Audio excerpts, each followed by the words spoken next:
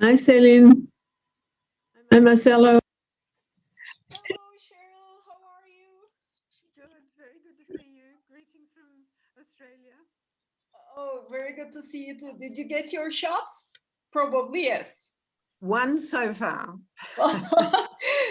Better than nothing. Another one coming up in a few weeks, I think.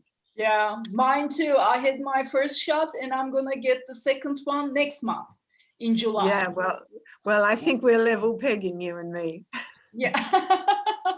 Good morning. It'll be a relief to get it done, frankly. Yes, exactly. We can move on. Well, yeah, maybe.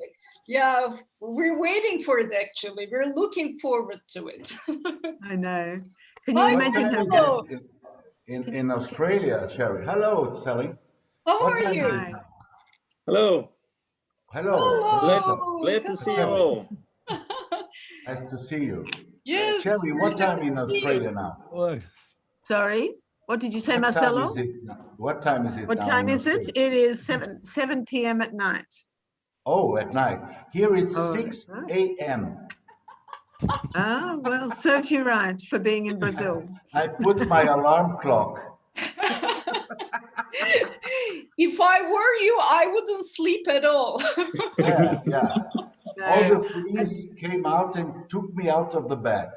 I tell you, these Zoom conferences have really shown us the tyranny of distance. That's all I can say. Yeah. Efficient work. Yeah. Thanks to Sergey, we're so lucky. I, Sergey, all Russians, Yeah. it's 12 o'clock noon now. Maybe they gave us a breakfast of stroganoff. You wish. Lucky. Good morning, You wish Sergey. you were in St. Petersburg, actually touring the Hermitage and doing nice things. It And was I wish one to- of the most complicated things to find proper time, due time for all sessions. Oh, really? Look, Yeah. you have done brilliantly. I mean, it was I think very difficult. Since It is we're so all over hard. the world, it was really difficult, to find the time. Yeah. So, yeah, but you've done a great job, Sergey. So it's really problematic. I completely understand that. Yeah. This is why we should get together in person next time. Yeah. But on the We other very hand, much hope. on the other so hand, that we can share the same time zone. Yeah, that's I think some it's nice true. central place. I'm not quite sure what that place is anymore, but yes. But on the other hand, no one has jet lag. No. Yes, you're right. No, Marcelo has the jet lag since, he's all dressed up at 6 a.m. Yeah.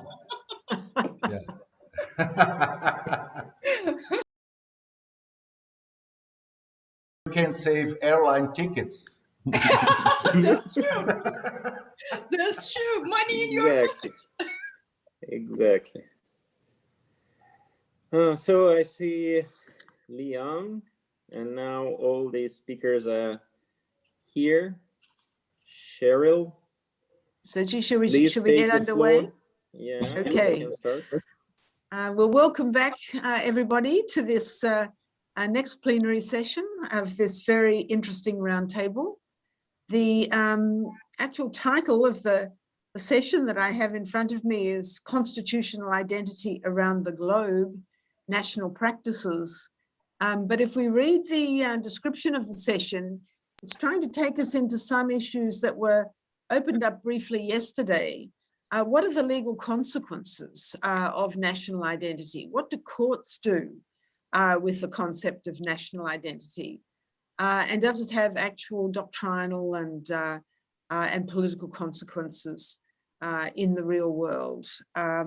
So those are really some very important questions, some important comparative questions, I think, to which the answers are likely to be quite different around the world. And we have three wonderful speakers to show us how this is so. And let me introduce them all at once, and then we'll hear their interventions one after the other. The first speaker is Tio Lian. an old colleague and friend of mine. She introduced me yesterday by telling a story that I've heard her tell before, of turning up to meet me for the first time in Kathmandu in Nepal, and me being very nice to a junior colleague. Can I just say that I do not remember that hierarchical relationship from those days. All I remember is being extremely grateful that people from right across Asia agreed to turn up to Kathmandu for a fairly harebrained exercise, but one that in fact cemented friendships across the region that have lasted for decades, including ours, Leanne. And so I'm very grateful to the Kathmandu experience for that.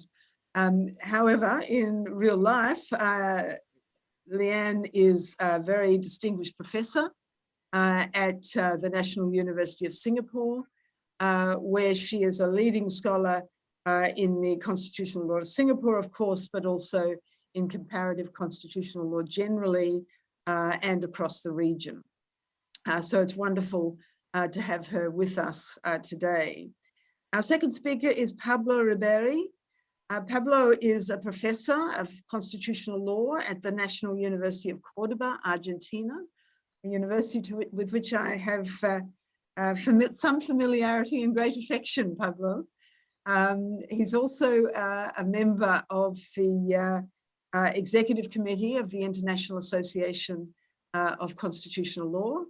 And again, it's wonderful to see him again. In fact, this whole event has been a blast from the past for me. I'm catching up with people that I haven't seen even virtually for some time. And then last but not least, my friend Marcelo Figueiredo from the Pontificia Universidade Católica of São Paulo, Brazil. Marcelo, I don't know if I ever told you, but my daughter-in-law also comes from São Paulo, and she is a very committed Paulista. In São Paulo, Marcelo is also a professor of law, also a legal advocate, and he's been associated with the Executive Committee of the IACL for a very long time, now a vice president. So let's hear from our speakers, one after the other, beginning with Leanne. Each speaker has 20 minutes, and at the end of that time, we should have plenty of time for discussion. I'll begin by asking the speakers if they have questions they'd like to put to each other, but then we will open the floor. So Leanne, the floor is yours. Thank you very much, Cheryl. Can you hear me? We can. Beautiful. Okay. I was told to wear headphones to make sure I was clear. First of all, thank you so much to the organizers for this wonderful roundtable. My only regret is that I'm not actually in St. Petersburg, which I've never visited before, but you know, I have hopes for the future when things settle down. Let me just share my screen if I can find it.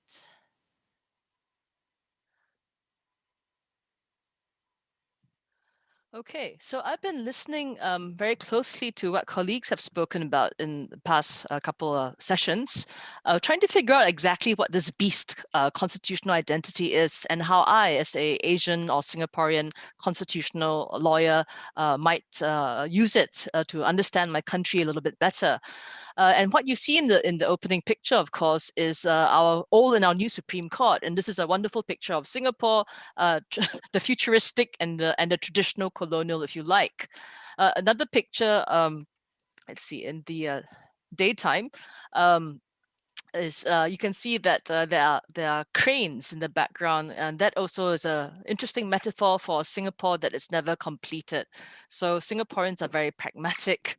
Everything is always under a constant work in progress, right? And next to our Supreme Court, of course, our spaceship is Parliament, which is co-equal with the court, which is going to play a very important context in understanding how constitutionalism works in Singapore. So I've tried to figure out, as far as constitutional identity is concerned, from what I've listened over the past couple of days, it's often used as a way to analyze legal hierarchy, particularly when there's competing legal orders, particularly in the EU context. It has to do with the amendability of constitutions, perhaps, whether or not there are such a thing as unconstitutional constitutional amendments, the impact of eternity clauses, or the Indian Basic Features Doctrine, which suggests that there is a core and an essence of the Constitution which cannot be amended. Now, this actually has traveled to Singapore, but hasn't actually been adopted yet. In addition to that, what is the Constitution itself? If you are going to talk about constitutional identity, I suppose you're going to have to think in terms of what you mean by the Constitution. And some people say, well, you know, you've got to look at the text. Of course you do. But you also have to look at the context. And I think in the context of Singapore, you also have to look at the Constitution outside the court. What I call what Carl Llewellyn calls the living Constitution. And of course, what is the idea of the community which is served by the Constitution itself? Who actually is the people? Who's included? Who's excluded? Indigenous people included. There were discussions about this from our Peruvian colleague yesterday. Who is we the people? Did they all get a chance to express the identity of the Constitution as distinct from a national identity? And what is the nature of this community or constitutional identity? All constitutions are a mix of how you organize power, justice, which operates on universalizable principles, and culture, which in a sense is pre-political. It's the idea of customs and shared mentalities or shared traditional values. And of course, Cheryl herself pointed out that her own skepticism towards the concepts, because culture is itself not static, it does change over time. But I think particularly for the Singapore example, it is useful to think in terms of how constitutional identity is deliberately constructed as part of the integrated function of a constitution, particularly in the post-colonial setting where there is nation building is paramount. So I recognize the concerns of how the concept can be used and abused, how it could be seen to be sliding away from some notion of Western liberal constitutionalism, which seems to occupy the position of universality in constitutions, though I would suggest it's not the only model. It could be a site of resistance for resisting the other. And of course, it could be a site of engagement where this is less, I suppose, rebellion, more I guess, engagement in the sense of discovery, interrogation, and perhaps modification and adoption. So as far as the Singapore experience is concerned, I think that compared to what I've heard from my European colleagues, we don't have that kind of transnational kind of dynamic whereby you're comparing the EU court and your own constitutional court. As far as Singapore is concerned, we of course are party to many regional bodies, but they aren't as developed as the European Union. Certainly ASEAN does not influence domestic law and policy as far as I know. Singapore also is a former British colony, so to what extent does it still align itself with the English common law? And I will later argue that it differentiates between English common law before and after the influence of Europe, and it rejects all the cases which were developed after, I suppose, the passage of the Human Rights Act in 2000, which basically ensured the European Convention of Human Rights was applied in Singapore. Singapore experience is also very much influenced by one man, by trauma. I'm trying to have a whole series of T's. The trauma of our founding father, Lee Kuan Yew, because Singapore was never meant to exist. Singapore was always meant to be part of the Federation of Malaysia. And basically what got us, I suppose, kicked out was a very different approach towards managing racial and religious diversity, which I would suggest is key to constitutional identity in Singapore. And it's interesting too that Lee Kuan Yew saw race and religion as primordial and emotional, and as a Cambridge-trained lawyer, had great distaste for that. So he always talked in terms of how he hoped the Singapore model would help her neighbors have a rational adjustment to their own systems, right? So, you know, we are more, you know, Spock than we are Captain Kirk, emotion and passion, if you like, versus rationality. And also, as far as the Singapore Constitution is concerned, it's remarkably uninspiring if you should just read it. It's extremely terse, it's very technical, it has words like long-term real rate of returns, and it's, I think, designed to put you to sleep. And I think that was deliberate. That doesn't mean the Singapore Constitutional Order doesn't have affect or high principles, but certainly the text itself was not meant to inspire, it was meant to be a serviceable instrument to basically just help the country get on. And last but not least, when you look at the Singapore courts, I mean, when you talk in terms about judicial approaches towards constitutional identity and how that is a site of resistance against external, I suppose, legal orders, or perhaps judges against a parliament. What do we make of Singapore courts, which basically do not want to engage into the tempestuousness of the culture wars? Are they timorous? Is their jurisprudence tepid, or are they just temperate? And I think that's very important because it shows you really just cannot focus on the text and the courts itself. So I propose to look at constitutional identity through three lenses, basically. One, of course, is legal, the text and the courts. Secondly, it's political. And by that, I mean what the political branches do to deliberately construct a constitutional identity. And we have to engage into questions of colonialism and legal transplants, and of course, constitutional autochthony, indigenizing the constitution for local needs. I think the key point I want to make here is that the Singapore Constitution, though it is flexible, it is controlled, you need a 2/3 parliamentary majority to alter it. In practice, it's very flexible. And in practice, Singapore has undergone very extensive constitutional experimentation. And one could see that in the values underlying these institutions, perhaps one could discern some kind of constitutional identity. Last but not least, in terms of remaking the Constitution, not only must you look at formal amendments, I think it's necessary to look at informal methods as well, what I call relational constitutionalism. It's an all-of-society approach, and it basically adopts what I call self-constitutional law, which I'll explain later, and public rituals, which basically create expectations of how constitutional actors ought to behave. Right, so the courts, the parliament and the rest of society is important. So as I said, we are a former British colony, right? Here's the stamp at Raffles, and we are accidental nation because we were not ever meant to exist.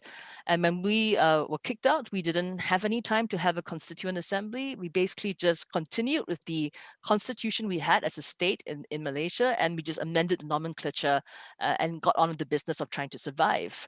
So in terms of constitutional borrowing, in terms of our identity, clearly we do have a Westminster Constitution, a system of parliamentary government, but it has been modified.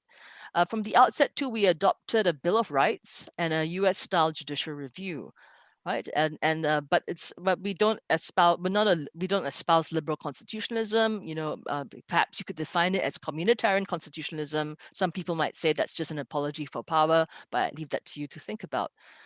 We also had a very divided society, a very immigrant society, immigrants from China and from India, and of course the Malays who said they were indigenous. So how was the government going to create, we the people, when we were also divided by race and faith? Could you ever create a Singapore tribe? Okay, so basically Singapore has been defined as a study in contrast, safe but overregulated, Western in outlook but steeped in notions of Confucianism, democratic but dominated by one single political party, free but communitarian, and above all pragmatic, not ideological. This is how our Chief Justice described how Singapore has been perceived. But we do have some principles, though they tend to be fairly negative in terms of defining us against the rest of the world. We are not Cuba, we're not communists, we are not Malaysia, we have a different approach towards race and religion. We're not the West, we're not liberals, we don't want to be liberals necessarily, and we're not India, where judges are seen to be a bit unhinged. So we are communitarian or a non-liberal democracy. From the outset, there were concerns that we might become the Cuba of Asia. So the government wanted to put safeguards in the constitution to guard against totalitarian rule, to commit themselves to competitive elections so that Singapore would never become a de jure one-party state, though I would argue it became a de facto one-party state from 1965 to 1981, perhaps intentionally or otherwise. We've never experienced a change of government, but we have finally recognized the leader of opposition in the 2020 general elections. The opposition basically controls 10 of 93 elective seats. We also have a unique institution, unelected MPs. How does that square in a modern day democracy? We have MPs who are basically non-constituency MPs. They contested elections, but they lost, and you can appoint up to 12. And the idea was to ensure that Singapore would never become a one-party state. There's also nominated MPs, who are MPs who don't belong to any political party. They're meant to be distinguished individuals who are there to lend their expertise. They have very short terms and inferior voting powers. So what's the point of having this in the Singapore model? This idea of getting some wise men and women to kind of like, diversify debate, to have more alternative views, but not necessarily alternative government. Right? It does not at all weaken the stranglehold of the political party. We have seen some shifts from a more majoritarian to a more consensual model of participatory politics with many multiple entry points. And I think the internet has contributed to that. And of course, because Singapore identifies as communitarian, it does not give ultimate value to individual autonomy and rights. And the state does not pretend to be neutral, but sees itself as very activist, espouses a very clear concept of the good, as well as what the good citizen might be. So the genesis of Singapore is found in its exodus from Malaysia, as I like to say, and Singapore wanted to reject the Malaysian approach of special majoritarian rights for the Malays who see themselves as Bumiputra, sons of the soil. Instead, Singapore went for an equal rights and meritocracy model. It had to handle minorities, Malay minorities, because it was disparagingly called a red dot in a sea of green by, an Indonesian president. Obviously, it was called the Israel Southeast Asia, and there were always the geopolitical concerns of the kin state problem, right? Malaysia concerned about the fate of the Malays in Singapore. So Lee Kuan Yew said from the start, right? We're going to be a multiracial nation. We're not going to be a preferential. We're not going to prefer one race. This is neither Malay, Chinese, or Indian. Everyone will have his place, equal language, culture, religion, right? And that's the whole notion. And he seemed to have succeeded through an authoritarian form of rule, a multiracial secular state, equality of opportunity, and ensuring home ownership. But Singapore has been, to be Singaporeanized has been described as to be politically inert and economically dynamic, right, in its sense. But I don't necessarily think that's true anymore. I think politics in Singapore is in a state of flux. I will only say that this preoccupation of race and religion is a trauma of Lee Kuan Yew, right, and his need to struggle with communism and communalism in the early days. So even though we are very pragmatic, a constitutional commission was convened in 1966 to consider how to have constitutional safeguards to protect racial, linguistic, and religious minorities. So we do have foundational principles in this respect. So in terms of aversive constitutionalism, we distinguish ourselves from Malaysia, right? This is a kind of like a negation act. Malaysia has a official religion and Singapore does not. We are a sovereign, democratic, secular nation. Secularism of the soul is the idea that it's not the anti-religious kind of secularism. The Malaysian state supports Islam. The Singapore state may cooperate with various religious groups, not confined to Islam. The Singapore constitution has a more robust protection of religious freedom. It does not prohibit propagating faith to anyone, whereas in the context of Malaysia, you can't propagate any other faith to a Muslim, and there are, of course, apostasy and blasphemy laws.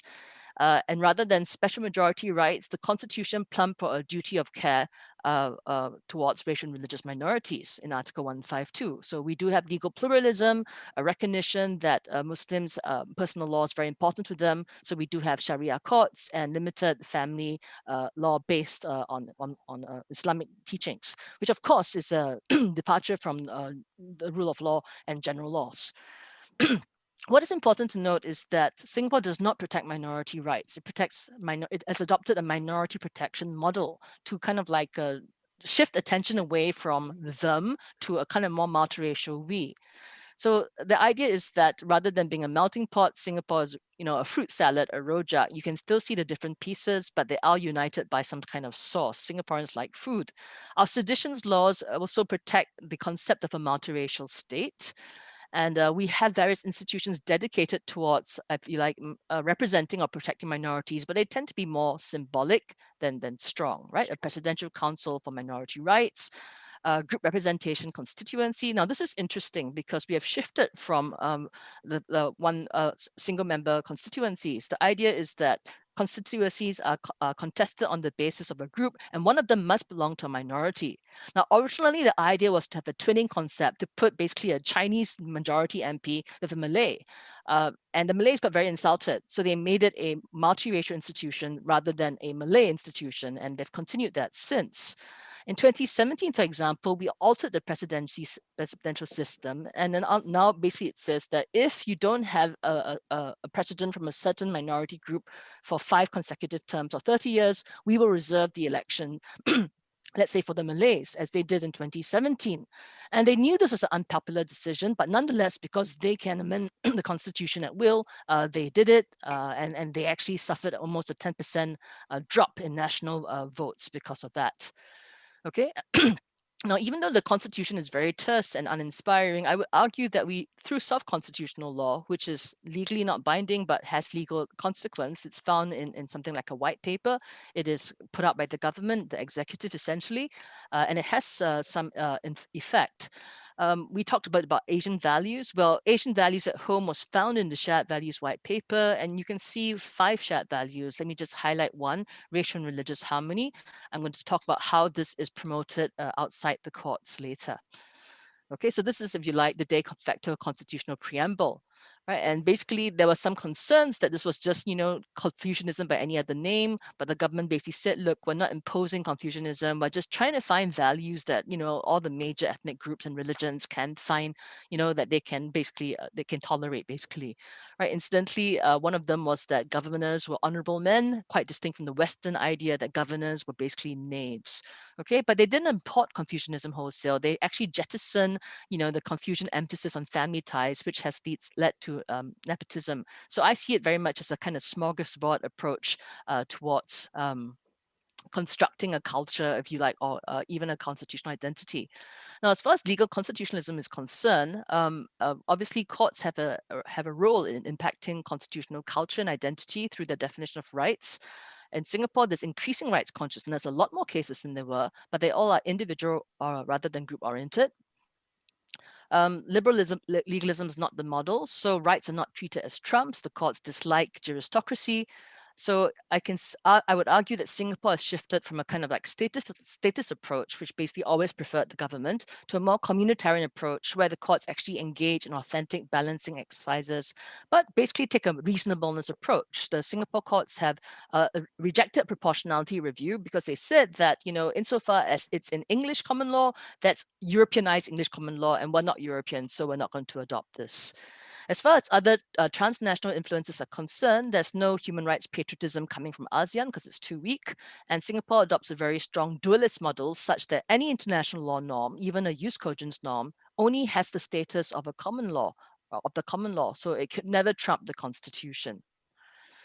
Okay, so as far as comparative law is concerned, all our cases are replete with very intensive, in-depth analysis of foreign cases, but not necessarily as anti-models. The courts have shown that they are aware that the cases cited are often very selective and they point to counter shifts. But they certainly do engage in foreign case law, so they're not ignorant of it, though they do emphasize the importance of context and margin of appreciation, for example. But they actually do consider it in a way to see whether or not they can be inspired by it. So for example, if you take the responsible journalism tests for political libel from the UK, basically it gives more protection to free speech interests as opposed to reputational interests. The Singapore Court of Appeal extensively looked at the Australian land case and the New Zealand land case and cases from all around the world and concluded that they hadn't adopted the UK case. It wasn't a universal test. Nonetheless, they thought that the idea of basically providing some protection for responsible journalism was a good idea. But they said that if we adopt it, we're not going to adopt it as a kind of like a qualification to liability as a defense. If we adopt it, we'll adopt it to moderate damages, because we don't see why, basically we don't want to give, we want to give protection by basically lessening damages rather than giving you a shield. So it's quite clear that they do regularly look at these foreign cases. It's also interesting how culture affects judicial review. For example, Singapore has clearly rejected the American European public figure approach in political defamation. But what is interesting is they developed a Singapore public figure doctrine, which basically says that, public men deserve as much protection as private people. And if we don't protect them enough, then sensitive and honorable men, which really I think comes from the Shared Values White Paper, very Confucian gentleman idea, sensitive and honorable men won't enter politics. So we have to protect protect them. But what is interesting is that because public figures have more to suffer in terms of reputational loss, they actually get higher damages. So we see in this computation of damages a kind of like Confucian notion, right? That if you are a Confucian gentleman or jinzi, then in an honor-based deference society, you deserve more protection, right? So, and it's interesting though that the shared values white paper was never actually cited in a Singapore court. Instead, our judges have actually cited Greek philosophers like Isocrates to talk about the importance of reputation, particularly if you're a politician seeking to influence constituents.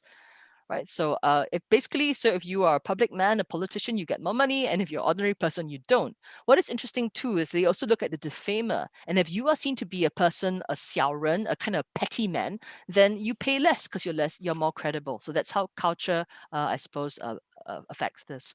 Okay, I must really move on because I don't think I have time. So I'm going to ignore the rest. I'll just point out that as far as the Indian Basic Features Doctrine is concerned, we have discussed it, but we treat the idea of basic not so much as something immutable which cannot be altered, but something very important, more as an interpretive, I suppose, instrument. So the courts have said it's an interesting idea, but we haven't adopted it yet. There is nothing in the Singapore Constitution that cannot be amended, though of course there could be a political cost for amending it.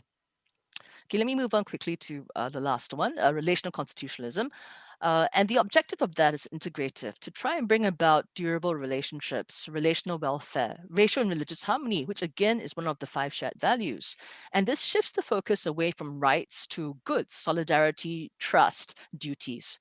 And often what is used as soft constitutional law standards, which as I argued, are consciously articulated by the government, sometimes in consultation, generally accessible. They are not constitutional conventions because they're not based on past practice. They're based on what should be normative in the future. So they're not legally binding, but they have legal impact because they speak not so much to obligation, but to expectation and perhaps aspiration through exhortation. So the method and processes eschews, I suppose, the courts and rights because that's seen to be very adversarial, very alienating. So basically the preference is for dialogue and reconciliation, and this involves not just the government, but all relevant actors, right? So this really fits squarely into what Carl Llewellyn called the living constitution, how it's kind of social legal realist look at how political and bureaucratic actors in civil society, through their beliefs, statements, and patterns of living and doing, actually interpret the constitution. So I've argued elsewhere that racial religious harmony functions in Singapore like a constitutional civil religion.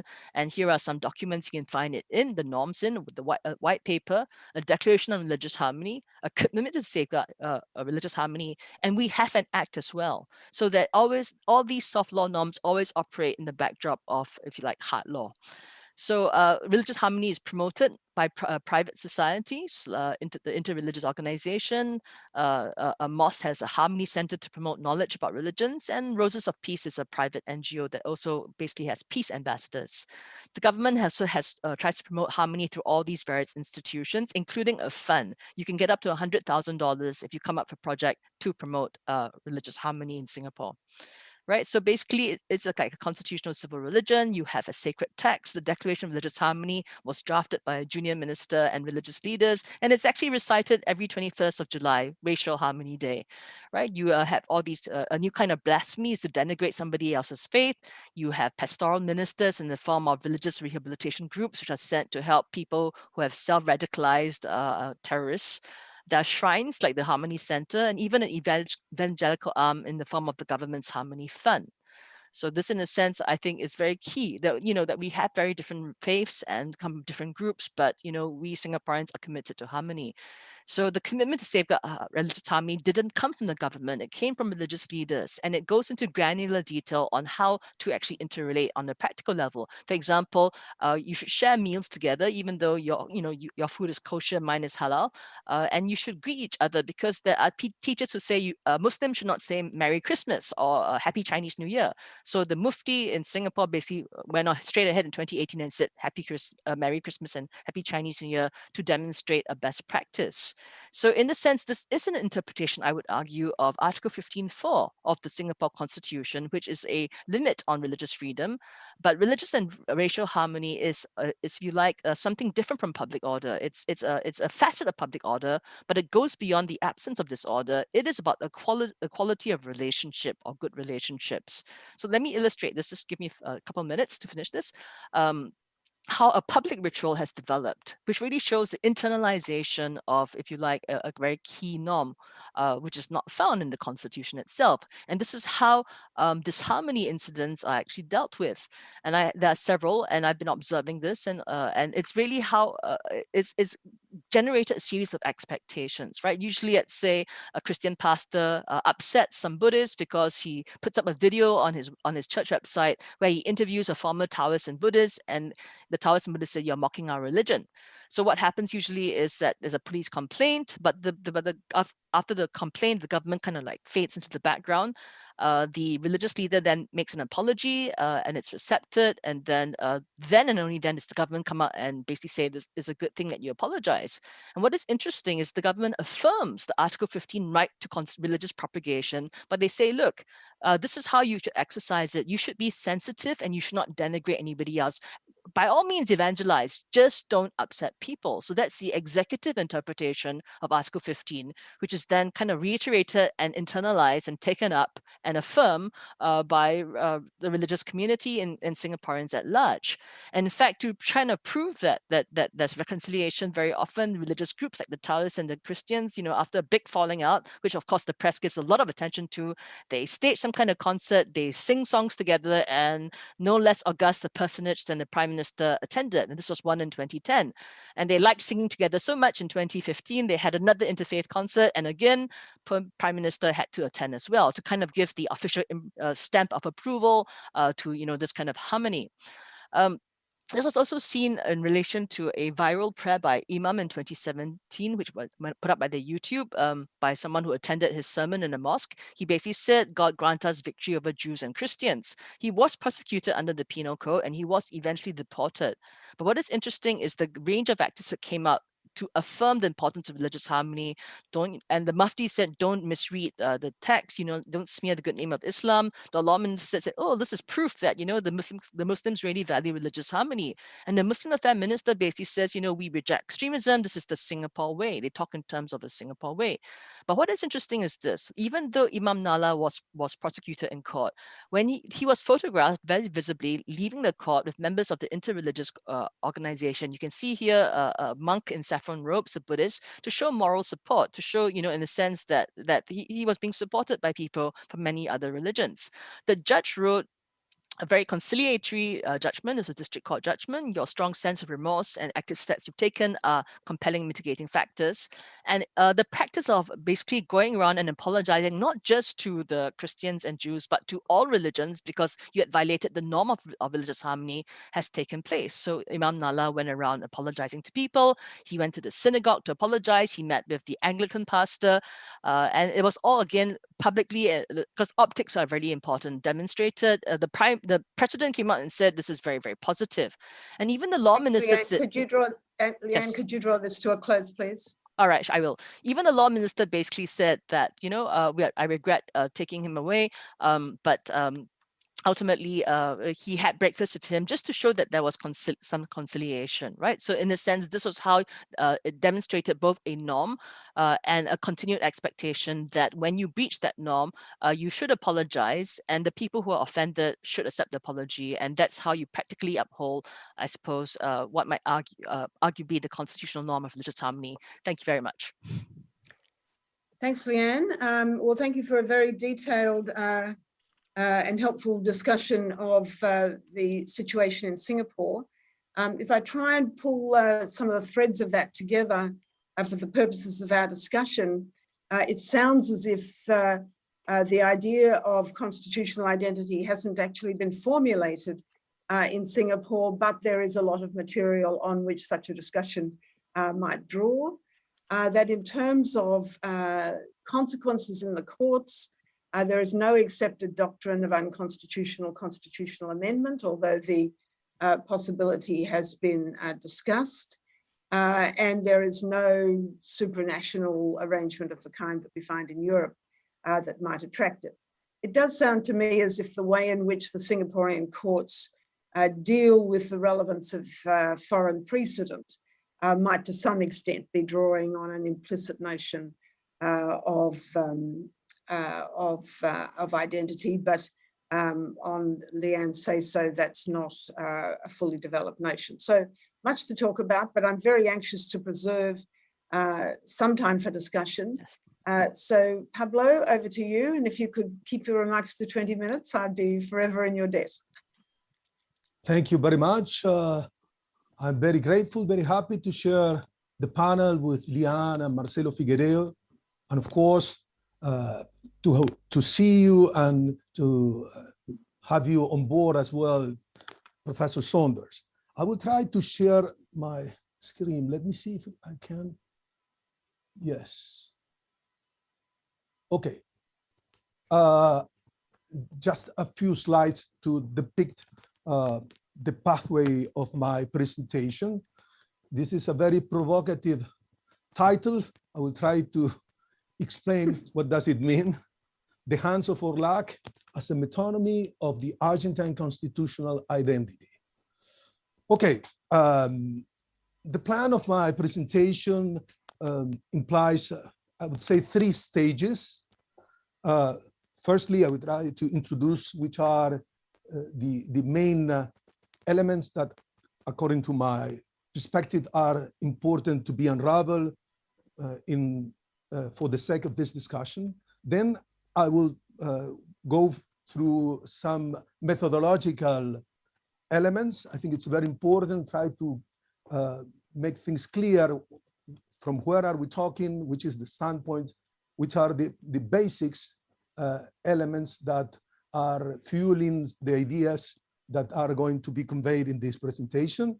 Then I will try to focus on some normative elements to portray Argentine potential or would-be identity review that so far, at least at the court, has not rendered any decision with this kind of holding. Then I go to the political elements that I think are fundamental, at least if we are concerned with the historical background in Latin America. I think that the type of revolution, the time of compromise that came after those times somehow revealed a backdrop of ideological elements and interests that must be taken into account. Well, and finally, I will make a very simple remark. So let's go to the introduction or to the very first idea. The Hands of Orlac is a movie, a silent movie of the early 20s, the last century, for the Austrian director, that basically the plot can be depicted as follows. Orlac was a pianist. He had a railroad accident. He had a surgery by a very smart surgeon that transplanted the hands of a just executed murderer. So Orlac, when he recovered, he came back home, but he starts fearing that he's not controlling his hands. This means that the Vasseurs, that was the name of the murderer, is curbing and controlling and hijacking his mind. So he has criminal instincts. And of course, he tried to remove his hands, and he went back to the doctor, who says, no, the mastermind is in your brain, is in your soul. Don't think about that. So I tried to make a metonymy. I will explain what does metonymy mean. In terms that the Argentine constitutional design, and I think this can be expanded to several Latin American polities, came up during the period of constitutionalization in the early 19th century with republics. We copycat the US model, most of us. We copycat European institutions, but however, we didn't have the practice, we didn't implement, we didn't have other underlying not material elements that were in the setting, that were hovering around, for instance, in the mindset of the US Constitution, of course, in the French Constitution. So the Republic needs not only debate, not only political debate and logos, it also needs what the Greeks called thumos, which is a kind of spiritedness. It implies a certain grasp of what the constitutional clay, which is liberty, power and liberty, should interact. And truth be told, I think that we have a problem like Vasseur. So we have a mastermind. If the polity would be a kind of body, we are faced with the people that are holding power, with people that are taking decisions, with practice, where, like the hands of Orlac, are dominating and are in somehow undermining, which are the basic of a republic. So this is the basic idea of the title. And now, if you allow me, I will try to go through the methodological kind of methodological caveat. So, second station. To my knowledge, it would be rewarded and important, and it is something that I have grasped from several interesting and thoughtful presentations, to figure out some underlying theoretical elements that are somehow modeling the outcomes we are perceiving. This meaning that political constitutionalism is another standpoint that perhaps would foster new elements in order to understand and in order to assess the identity of whatever constitution we are trying to figure out, or we're trying to unravel their inner or their core elements.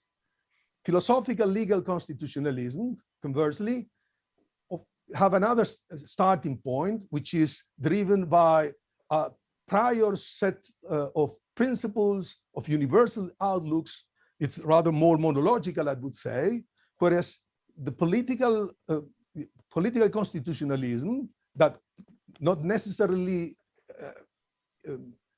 forgo a normative stand, it's more dialogical, and of course it comes up with more provisional outcomes, and perhaps it is it's likely that to forgo some important values that have been conveyed by constitutionalism through history. But I mean, this is important to get what we think are the actual threats of a constitutional polity.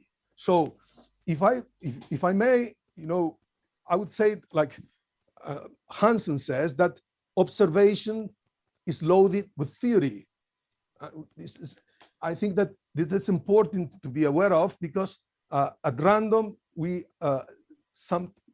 sometimes we forgo or we misunderstand some of these very basic elements. The other thing that I think it's important to be aware of is that the Constitution have different shades. So identity, it is linked according to which kind of profile we are looking at. For instance, we can have a very formal outlook to the constitutional identity, which is of course more universal, more cosmopolitan.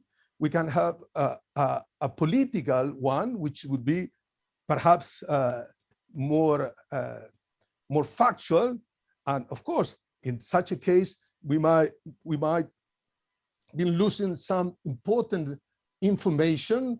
And we must also try, as you raised, Professor Saunders, in your presentation, to look after more subtle things connected with the idea of the Constitution as a cultural object. I think this is important to be aware of. So what is, let me figure out, let me try to think about what is a metonymy in order to make myself a little bit more clear. A metonymy, and this is something that somehow was raised as well by Professor Rosenfeld, like a metaphor, that the one that he was telling us in his presentation, are rhetorical figures that allows the speaker to substitute one term for another. You know, in poetry, we used to use metaphors in order to stress one idea, but we use analogy, think another thing, to replace the thing that we are really willing to speak. The difference between a metaphor and a metonymy is that with metonymy implies not just the replacement, or I would say it rather implies that things are understood by association or contiguity. So to give you an example, for instance, whenever you see a knife and a fork, your mind is acknowledging that perhaps it's going to be dinner or supper, and you see all those elements usually together. They are separate things, but you put them together. So in cognitive science, when we are talking about a metonymy, implies that this association by contiguity brings that memories, idea, experience are linked one with each other. And to our experience, our constitutional experience with serious problems of democracy, with serious problems of abiding by the rule of law, the certain principles like separation of power, for example, certain practices like right adjudication, it doesn't follow, they are not connected by contiguity as it happens in other polities where the rule of law, where Republican principles are achieved. So having said this, the other thing that is important to be aware of, that the concept of identity has a very stringent logical, meaning connected with, principle that A equals A. Right thinking implies that if I want to say something about something, I must assume that this thing is a being in a formal sense, but there is another philosophical dimension when we're talking about identity that is rather more ontological, I would say, that purports that identity implies positiveness, determination, coherence, and agreement with language, between language and the referred fact or referred thing that I am accounting by my speech. So I think these are important elements to go through in order to make myself clear. Hope I could have done that. Now, I will try to give you just a few hints on first, framing the legal debate that may help you to have some grasp of the Argentine constitutional setting, and which are the provision of the Constitution that might call your attention in order to spell out the idea of this idea in place. Firstly, let me say that Argentina has a written constitution that is very similar to the US. Benjamin Gorostiaga said, that was the president of the convention that wrote the constitution in 1853, that our constitution was cast in the US model. So there are several provisions that are pretty similar. But I want to just to select a couple of them. Firstly, these are very important sections, 31 and 30. We have a supremacy clause like the United States, and we have a self-referred provision that that rule the process of amending of the constitution. It's a rigid constitution according to Bryce dicta, with political valves and proceedings that make not very easy to reform the constitution. Argentine constitution is a very old one, still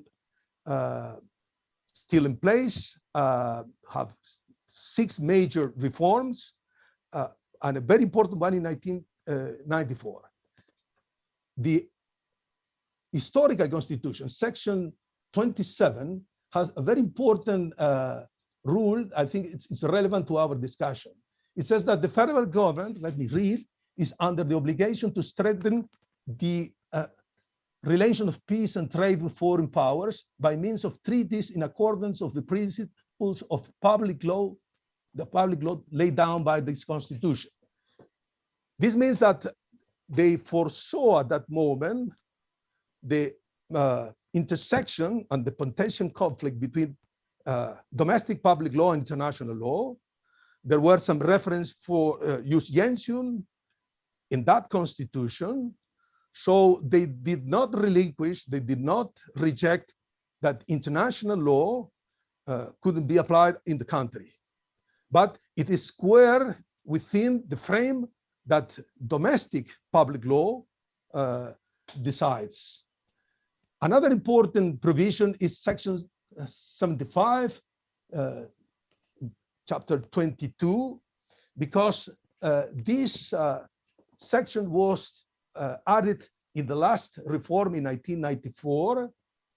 And I think it's very important to be aware that this section provides that and clarifies that the treaties and concordats and every international instrument have a higher hierarchy than statutes or laws.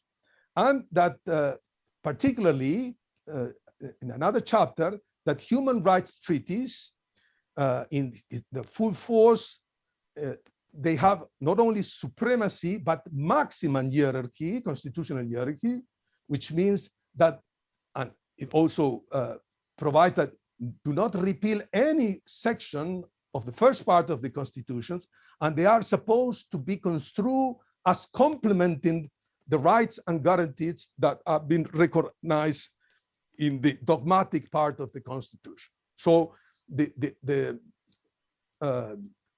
drafter have decided that Argentina opened the gates for, I would say, a bidimensional system of protection of human rights. Opened the gates for a polymorphism of sources, being this, and I understand this, that there are other sources of laws that can be resorted in order to foster human rights. So I think this is a key information where we can dig in order to foresee future renderings of our Supreme Court. And going to the Supreme Court, I'm just going to hit a couple of basic ideas, and perhaps later, if there are some questions, I will elaborate on this. Firstly, I would say that Argentine Supreme Court, it is shaped in the model of the US Supreme Court. We have judicial review, dispersed. Every judge could strike down a statute, of course, a security degree, etc.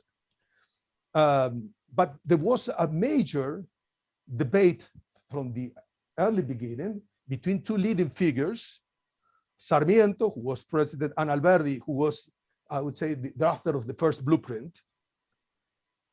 And in this debate, Sarmiento, that was a very progressive liberal man, he visited the state. He even wanted that the US presidents were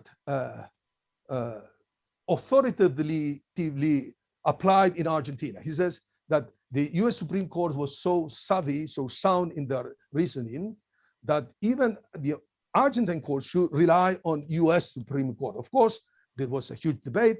Alberdi has a more autochthonous view of constitutional law and rejected this idea.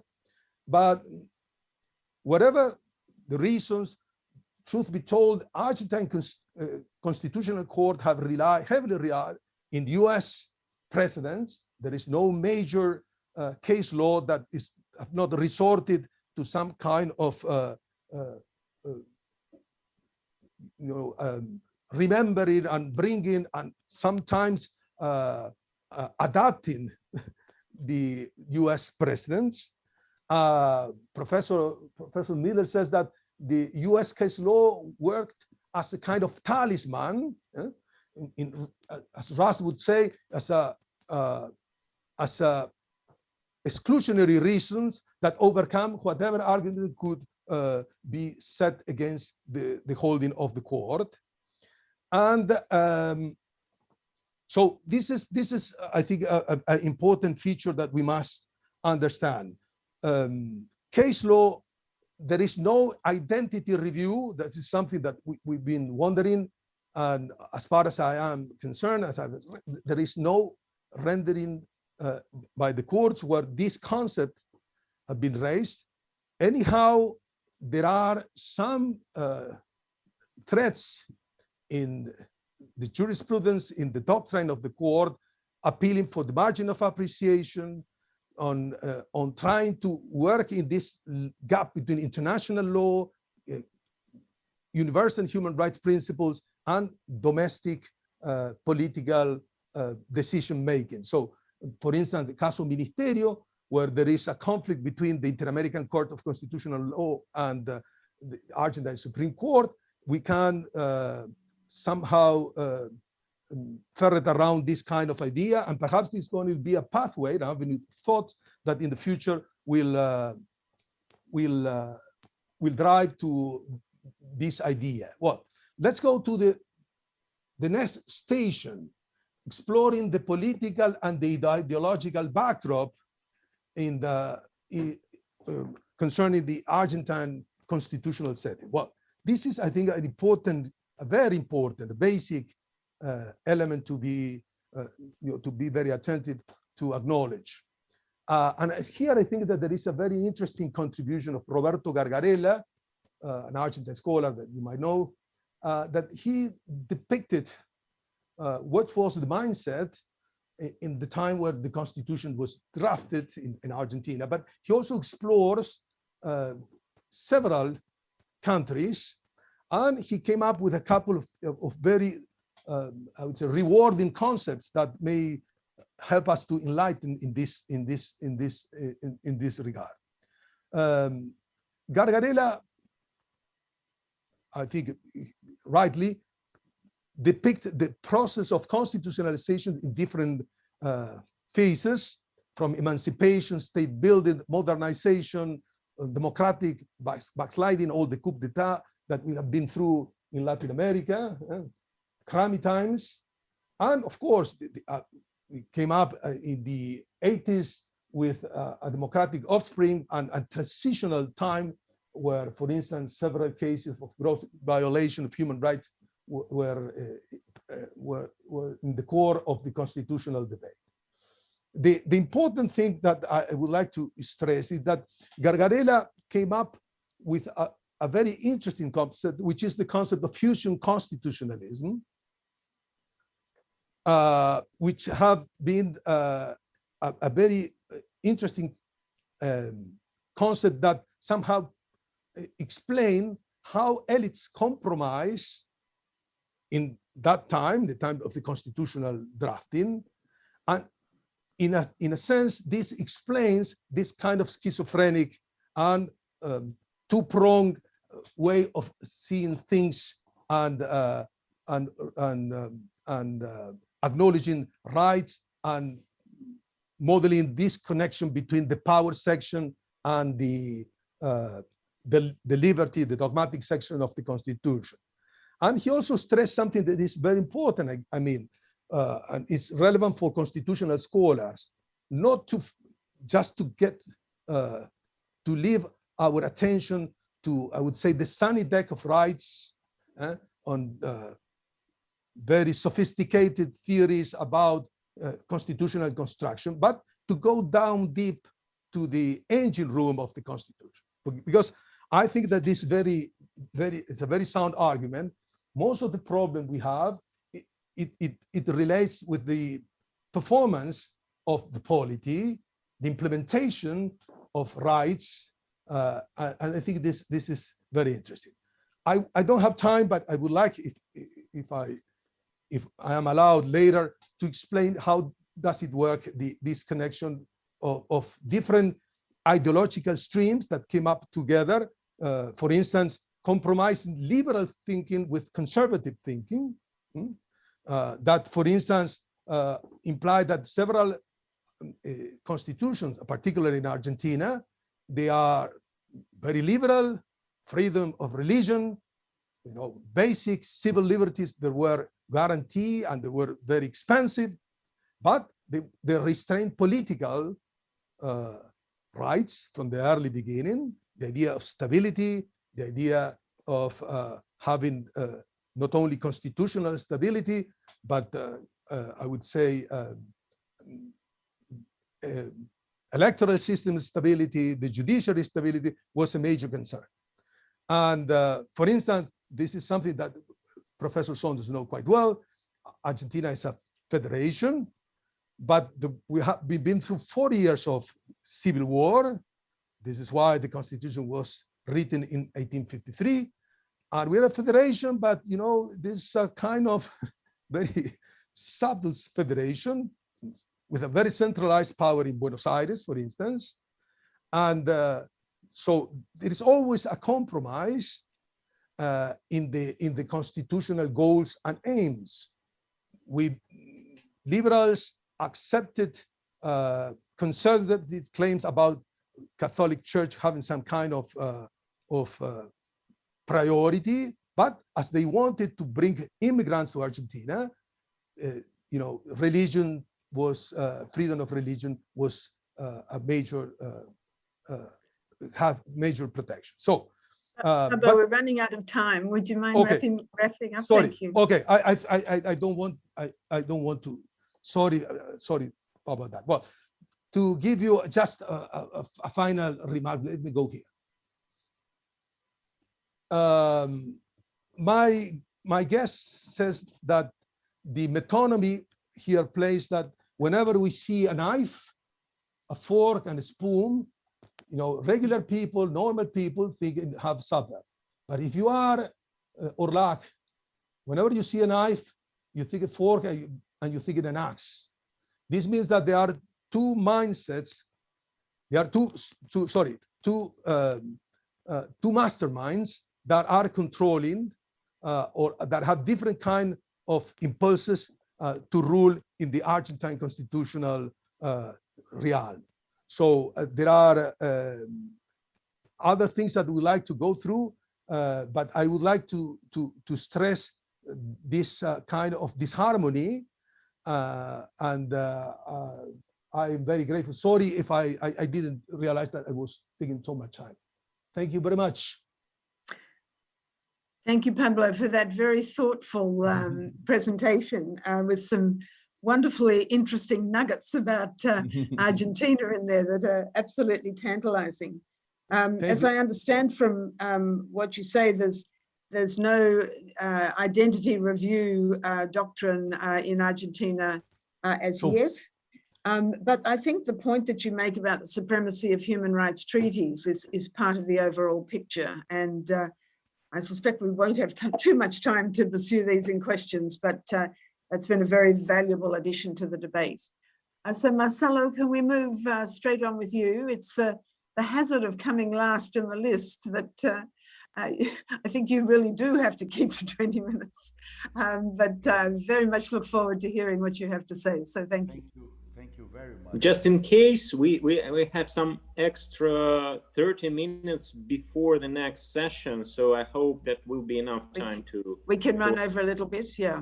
Okay. Yeah, discussion. Yeah, I hope thank that you. Good. you're listening me well. That's not an invitation, Marcelo. Oh no, sure, for sure. You listen me well. Thank you. Can you speak up a little bit? Oh, okay. Hello. Oh, Yeah. That's Okay. better. So, good morning for everybody from Brazil, anyway. It's a great honor to be here at this conference. I'd like to say thank you, first of all, to our local organizers, to Sergei Belov and his excellent team, especially Anna Kritsenko. And thank you for, it's an honor to share this table with Theo Lian. That it's my first, well, I know her today, but it's very nice, her presentation. Pablo Ribery, my dear friend, and also Cherry Saunders, that it's really my godmother in International Association, I can confess. Anyway, I prepare a presentation here. I hope that you can see this. And anyway, let me share it. Anyway, oh, here it is. Okay. Well, different from my colleagues, I will not speak any theoretically or about any theory about constitutional identity, because I sent a long paper for the organizers with almost 50 pages concerning this, all these theories about constitutional identity, etc. So I prefer make it some more practical concerning Latin America. This is actually my focus on today in 20 minutes. I don't have many time. So I decided to explore national experience that recognize or deal with constitutional identity and how our courts, of course I'm speaking about Brazil, especially constitutional ones, deal with the issue. For that, I select a few cases that we processed in our Supreme Court. We call it STF, as Supreme Tribunal Federal Court. It's well, anyway, we have a kind of American Supreme Court mixed with the Constitutional Tribunal. So we have mixed judicial review in Brazil.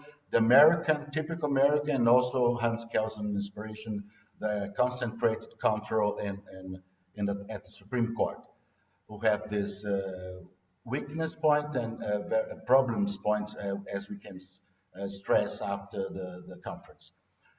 Anyway, what is we can speak about the Latin American constitutionalism broadly. Yes, we are basically influenced by the main movements as everybody. Declaration of Constitutions of the United States, France, and all the framework that we know in the Western countries.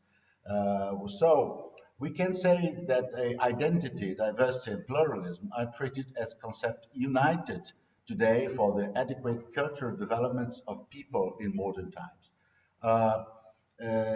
It exists Latin American people. Well, yes, we can say that these different races, ethnicities, and cultures. Yes, we can say basically Latin American people. It's a heterogeneous society. There was no place for a homogeneous constitutional system. So the result of this Latin American people, it's basically Indians or native people who was here before the colonizer, the Portuguese and Spanish. And we have also, of course, the slavery. It's a huge problem, as we can see. And the result of all this today was a marginalization or exploitation of these social segments for centuries. As a case in Brazil, we are We were the last country that abolished slavery in 1888. It's amazing. It's yesterday, basically. Uh, on the other hand, the exclusion and marginalization of indigenous people originating from the state's constitutional system gave rise to them to leading constant rebellions and struggles in search of recognition of their rights, including being part of the social, economic, legal, and political structure of the state, with full recognition of their rights to self-determination and cultural identity.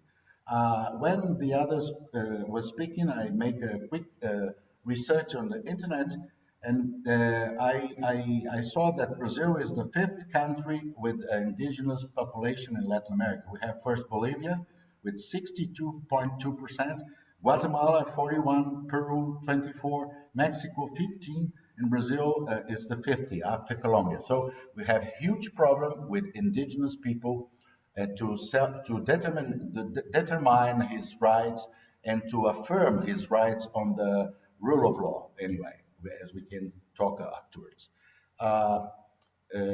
Anyway, we over the past 30 years, especially in the actual Brazilian constitutions, our Supreme Court, we have the opportunity to reaffirm the importance of the values of constitutionalism, equality, respect of human dignity, especially combating hate speech and intolerance, and reaffirmation of the defense of minorities. We can see some cases. The first one is the El Wengler case. It's a very known case of Brazilian-German editor who was acquitted in the first degree, sentenced to 2 years imprisonment for having, as a writer and partner of a company, edited, distributed, and sold anti-Semitic works. It's a book basically denying the Holocaust.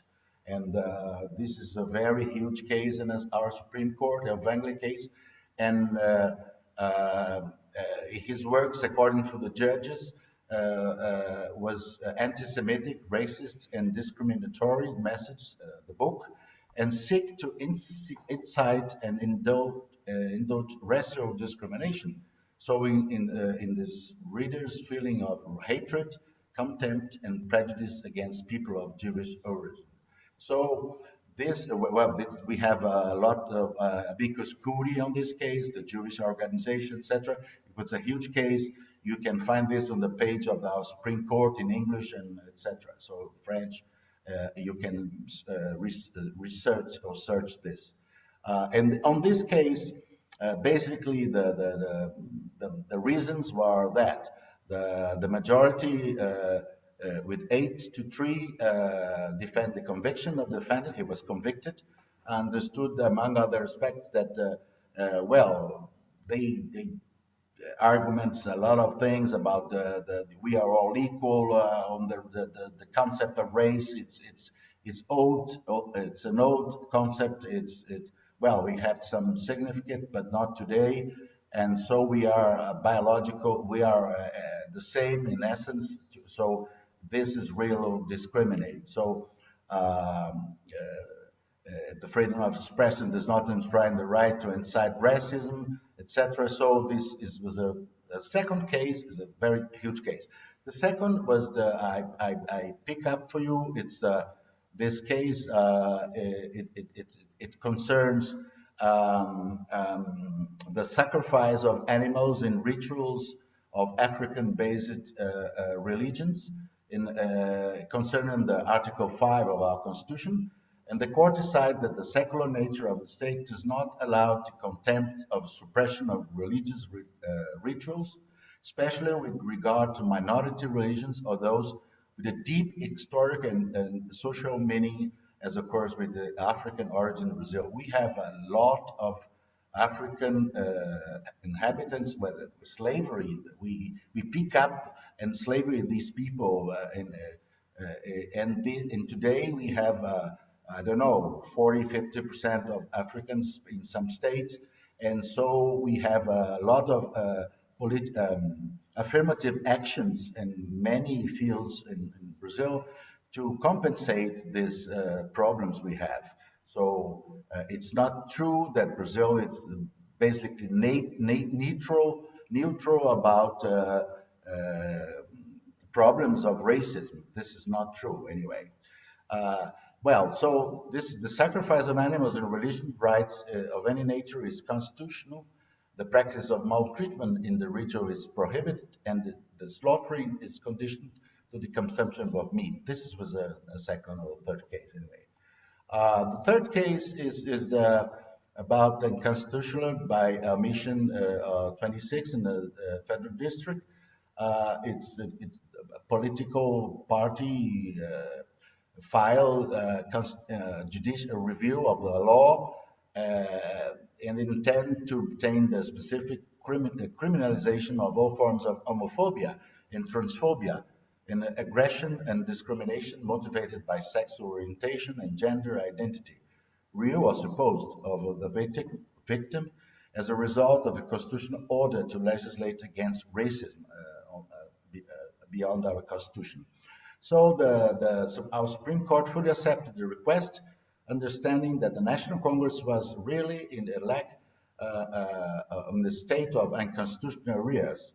At the same time, through interpretation, as accept the request of criminalization of such conduct in the light of a previous law that was not concerning the same issue.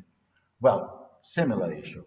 And the fourth case was about concerning the role of the religions. And Brazil is, as you know, a secular republic, absolutely neutral with regard to religions. Therefore, it's possible to terminate a woman's pregnancy due to sexual and reproductive freedom and health rights. On this case, exactly, it's considered unconstitutional, the interpretation that the interruption of the pregnancy of a woman with an anencephalic fetus is considered a crime under the terms of the penal code. So they interpret this penal code saying that we cannot see a crime on this conduct. The woman has a freedom to make the abortion, and this is it's a reinterpretation of the old penal code under the Brazilian Federal Supreme Court. The 50th case, it's very interesting. We call Raposa Serra do Sol. It's a kind of sun fox reserve, and we did some very big reserve of the Indians and the land of the Indians that lived there for many centuries. And the Supreme Court, in a case based on the Article 231, 233 of the Brazilian Constitution that protects the indigenous condition, preserved this area from all the economic enterprises, from people, etc. So it's a very interesting case because they discuss the concept of community inclusion through ethnic identity, how the indigenous can live there, how they can pray, they eat, they live. The way of living, it's concerned his identity. So the Supreme Court preserved this as a cultural identity. So the court says the reporting justice. In this case, the Indians have to enjoy the right to enjoy a land area that assure them decent means of economic subsistence, so they can more effectively preserve their somatic, linguistic, and cultural identity. Constitutional realization of the value of community inclusion through ethnic identity. The 60th case, it's the last case that brings my. Let me remember this. Oh yes, it concerns the Negroes, the Quilombo. Quilombo, it's the land of blacks, that the areas traditionally occupied by the black communities who settled there not only because of their fight, but by donation, inheritance, purchase, or by the simple tolerance of the former lord. except from the Judge Vakins, that considered this area sacred. So I quote here, African slavery in the Americas consumed about 15 million or more men and women uprooted from their lands. The participation of Brazil in this tragic adventure was enormous. For Brazil, it is estimated that nearly 40% of African slaves came. Here, despite the intensive use of captive indigenous labor, it was Africans and their descendants who constituted the main labor force during the more than 300 years of slavery. So we preserve these quilombos, who is basically the place of the homeless of these people, the home of these people, right?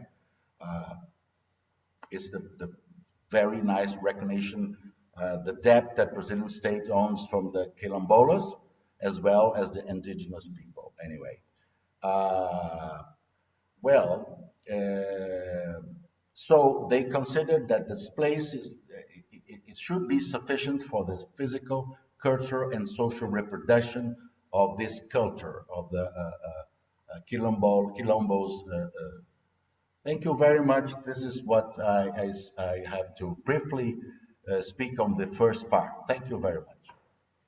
Thank you very much, Marcelo. Could you just go back quickly to that previous slide? Oh, yes, sure. Here. The second last slide. So these are the cases decided by the court that reaffirm the fundamental rights of minorities, Yes. or highlight the rights of personality, important aspects of constitutional identity. Has the court actually said that they are important aspects of constitutional identity? Or are Yes. you extrapolating that from the case? This is really part of the judgment. Yeah.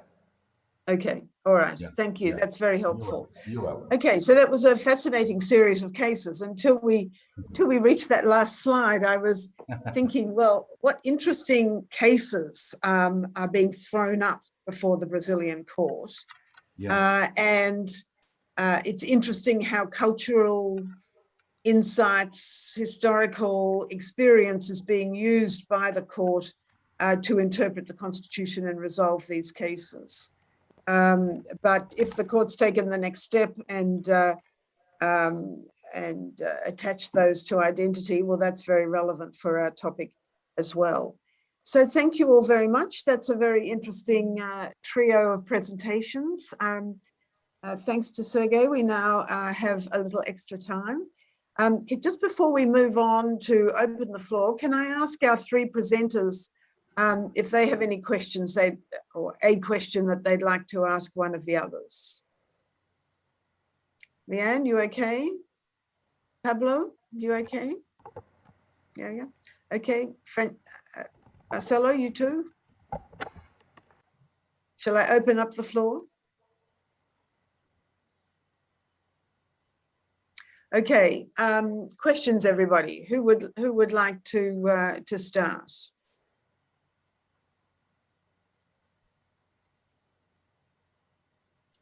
Having bludgeoned our poor speakers to finish their presentations, we need questions. Well, let me start with one for Pablo, because I'll just return to that point he was making about the supremacy of international human rights treaties in Argentina.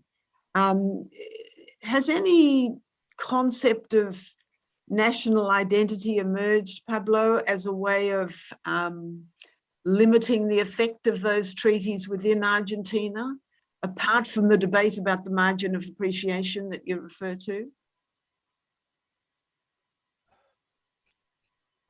Thank you for the question, Professor Saunders. I would say that Argentine case law has been faltering ever since the constitutional reform was, international protection of human rights, and we would say monism.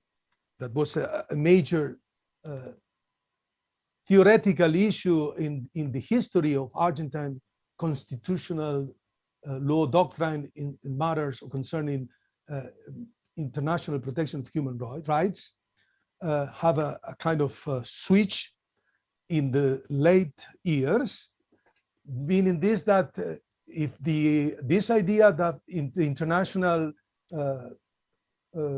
system of human rights, that of course, and the renderings of the International Court of Human Rights in Costa Rica have been applied straightforwardly in the Argentine constitutional domain.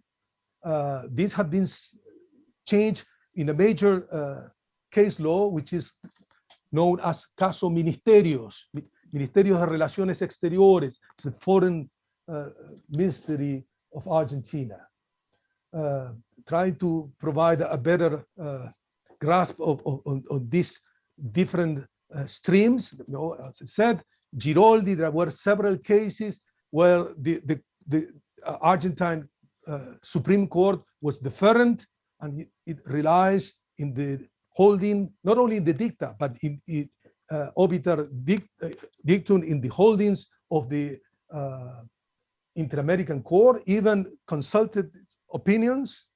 And that, of course, there were a lot of people and scholars and that somehow feel uneasy and comfortable because the Inter-American Court was expanding the rulings, and these have, of course, some democratic and political concerns at stake.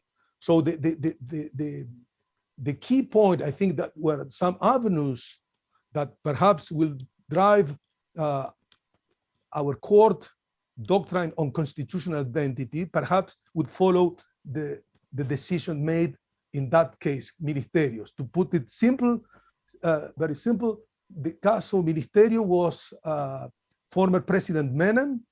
There was an issue of freedom of press. Had a son, a minor, that was somehow morally injured by an editor. So it was the editor of the journalist was finally condemned. And he resorted to the Inter-American system, as I said. And when the Inter-American system decided that Argentina had violated the convention, the Supreme Court decided that he cannot revoke his prior decision. This is the core element of the Caso Ministerios.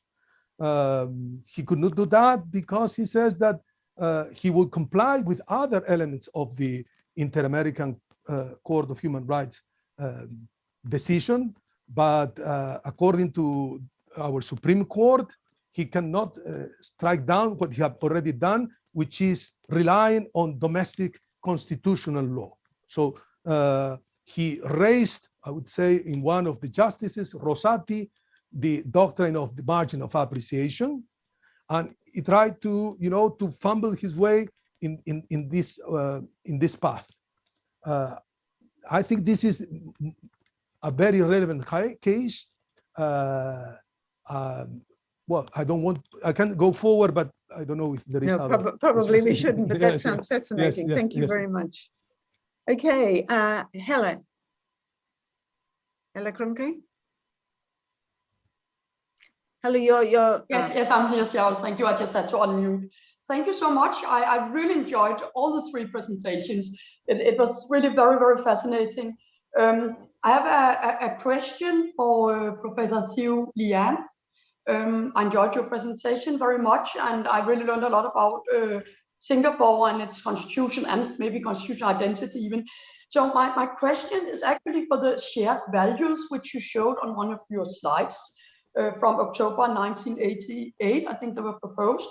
And it's really a question about the first shared value, which is proposed in Article 52, nation before community and society above self. And I would just be so pleased if you could explain a little more about what this means. And the reason I'm asking is actually that it seems to me that this has been an important issue through many of our discussions and debates following days. And I think among others, our host has, I think, maybe Sergei, in a way raised also some of these maybe some values which might sort of be down the same alley as this one. I'm not sure. We'll find out when we hear what you have to say, Professor Lian. Thank you so much.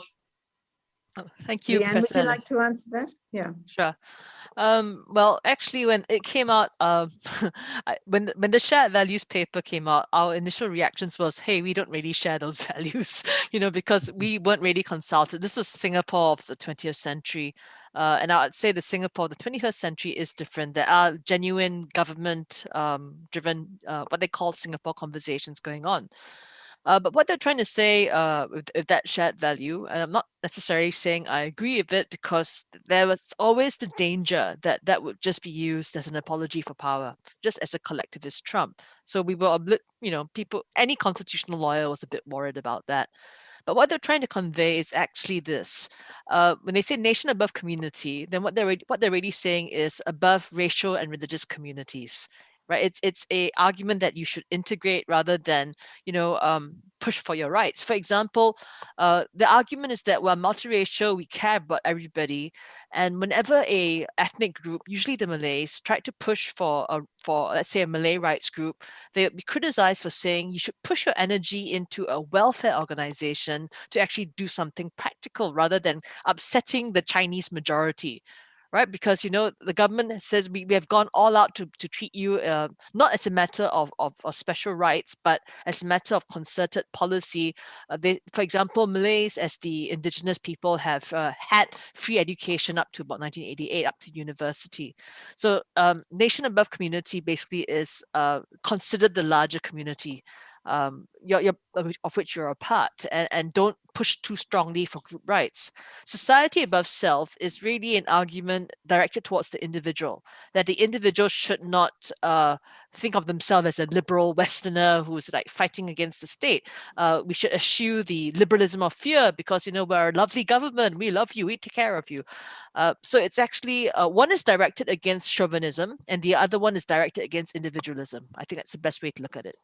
Thank you so much. Thanks, Leanne. That's very helpful. Céline.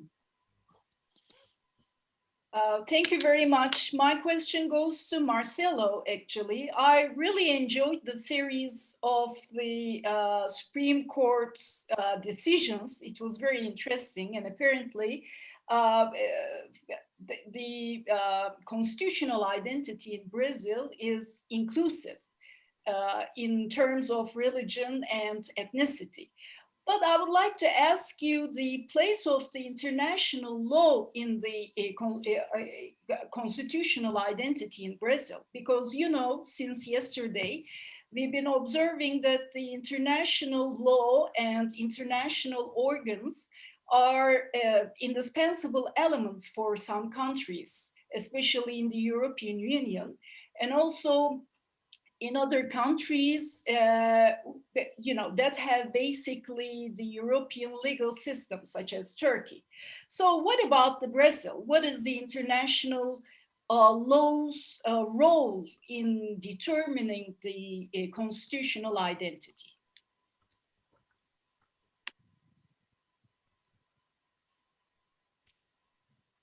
Thank you very much, Celine, for your very interesting question. Let me start saying that briefly, the Article 5, Paragraph 3 of our Constitution was amended a few years ago to consider that all human rights treaty as a constitutional norm. So we have this jurisprudence before on our Supreme Court saying that naturally, if you are facing a human treaty, it will be considered a constitutional norm. But this was divided on the court. So our Congress approved an amendment saying that all human rights treaty enters in this constitutional norm status. So we still have some problem concerning which treaty is real human rights or not. So we have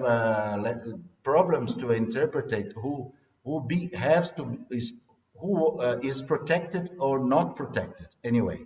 But yes, I can say, not only speaking about Brazil, but generally speaking about Latin America, that Peru, Argentina, and Costa Rica, naturally, because of the court, is the countries that are more protective or more inclusive, considering international law. And Brazil, it's not the first. Let's say that Peru, it's an advanced, and many other countries, Ecuador, etc. But this is a movement from the 80s from here, that international law became more important in our legal system. So yes, I will say that today, even the judges of the Supreme Court, it's similar for the United States Supreme Court judges, they are not considered very much international law. There's all that argument of sovereignty, and etc., that we know that Vicky Jackson works this very well, and on these lectures. Anyway, I should say that today the situation is different. Our Supreme Courts, our region, are more deferent to the international law and human rights law, including the decisions of Inter-American Court. We have a lot of convictions from the Inter-American Court, but we are not the champion. We still have some, let's say that Argentina, Chile, it's had a lot of judgments against him, including that famous to change the law to allow laicite, not allowed secular religion freedom. That's what I can say for the quick time I have now. Thanks, Marcelo. Other questions? Anyone else want to come in on this conversation? May I add something to what Marcelo have said, perhaps to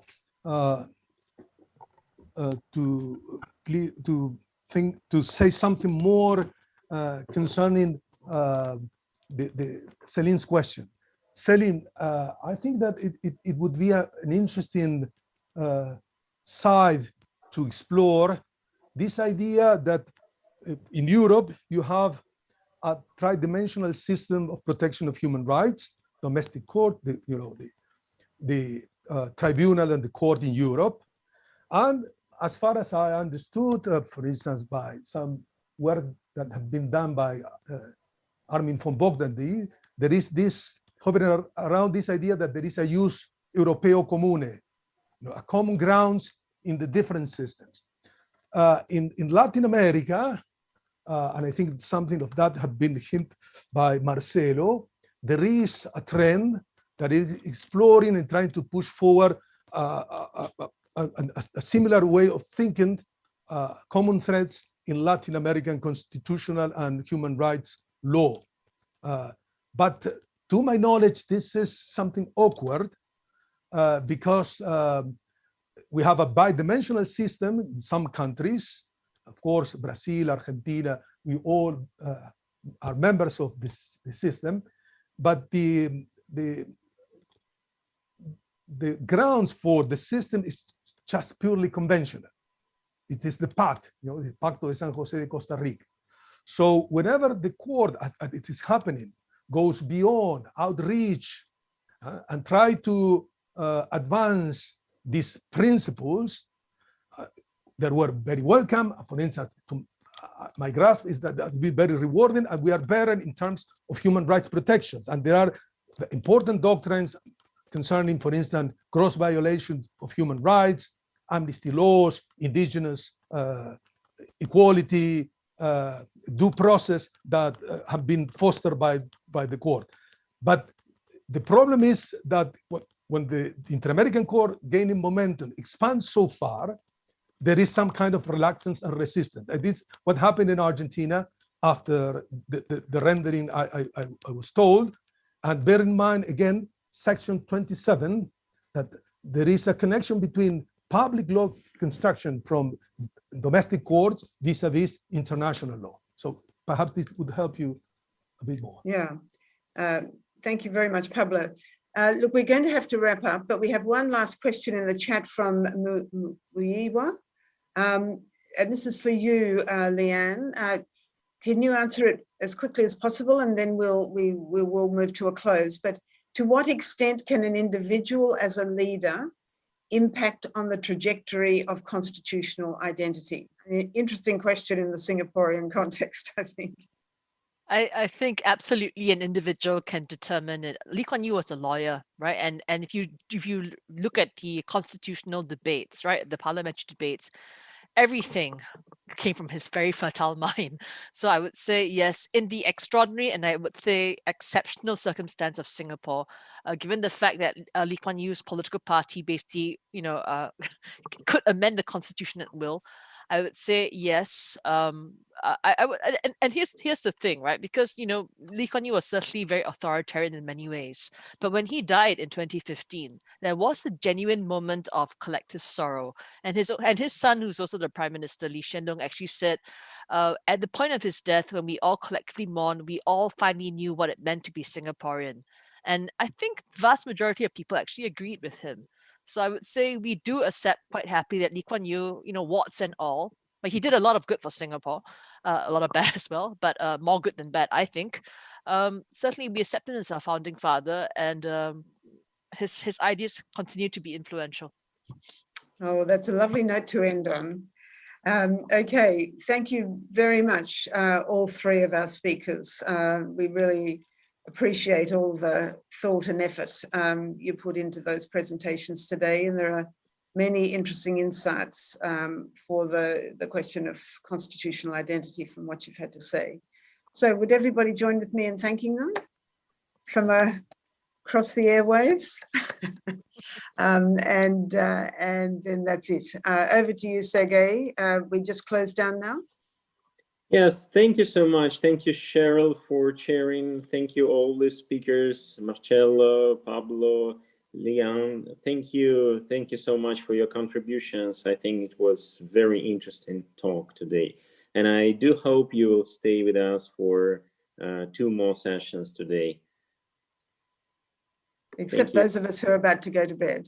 Yeah, of course, sure. Yeah. Okay, Thank you. bye-bye. Me too. 3 days on the road, 5 in the morning. Me too. I'm at the bottom of the global south. We stick up for ourselves, Pablo. Thank you. Bye. See you.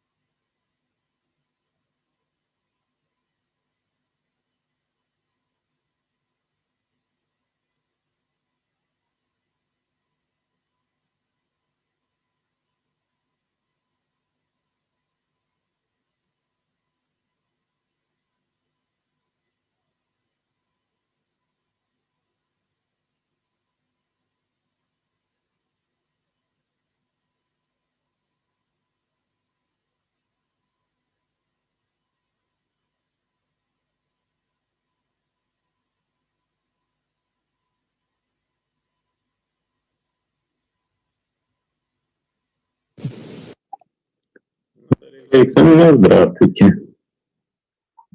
Добрый день, Сергей Александрович, и все остальные, кто к нам присоединился. У нас уже была сегодня первая.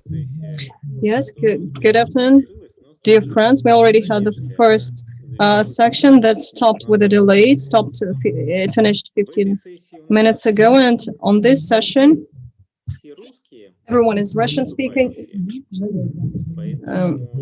Therefore, you can deliver your reports in Russian, and you can moderate in Russian. If someone wants to deliver a report in English, feel free. We have simultaneous interpretation into English and into French, both in the broadcast and in the Zoom for all the participants who joined in.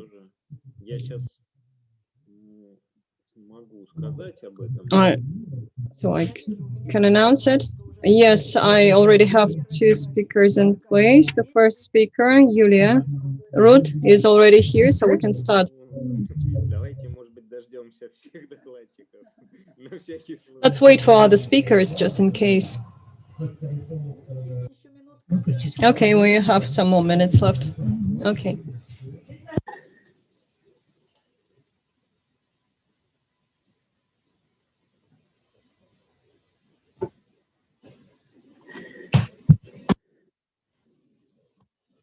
Dear colleagues who do not understand Russian, in this session, which is a session for young Russian scholars, the talk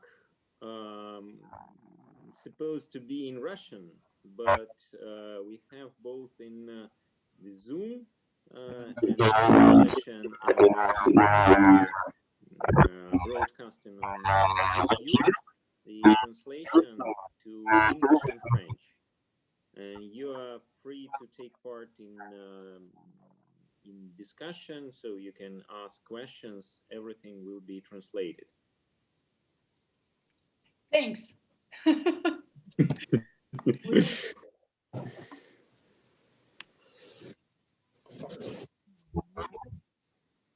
now have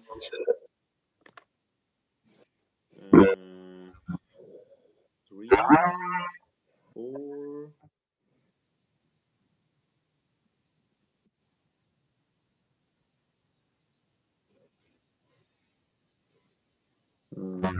5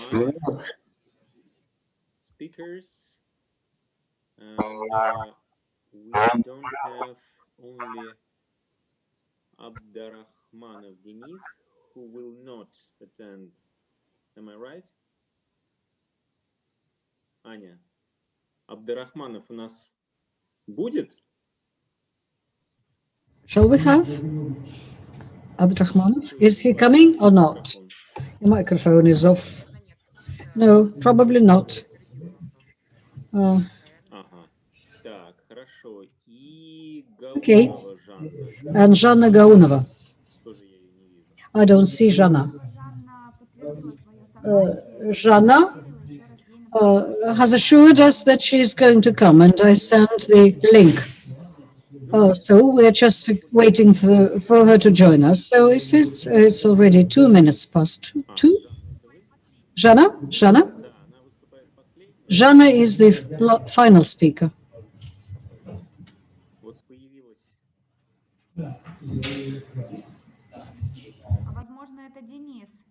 Is that Denis from the Institute of Legislation and Comparative Studies? Жанна? Yes, that's me. I'm here. Good afternoon. Right, so apart from Denis, everyone is in place and we can start. Yes, Natalia Alexandrovna. The floor is yours. Yes, thank you, Sergei. I would like to welcome all the participants of our session. It's not such an easy session, indeed. It's strictly targeted and it's thematic. And looking at the variety of presentations, we can clearly see that it's going to be all quite interesting. Far from being dull, definitely, because all the studies presented here were all in the hot zone, in the And so new concepts are being proposed, new assessments, and our goal today, my goal, that of the moderator, is to let everyone speak and to organize a discussion at the end so that we not only listen to each other, but also are able to put forward our ideas. So 20 minutes per person, and I will remind you, using this authority I have, that time is almost up. Questions will be accepted through chat, so the speakers will be able to see them and get ready with the answers. And then at the end of the discussion that we will definitely have, we will try to answer all the questions. Well, at least that's what I'm planning. So, dear speakers and dear participants of the session, we begin to work, and the first presentation is by Yulia Rud from the Novosibirsk State University. And she will speak about the traditional values in the constitutional field. No place for diversity. Yulia, so your answer to the question asked. Thank you. I hope you can hear me well enough. Yes, right.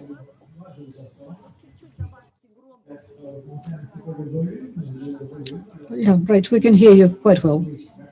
Indeed. Today, I would like to speak more about traditional values, and first of all, in the context of the values of people.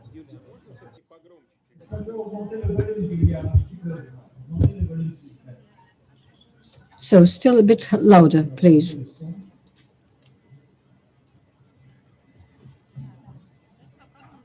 Right. Нет. Наоборот. No, it's vice versa. Хотелось бы сегодня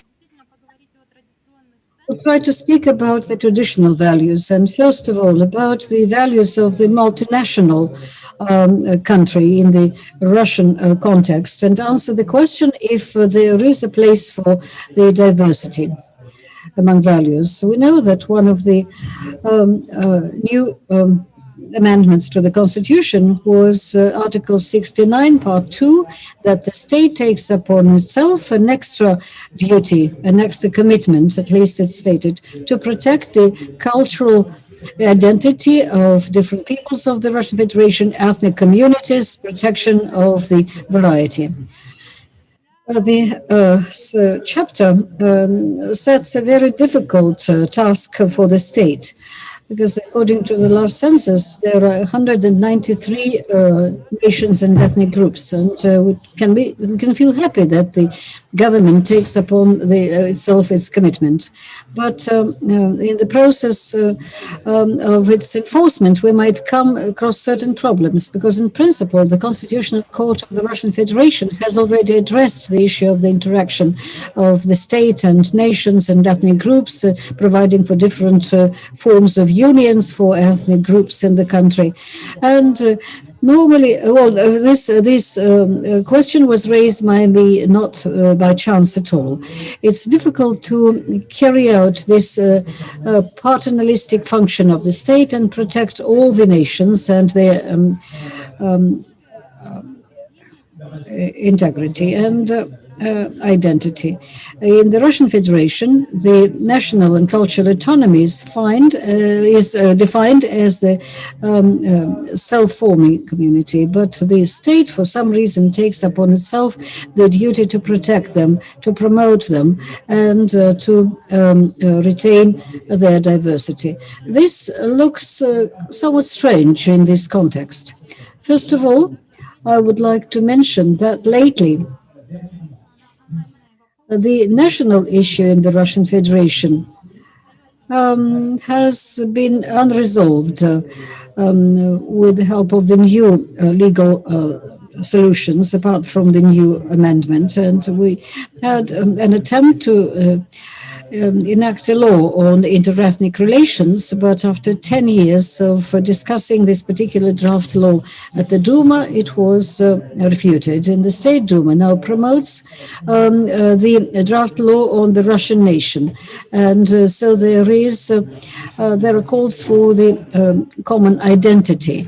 And this very often is actually interrupted by the discussions on the identity of the ethnic groups and nations in the Russian Federation. So there was the issue on the agreement between the Chechen and the Ingush Republic about the boundaries between those two. Another question asked by the Nagai people about the traditional boundaries of the settlements. Then there was another issue raised by the Constitutional Court of Yakutia concerning the actual people who are indigenous people of Yakutia. So when the Constitutional Court said that was the Yakutian people, then obviously this brought about a national reaction. And in the local media, there were headings saying that Yakutia is turning in the ethnography, similar to Tatarstan. These emotional headings should not delay the response to the question whether the state should interfere, not interfere into the mode of life of different national groups in Russia. And moreover, the attitude to this issue is quite careful and very tactful. We should say that the Constitutional Court of the Russian Federation, although there are not that many disputes associated with national minorities, still tries to soften the situation and pay more attention to a different constitutional value, namely to the state unity and public security.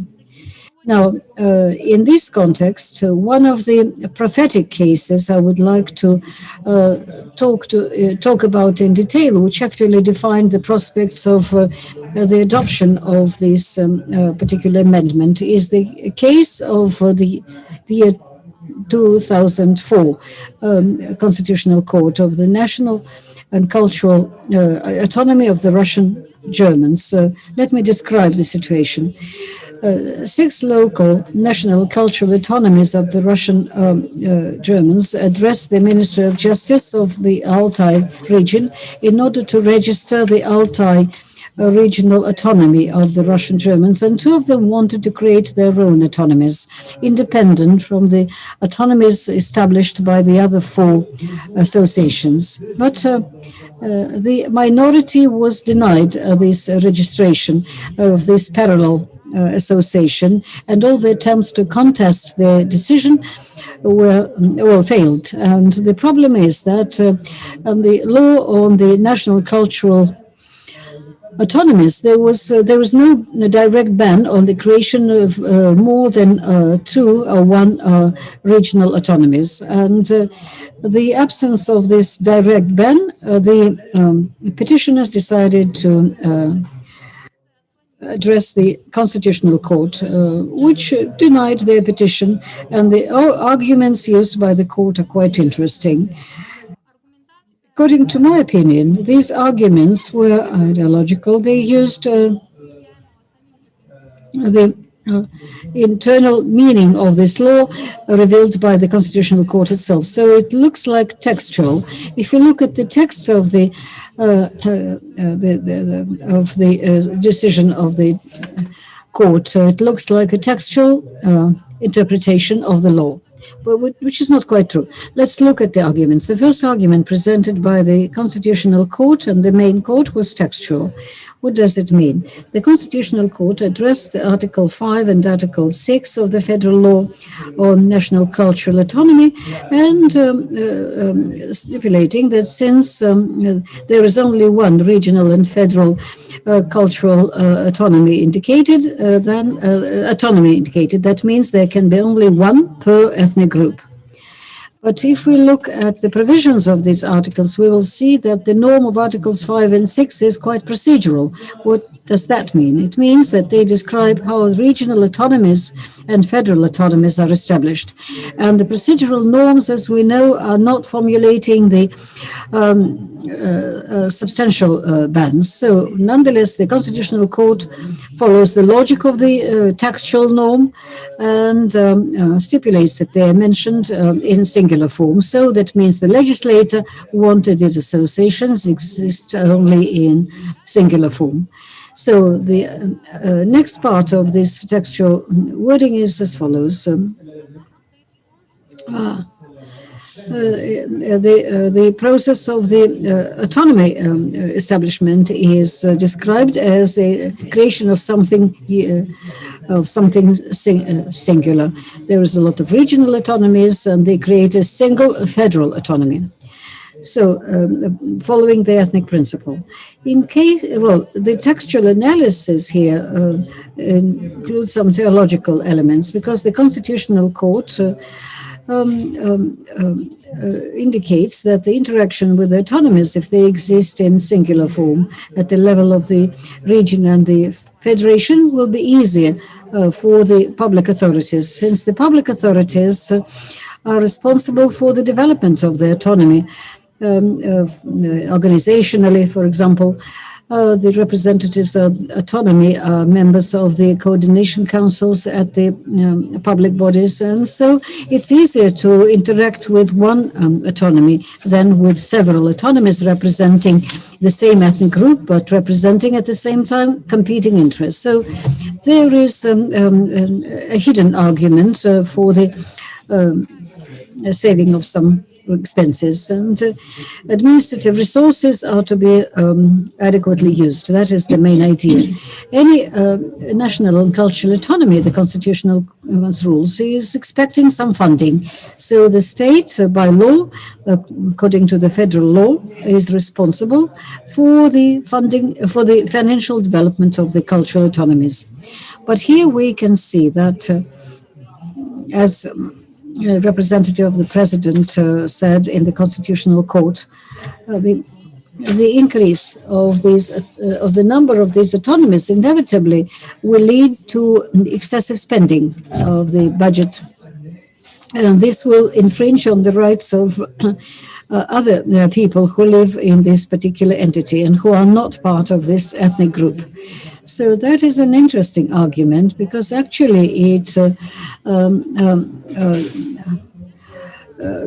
creates a collision between the interests of the population in general and the ethnic minorities. So within the framework of the Convention on Human Rights signed by the Russian Federation, it is impossible to put forward.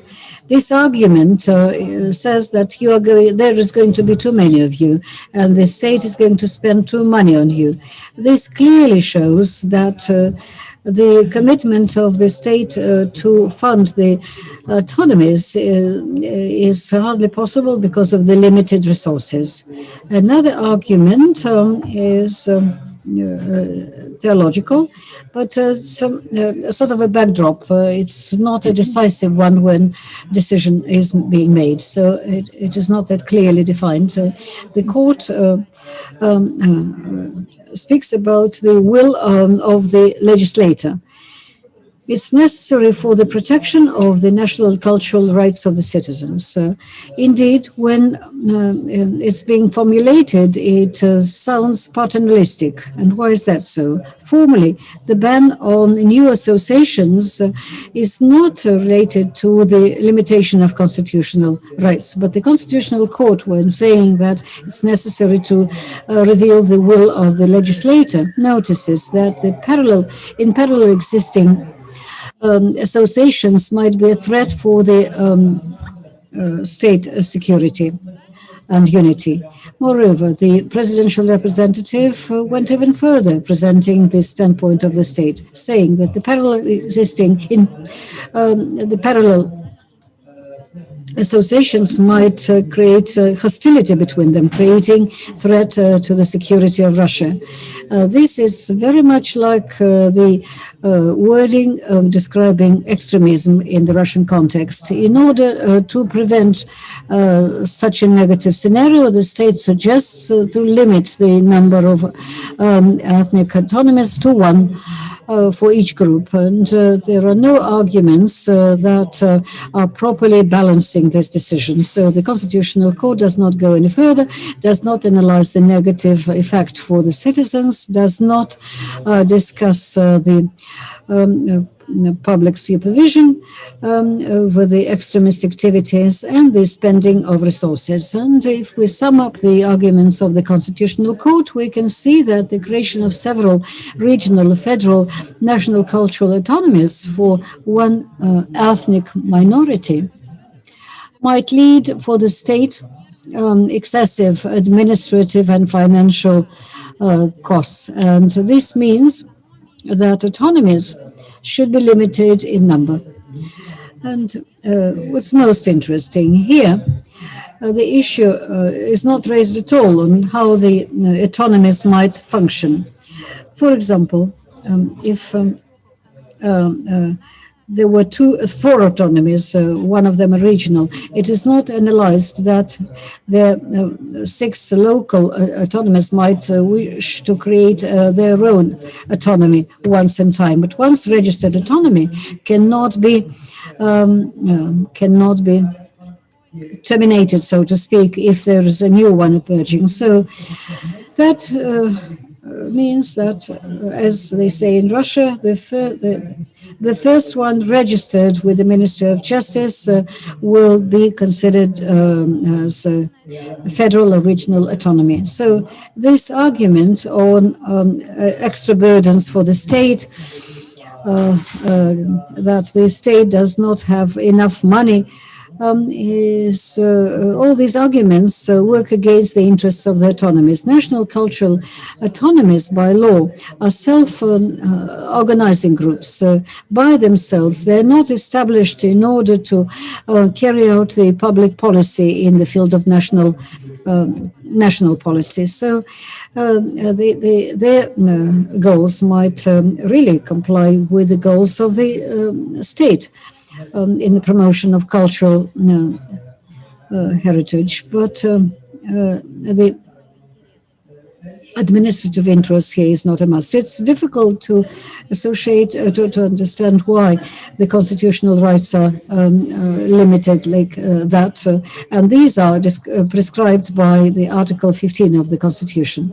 The existing autonomies nowadays do get support from the state, though. If we monitor legislation, we will see that they are able to get grants. So there is competition always, and not a single autonomy is able to get funding. So why do we limit the number of those? Then there is another option for funding when region funds the autonomies post factum. So autonomy organizes an event with its own resources, and then the region decides whether to cover these expenses or not. So this again raises another question.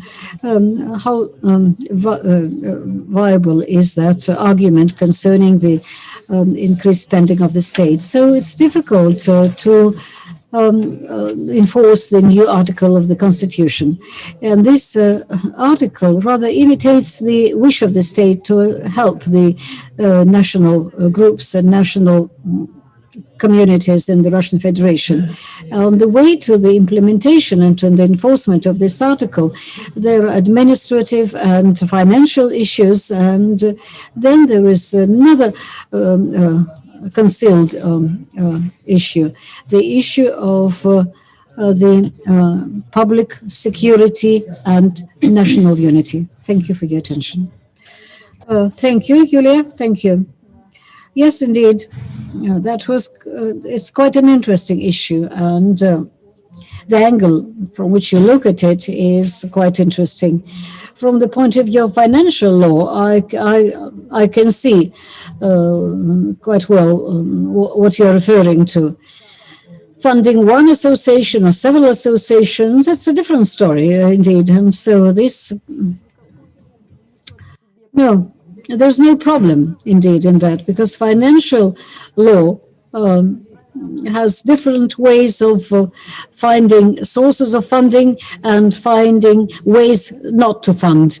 And of course, there are different instruments available, and you're quite fairly speaking about them. I have a few questions. I will formulate them through chat, and if we have time at the end, I hope you answer. Yes, we move on. No, Irina, our next speaker. From Omsk State University, a resolution of constitutional conflicts as a demonstration of constitutional identity of the state. So please, Irina, you have the floor. And distinguished participants of the round table, good afternoon. I hope you hear me well. Do you hear me? Yes, yes, we do. Everything is okay. Yes, we're all ears. Yeah, well, the constitutional law emerges based on conflicts, and it's renewed in conflicts. I believe it's hard to dispute that, because the first constitutional norms on human rights emerged when we had this fight with the ruler, with an autocrat, and it was renewed when there was a collision of branches of power. So we got this division of power principle as a result. And if we talk about our state, our acting constitution of 1993 was also a result of overcoming a constitutional crisis of 1993. Therefore, genetically, the constitutional law is generated by conflicts. And therefore, we had such a hypothesis that maybe this mode that the state chooses in order to settle such constitutional conflicts also demonstrates certain specificity of the state.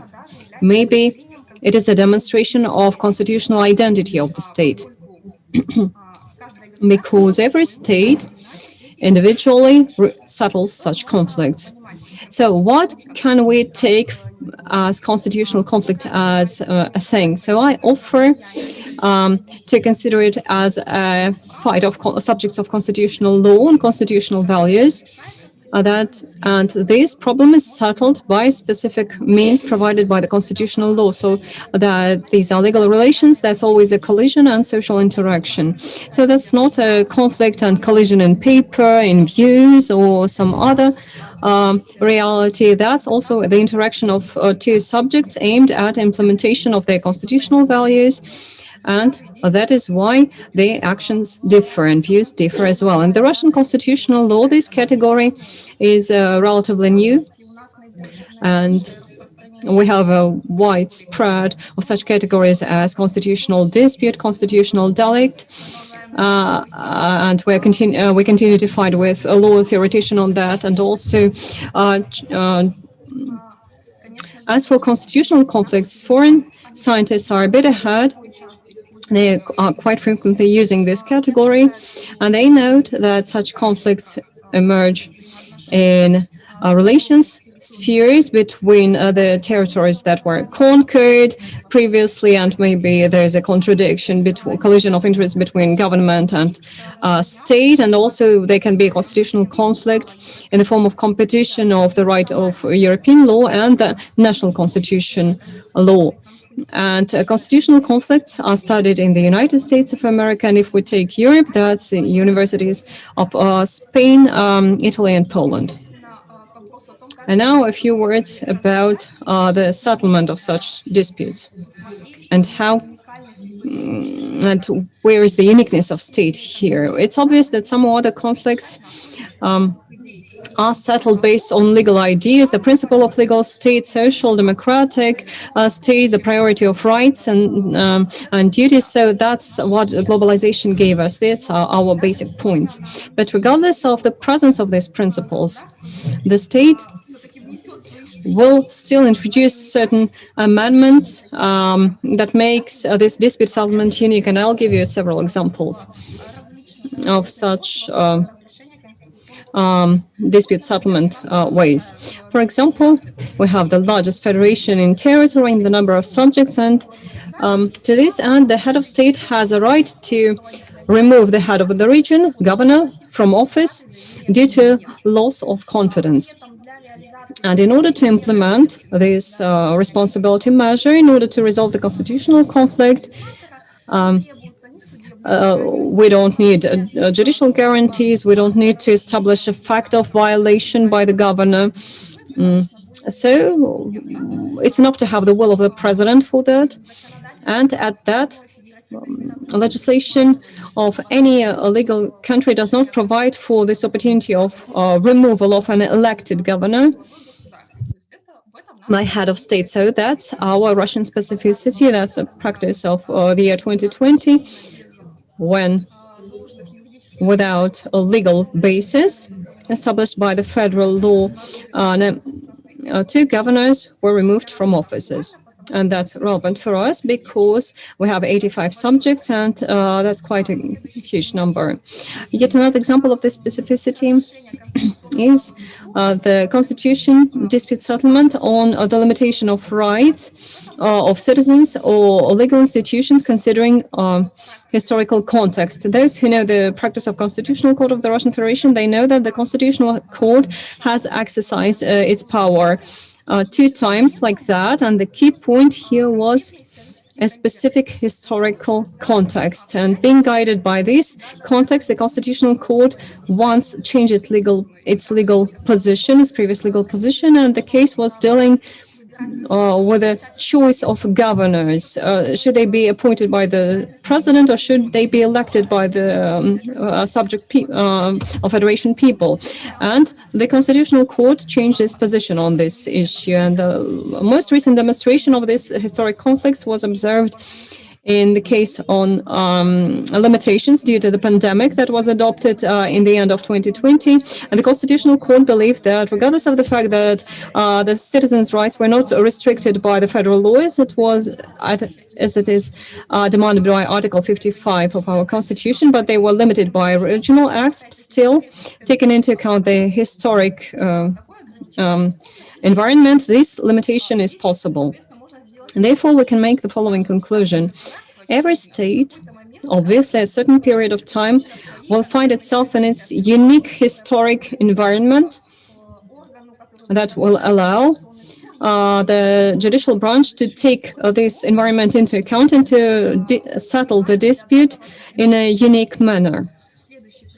Next example is the constitutional conflict settlement on the trust to government, on confidence to government, considering different combinations of procedures of showing distrust, a refusal of confidence in the on the role of president in this triangle of branches of power.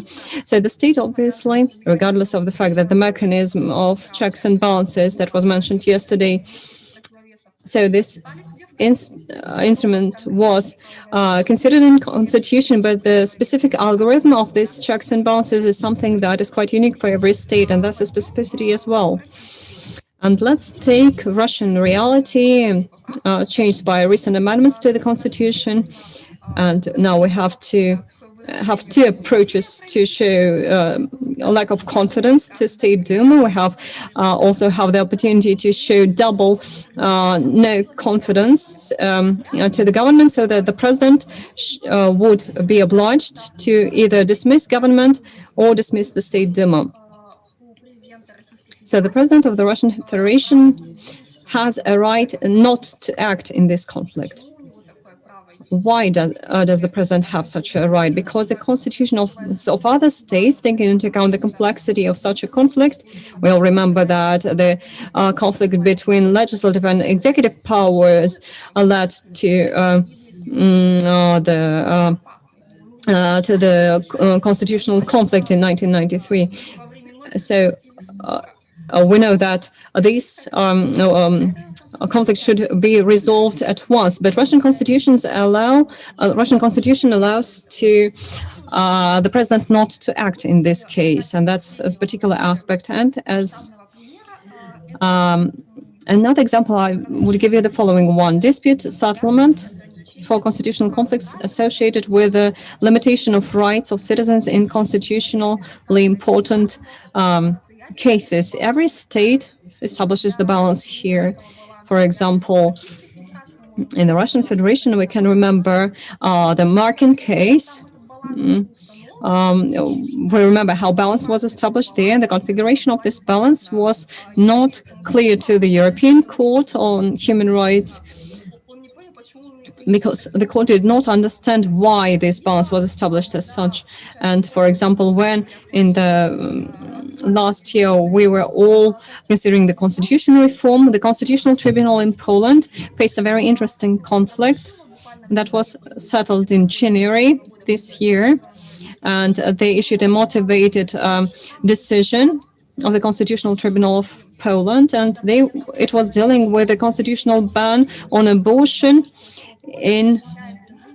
because in Poland they protect the life not from the birth but from the point of conception. And that's quite a specific national argument that was used in this tribunal, but still that's how the country sees this balance. Therefore, I make a conclusion that in such constitutional conflicts that are associated with the restrictions of rights of citizens, the state balances the rights and constitutionally important goals in order to show its own unique resolution of the problem. And summing up such conflict cases, I would like to define the following aspects of constitutional identity of the Russian Federation associated with such with settlement of such disputes. First of all, the priority to use coercion measures that can infringe the rights of people. For example, that's the example of governors, and then insufficient use of preventive measures. Russian legislation does not provide for them at all. We settled the dispute when it already developed, when there is a collision of interests, when values were already infringed, and there are practically no preventive measures. Next aspect here is inefficient legal protection during the settlement of certain conflicts with public in the public law sector. And the last aspect of constitutional identity here is the subject status disbalance of the participants of constitutional conflicts. And this disbalance provides for the fact that some of the participants, or maybe the person that can settle the dispute, is not given sufficient authority, or maybe they lack guarantees of rights. So there is this insufficient authority. And in May this year, I also carried out a poll among the citizens of the Russian Federation, and 350 citizens living in 30 subjects of the Russian Federation participated in it, and I asked the respondents about the most optimal mode of constitutional dispute settlement in public law. So what do they see as most preferable mode? And the overwhelming majority, 49% of respondents, answered that that is conciliation procedures and negotiations. And that's very interesting, because according to the Constitution of the Russian Federation and our public authority, conciliation procedures are used by the president. That's Article 85. And up until now, we don't have the law on conciliation procedures adopted. It was submitted to State Duma several times, starting from 1994. This law on conciliation procedures for dispute settlement in public authority. And this law was rejected by the president. And conciliation commission was established that did not manage to overcome this conflict. And finally, State Duma decided to abolish this idea, to adopt this federal law. And the profile committee said that the head of state, taking into account every specific conflict, needs to understand what conciliation procedure should be used. So the president will choose a set of procedures himself. Therefore, let's not introduce certain limitations on that.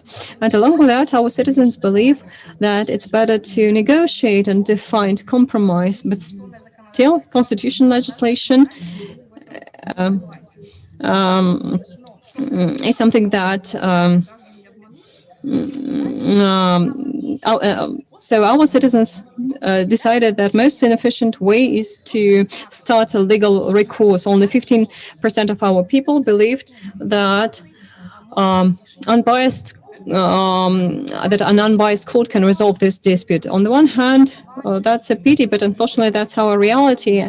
And in 2020, we had the first case when the ousted governor, the head of Ingushetia, tried to... no, it was not Ingushetia. It was Chuvashia. Yes, thank you. So the governor tried to contest the presidential order on the removal from office in the Supreme Court. And but due to the fact that he died, this action was stopped.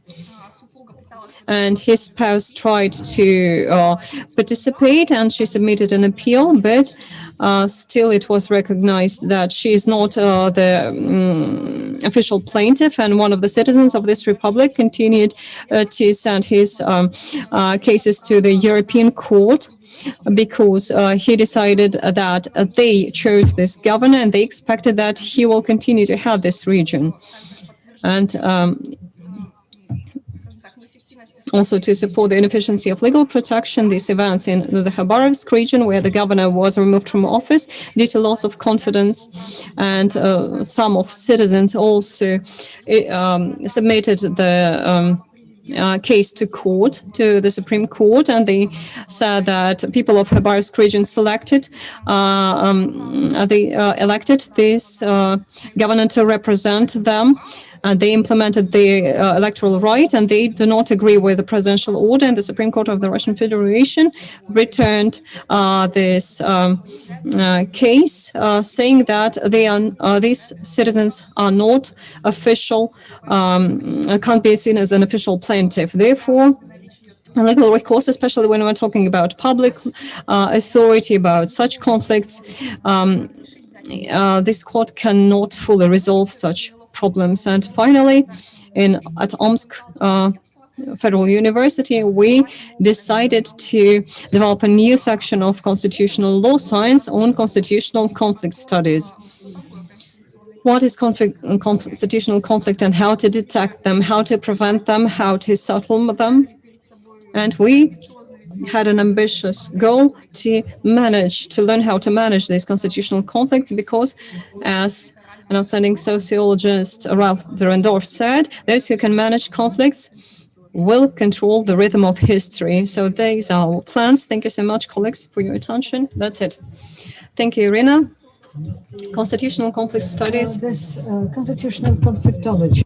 To ask you a question, maybe it's kind of mediation, rather. Right? Maybe. Yes. Thank you. Thank you, Irina. Thank you. That was quite interesting. Well, of course, even here, I can see the budget budgetary aspects. Money settles it all. And so let me remind our participants that in the budget code, there is a norm which prescribes the governors to sign the documents within which they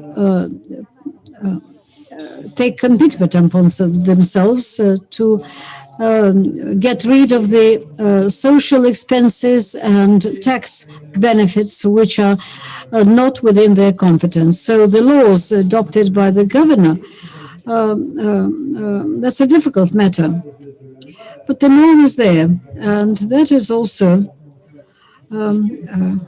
a situation that leads to conflicts. Now, in Chelyabinsk, this did not lead to anything because the courts are obviously not ready to take these cases. We tried in our region to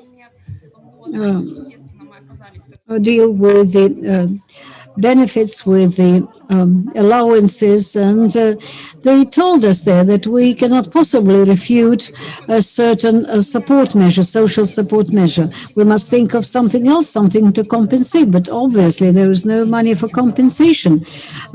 So this the entity is a sort of a hostage between these different principles, and is face to face with the problems. Our region is very much dependent on subsidies, and with all of that, we not able to reduce the ineffective expenses because we must support the trust and confidence of citizens in us. And here we are with the refutal or revocation. Yes, it's difficult for the governors, that's true. Right. Now, I would like to invite our colleague from Kyrgyzia. Recently, Kyrgyzia has gone through a very difficult situation with constitution. So we will invite Nasiba to speak about the reforms of 2021 in Kyrgyzstan and the role of traditions and customs in that.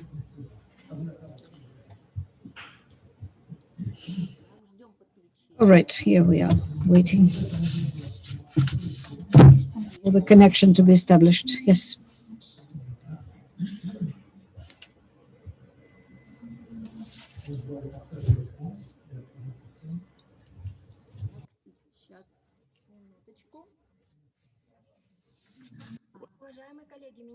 Dear colleagues, can you hear me? Right, yes, we can hear you well enough, right.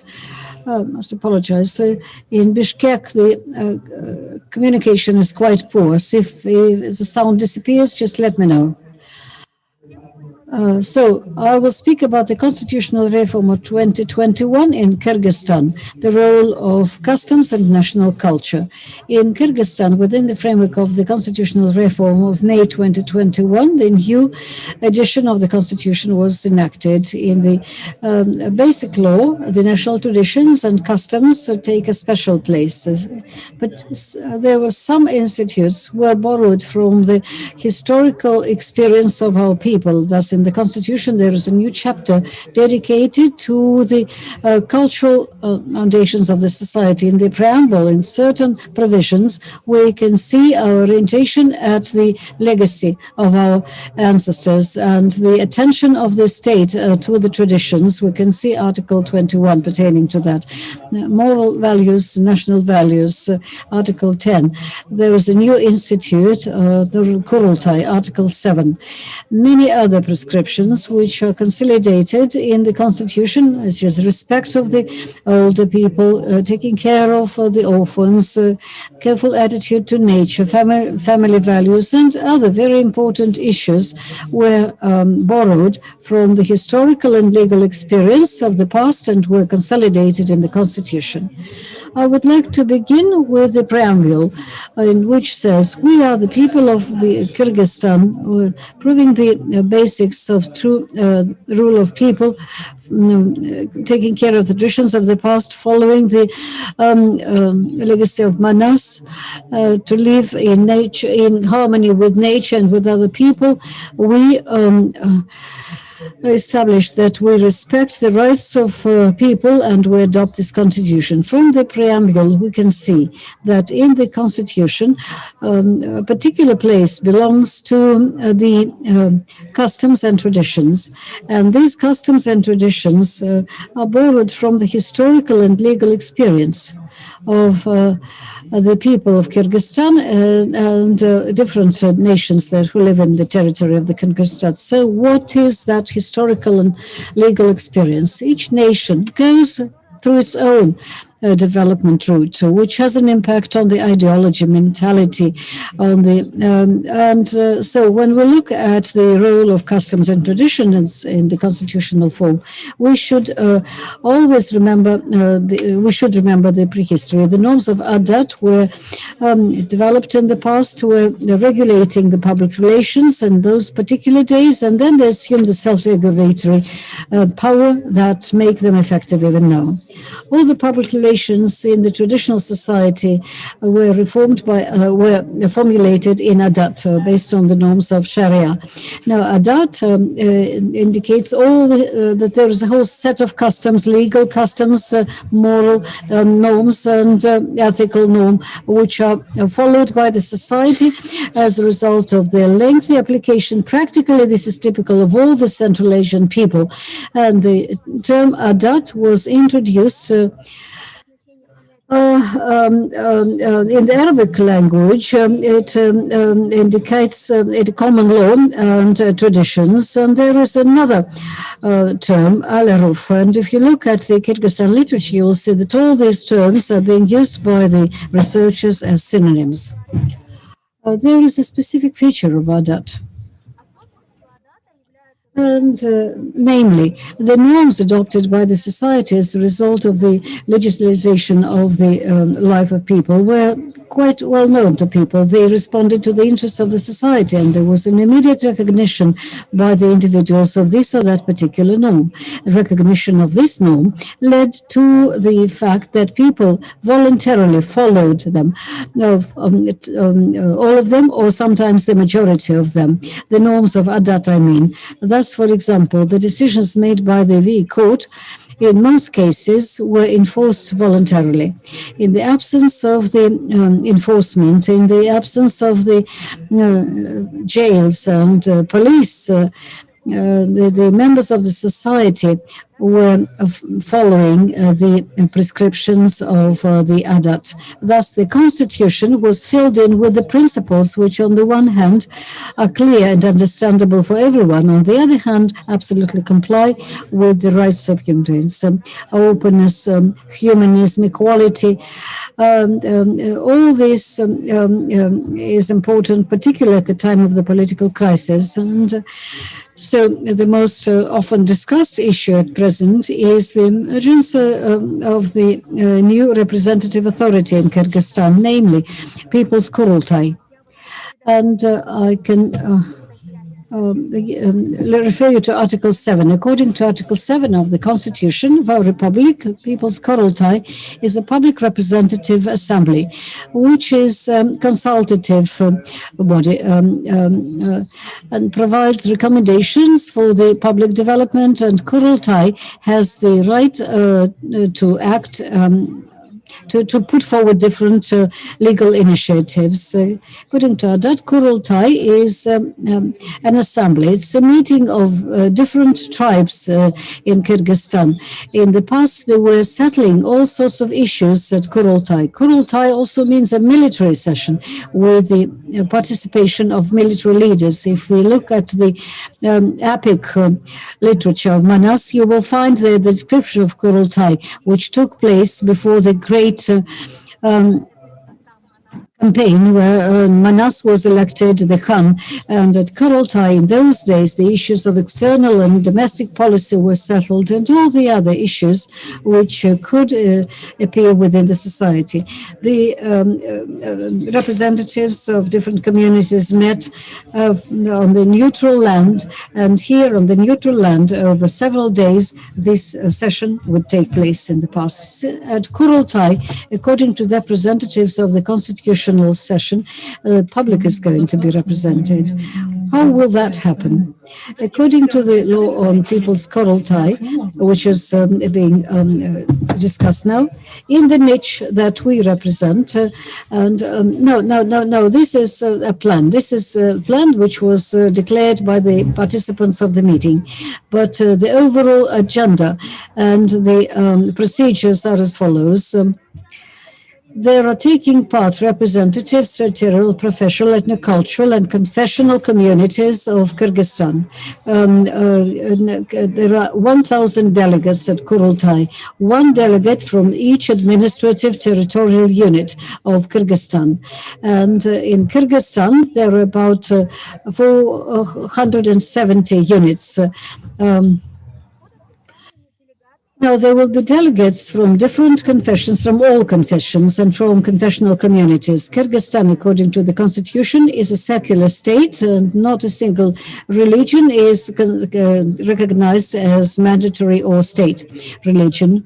From each city, a delegate, and also delegates from the regional cities. Bishkek, Nosh, there will be Republican level. The delegates will represent a certain number of the population. Then, among the participants of Kurultai, there will be representatives of different professions. Thus, you will find there all the territorial units representative of the state, all professions and all confessions. And individually, we should say that People's Kurultai had supporters and also had those who stood against it. That was a long and time-consuming process, and which is still continuing. And apart from Kurultai, there was a lot of discussion within the constitutional reform, point 4 of Article 10. In order to protect the new generation, the young generation, different events which stand against morality, against the public consciousness of the Kyrgyz Republic can be limited by law. The experts said that under the protection of the younger generation, there might be some measures taken against the freedom. According to Venetian Commission, this particular paragraph and other paragraphs can actually infringe on the human rights and freedoms. And the references to morality, to freedoms and public conscience, actually, obviously they concern everybody, but at the same time, they're subject to different forms of interpretation. So this was criticized. There was another institute, Dear Tim, the institute, which is aimed at the necessity for the society to take care of the orphans. So this was supported uniformly. So here is the principle of the formation of the Kurultai. And I apologize, there's something wrong with my presentation. No, we can hear you well enough.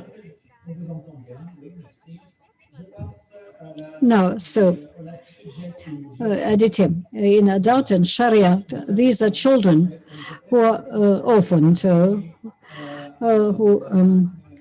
and children from the single-parent families. Now, there is a code for children. There is the family code for children, providing help to these families and children. But according to the experts, the fact that this particular issue is incorporated in the Constitution will provide for the most effective protection of the rights of orphans. According to Article 27, paragraph 4, the state takes care of these children and provides opportunities for their education up to the age of 18. And the conditions are created for the elementary, secondary and higher education. They're also provided with social support. Allow me to describe this institute in more detail. Through this institute, we can understand what the social functions are carried out by the people of Kyrgyzstan following the common law. According to the common law, according to Sharia, let me remind you that in our republic, most of the population are Muslims, and so that's why I'm speaking about the Sharia norms. But there are other confessions in the Republic, and their prescriptions are also being followed. They act as a social regulator within the society. So, a child, an orphan, is under protection of the society, and it's the duty of every grown-up person to act as a guardian, to bring up this child in love, in affection, to guarantee the protection of a property left to him by the parents until he reaches 18. All the orphan children in the past were brought up in the families. The Adat allowed adoption, and so as a result, these children were also able to find new families, and the adopted child became a member of the kin of the adoptive family, and they had exactly the same set of rights, enjoyed the same set of rights as the natural children of the adoptive family. Now, there is no adoption in the form that we can find in the present-day family code. According to Sharia, there is guardianship. The child needs to carry the name of the biological child, and then there were certain problems with inheritance and common law and Sharia and the legal status of the orphans is an extremely interesting topic. There is a lot of dissertations, a lot of articles, and even books written about that. You can always get acquainted with those. Thus, the state has increased the necessary level of protection for the orphans, and the respective article stipulates that. Then we can take also Article 20, paragraph 3, which recognizes that children are the greatest value of the Republic. The second paragraph says that the care of mother and father is the sacred duty of the children. This norm might resolve the problem of the homes for the senior, and there is a national tradition to respect the older generation and to take care of them. In a social state, we must take care of those who need our support, and these norms at the level of the Constitution make them particularly important and turn them into mandatory norms. And in the Republic, in compliance with Article 115, there are axial courts, the courts of the elders. And I said that the society in the past used to carry out all the court decisions. And so we have something similar. It's the court of axicals of the elders. And Article 20 defines that they should act as mediators. They should be on the side of just and fair decisions, not contradicting laws. These courts are traditional, and they support the traditional values, and so they can function in parallel with the courts of jurisdiction, general jurisdiction. But this can be quite problematic because these courts do not always follow the procedures of procedures of the courts of official courts, and they also can infringe on the rights of women. As other experts believe that this institute helps to settle some of the issues and can relieve the burden on the courts, on the official courts of the Republic. The procedure of the axial court should be applied only in case the deed is not, or the offense is not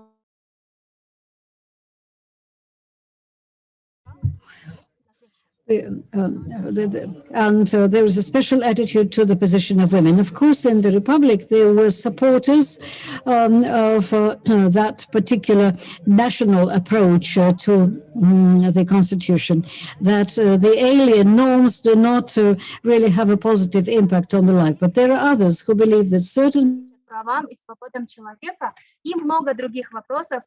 Вы, наверное, смотрели в новостях, да, у нас был очень жаркий период общественных обсуждений, общественных споров.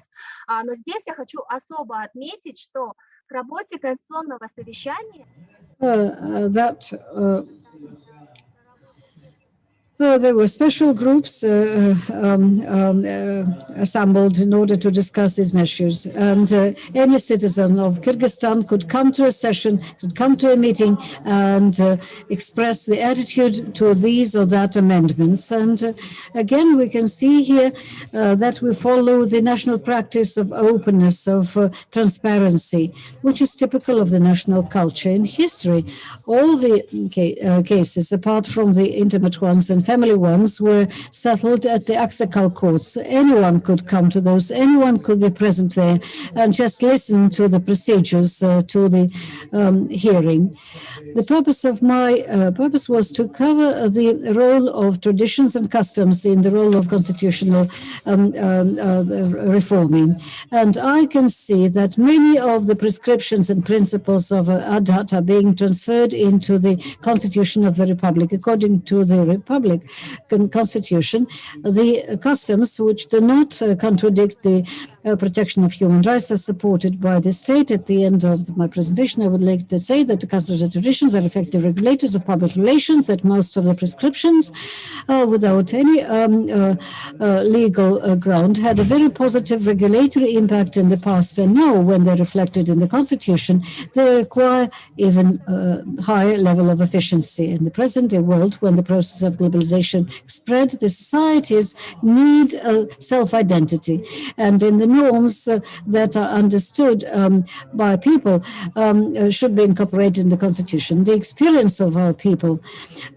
contains the potential for the settlement, for the resolution of many acute problems that the state faces.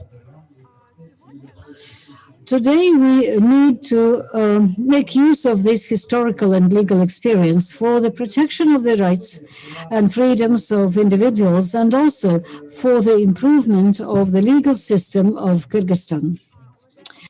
Dear colleagues, thank you very much for the chance to speak. Thank you. Thank you. That was most interesting. And probably not everyone is following what's happening in Kyrgyzstan, although what's happening there is extremely important because Kyrgyzstan is a member of the Eurasian Economic Union, and in this sense, of course, we should be very attentive to what's happening in Kyrgyzstan, and we hope very much that your attention to the roots and to the legacy is most important. I have a question right away. This People's Kurultai is a special institute. Is it within the system of public authority? Is that within the system of the division of power, or does it go beyond that structure? What would you say? No, it's a topical issue. As far as I understand, our lawyers are not quite sure about that. In Kyrgyzstan, there are 3 branches of power: executive, legislative, and judicial. All the privileges of the Narodny Kurultai are there. Narodny Kurultai most probably should be associated with legislative power, but legislative power still is a separate institute. And now we're waiting for the draft law, and then on the basis of that document, we will be able to define the place of Kurultai within the system of public bodies. Then, of course, we would like to know from you what the story ends with. Yes, thank you very much. Thank you. Now we proceed, and our next speaker is Alexander Bleshik from the Euros Law School. He will speak about the Russian constitutionalism and constitution fashion. That's interesting. Thank you. Thank you very much. Thank you. Thank you very much, distinguished colleagues. Do you hear me well? Yes, we do. Okay, first and foremost, I would like to thank the organizers of this wonderful event, the International Association of the Constitutional Law in St. Petersburg State University. Yes, indeed. We have to interact like that in a remote mode, but still I got ready and I had certain stress as before the ordinary talk at the conference, so there's no difference in that for me. Indeed, the topic is quite interesting, and for me it seems quite fascinating and unexpected, because mostly I never thought about fashion, and that's something brand new for me. However, initially, taking this word in the title was a kind of an attempt to somehow state away from a rational basis to study the constitutional development of our country. This was a kind of action, and fashion, you know, is quite irrational, and it suits quite well to describe our reality. And then I understood that I was quite negligent, and I studied fashion a bit, and it turned out that it is quite a complicated part of culture. It has in-depth theory and even philosophy. And I thought that maybe I need to have an in-depth analysis of this idea and change my opinion about fashion and shift to the analysis of the scientific problem. Can we seriously say that constitutional fashion is a kind of option of constitutional identity of the state, or state identity of a nation? Maybe it's a kind of replacement of constitutional identity. In order to answer this question, first of all, we need to define what we see as fashion. And there are several characteristics that I would like to define, and then we'll discuss them in detail. First of all, as for the definition that we can find in the glossaries, it seems that fashion is a combination of opinions and tastes that dominate in certain environments. And fashion is characterized by its quick loss of trend, and fashion is always oriented at it always focuses on something new, and novelty is also an advantage. And fashion is also based on the tradition. It refuses to follow it. And as Olga von Stein said, maybe we should formulate the question like that. Fashion is a changing border of culture, and if we're talking about constitutional fashion, maybe we should say that that's a changing border of constitutional or legal culture. And then I'll try to show that all these characteristics can be observed in the process of development of Russian constitutionalism and constitutional identity. And maybe in the end, I will be bold enough to say that we should talk about certain constitutional fashion, not about identity. And as I've already mentioned, fashion is guided by everything new. It tries to reject the things of the past. It tries to reject the old trends.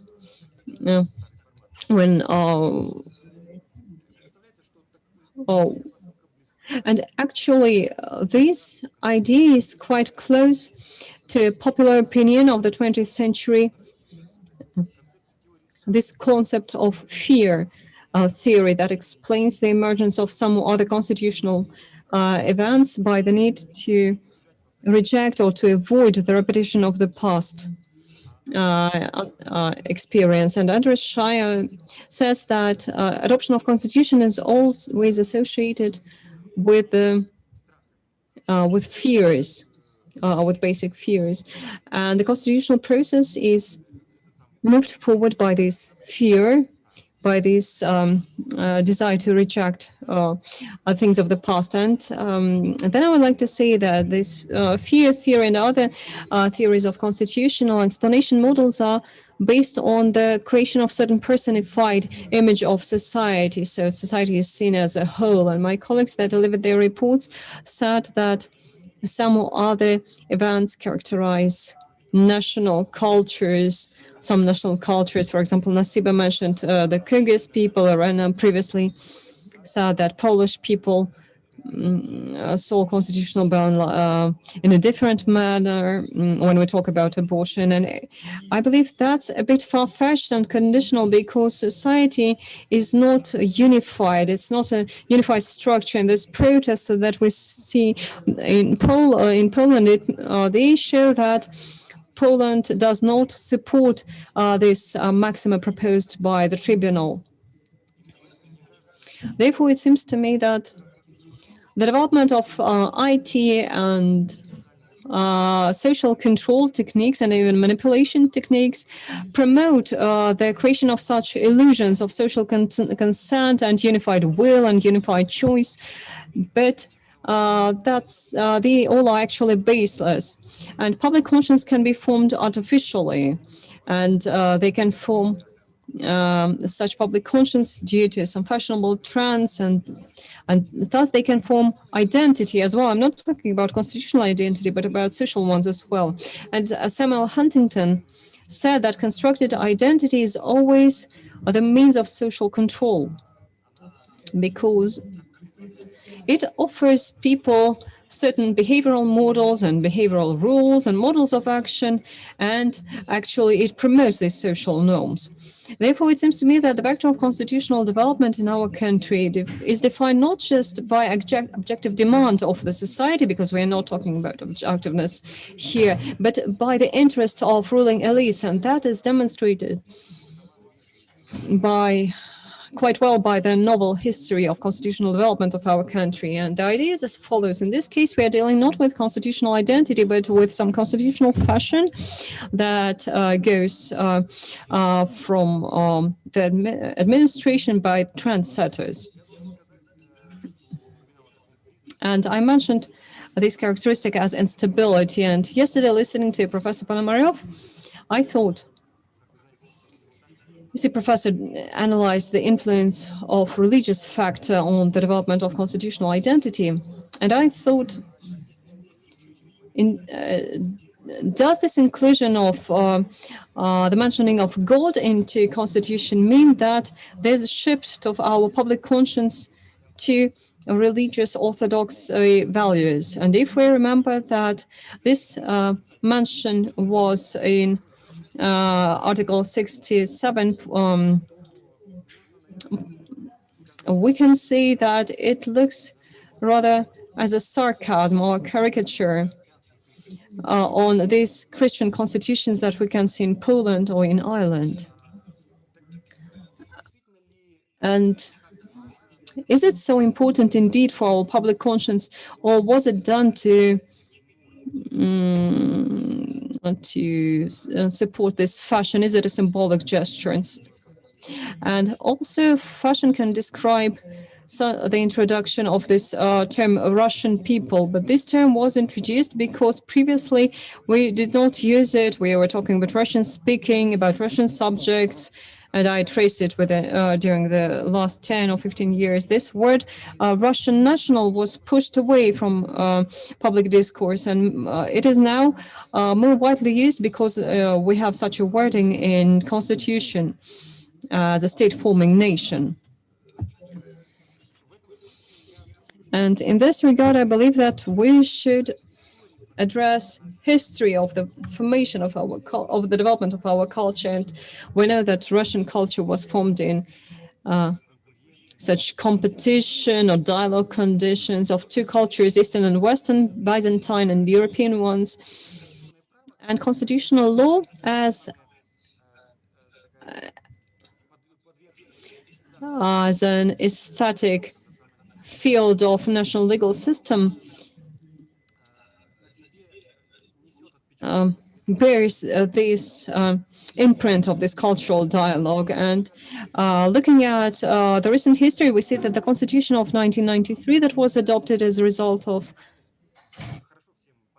well-known conflict between the old party ranks and previous elites and the novel Russian reforming Democrats was a result of this conflict, and it ended the public discussion, and it seemed that people chose this European vector of development. But as a result, if we consider the 1993 Constitution original text, it will be obvious that it created the basis for constitutional legal strengthening of the presidential authority. And in fact, the fact that this constitution was adopted, that was explained by the influence of authority of President Yeltsin. And it was a kind of random impulsive action then, influenced by the constitutional fashion. It was not a conscious choice, because if this choice was conscious, maybe we would stick to these values in future. And the dynamics of the strengthening of presidential authority in the country was supported by a gradual change of constitution fashion in the novel period. And we have this stereotype right now that recognition of liberal values is a kind of deadlock. That's a kind of degradation, loss of national sovereignty, or maybe the loss of certain position at international arena. And as Professor Medashevsky says, now we see a retraditionalization of constitution. And the logical continuation of this process was initiated by the president. Here I'm referring to the constitutional reform, and they undertook an attempt to revise the constitutional value system that exists in our country. Partially it was done, but there's a question still that we've been discussing during the recent 2 days. Colleagues said that analyzing foreign experience, they said that constitutional reforms can differ in scale, and we know examples when completely novel constitutions were adopted based on certain alternative values. And they gave Hungary as an example that in 2011 adopted a new constitution. And the question is, why as they say that Russian society have long awaited for these new reforms, if the society was ready for these reforms, if the liberal path is a deadlock path, then why didn't we introduce a larger constitutional reform? Why didn't we adopt a novel constitution? And we preferred to have such a decorative correction, including novel values in the third chapter of Constitution. And it's hard to say, but still I presume that the answer is as follows. No serious changes happened in the Russian society since 1993. Something had happened indeed, because nothing is stable, everything changes. But what happened, it actually meets the parameters of change of fashion, because you see everything that happened was quite insignificant at the social level. Therefore, we can believe that they try to introduce these changes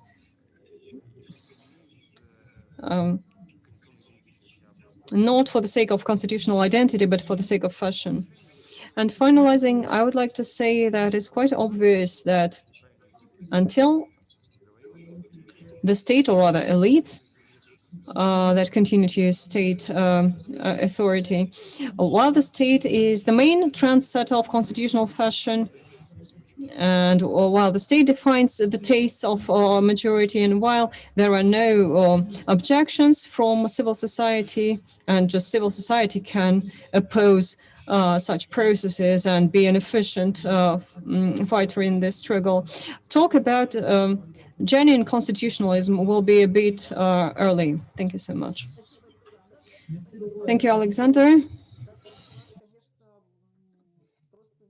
Your report is really an outstanding field for open discussion. I believe we'll get back to it later on, or when we hear other participants. And I have several questions myself, and I'll write them down so that you would have an opportunity to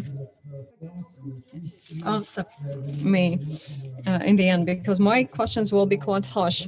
And now I'm pleased to give the floor to our next speaker. So our next, Now, when Denis was not with us initially, if Denis is not here yet, anyway, I must guarantee him the right to speak. If he is not here, then Yulia Yeloner, St. Petersburg State University. Yulia, a postgraduate student.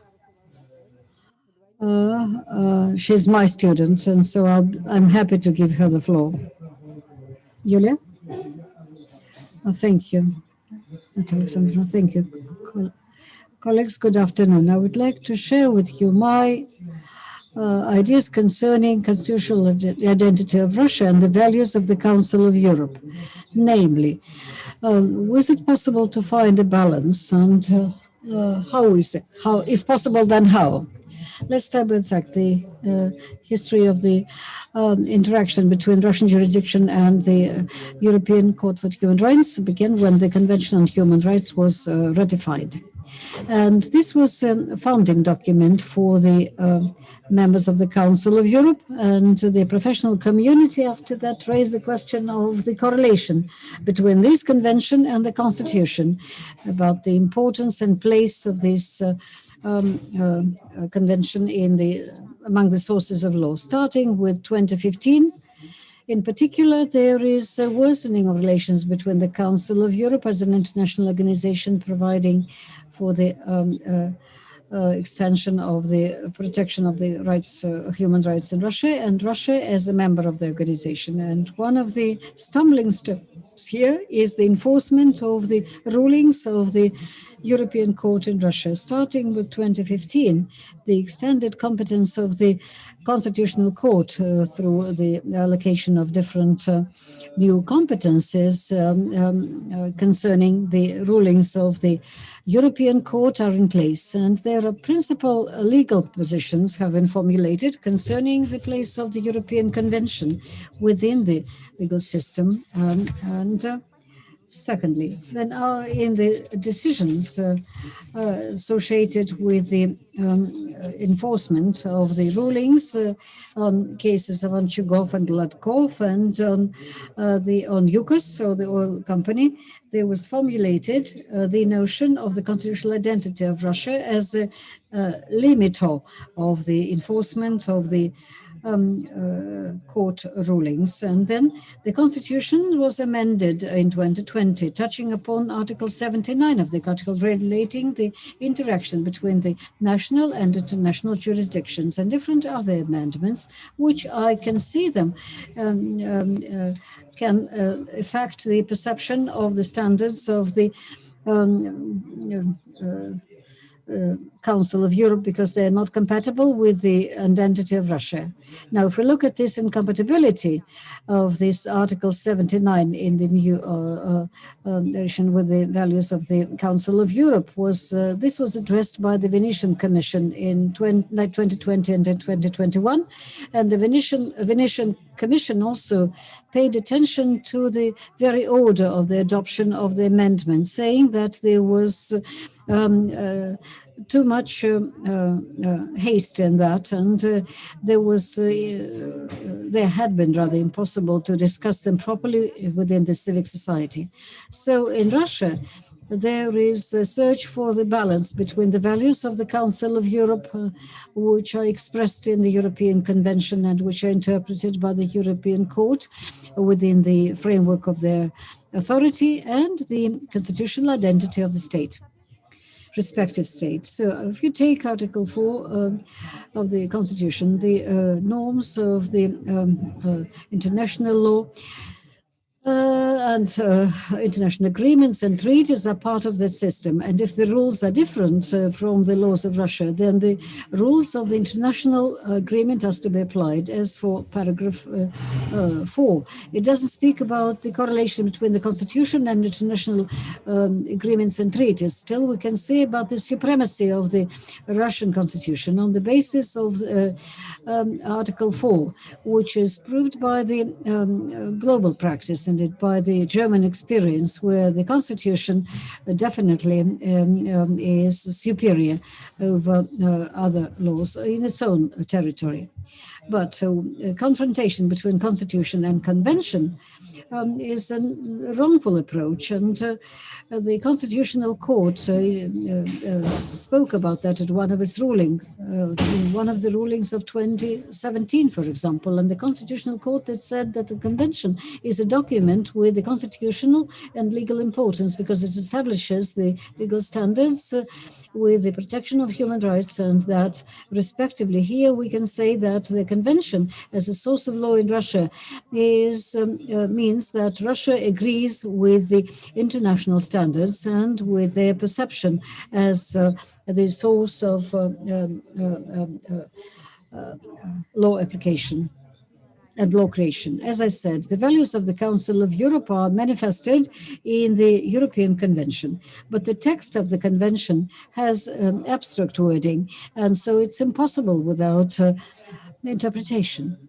And it's quite obvious with all of that, that this interpretation should be evolutionary. And that's what the European Court speaks about. And the European Court works in this particular trend. We should agree with that. The convention exists since 1950, and the understanding of laws, the content of rights has changed since then. And so I have said, since Russia is a member of the convention, following Article 46 of this convention, the interpretation of the rulings of the court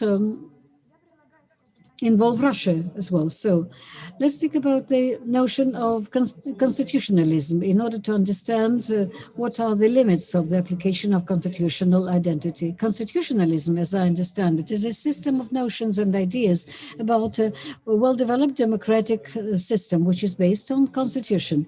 This notion incorporates public relations based on the constitution and consolidate such values as sovereignty, limited interference of the state in the affairs of the society, priority of human rights, and supremacy of them really in the society and the state.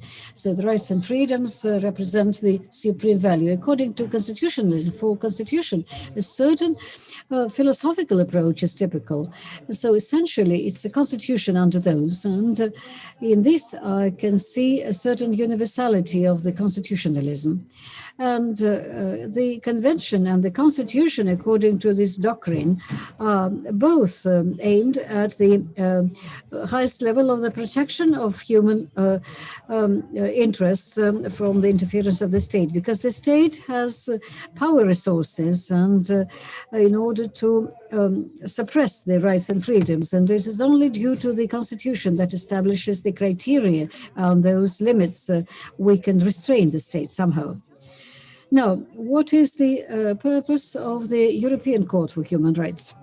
I assume that it's in the following: to focus the attention of the state on the issues associated with the infringement on the rights of individuals in this or that field. So the ignoring of the position of the court does not really promote the protection of human rights, which according to the article, to chapter 2 of the Constitution, is the highest value. So in any case, we should look at the position of the European Court for Human Rights and consider it. So in 2016, in its ruling, the Constitutional Court mentioned the constitutional identity in the following context. It indicated that Russia was willing to look for the proper compromise in order to support the international system of human rights protection, but leaves to itself the degree of its readiness to do that. And so the boundaries of this compromise are defined by the Constitution of the Russian Federation. Now, in his book, the chairman of the Constitutional Court, Valery Zorkin, described the constitutional identity in the following way: as the essence of the nation expressed in the constitutional system, reflecting the historical and cultural development of the state. So we can see that in the rulings of the Constitutional Court, the very content of the constitutional identity is not defined and can be filled in with different essences depending on circumstances. There are different viewpoints, and one of them shows that the core of the Russian constitution is represented by the norms of Article 1, the constitutional system. Constitutional identity, others say, is wider and incorporates traditions of the society. The orientation of the constitution on values is expressed not only in chapter 1, the foundations of the constitutional state, but we can reveal it and we can see it in the analysis of the constitution text, in the preamble, in the amended in 20 articles 26 prim, which speaks about the belief in God, about the protection of the historical truth and children as the priority of the public policy. And in Article 72, where at the constitutional level, we can see marriage is consolidated as the union of man and woman. So the content of the constitutional identity with all the national specifics is inexorably associated with the values in Article 2 and 17 of the Constitution, which speak about the priority of human rights, and the values presented in the preamble indicating that Russia recognizes itself as a part of the global community. The mentioning of the traditions which represent the unwritten law, we should definitely compare them with prejudices and stereotypes. And this is very important, particularly when they take Article 20 of the Constitution, which mentions different types of punishment and death penalty, which is under moratory, which is in compliance with the values of the European Convention and the Council of Europe, which ban the execution. But since there is a ban at the level of the Constitution, we're moving towards the adoption of this particular value of the Council of Europe in Russia. And with that, we should say that the surveys demonstrate that most of the population in Russia are on the side of the death penalty. So Zorkin quite often indicates that the Constitutional Court had taken a non-popular ruling. I would also speak about the criteria of national consent and concord. So how can we speak about the faith and about the belief in God as a very important element? We can't say that most of the population part of this or that particular religious confession at all. And then as for Russia, Russia is the successor of the Soviet Union, and in the Soviet Union religion was not approved, and at a certain stage was even forbidden. And so we cannot really say that with that great degree of assurance that people who associate with themselves with the Soviet Union, and there is quite a lot of people like that, that these people are religious. No. So constitutional identity and the values of the society. Now, when we take values, there are all European values, of course, which are listed at the all European level, the respect of order, law, freedoms, dignity, national values as well. The values that are approved at the level of the state, that is the attitude to the family, marriage, and the social commitments. And so when we assess the impact of the constitutional identity on the implementation of the provisions of the Council of Europe, we cannot really deplete the essence of the convention itself. The membership of the convention means that the states at least do not allow themselves to carry out certain actions that violate the provisions of the conventions, including the rulings of the court. And thus, it will be possible to take proper stock of the interpretation. The Council of Europe is an organization that unites countries that act within the framework of bigger Europe. Let's try to illustrate this particular provision referring to LGBT rights in Russia. There is a law that bans LGBT propaganda among the minors, and at the constitutional level, discrimination against social groups is banned. So at the first glance, it seems there is no contradiction, but the very fact of this law stigmatizes this particular social group. And moreover, the very meaning of the word propaganda in the Russian language has a negative connotation, which also characterizes in a certain way this particular group, creates a negative perception of this group by the society, and does not make it possible to change the attitude to them through the banning of the peaceful meetings, which is actually, which should be allowed by the state, but cannot be realized. In 2017, the European Court recognized this law as a discrimination law, the law that violates the right for expression. So here we can say that the constitutional identity understands that the Constitution regulates the family matters and the marriage, but if we look for the balance, we cannot possibly allow discrimination of a certain social group, which is directed by the Convention and by the European Court for Human Rights.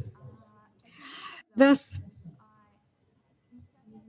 this discrepancy between the constitutional identity as the basis for non-compliance with the rulings of the court is associated with the limitation of rights, and here there must be a test on the proportionality envisaged by the Part 3 of the Article 52 of the Constitution. There must be followed the criteria of legitimate goals, adequacy of the measures, and impossibility of the implementation of the public interest without interference, and there are other measures, and its proportionality in the narrow sense.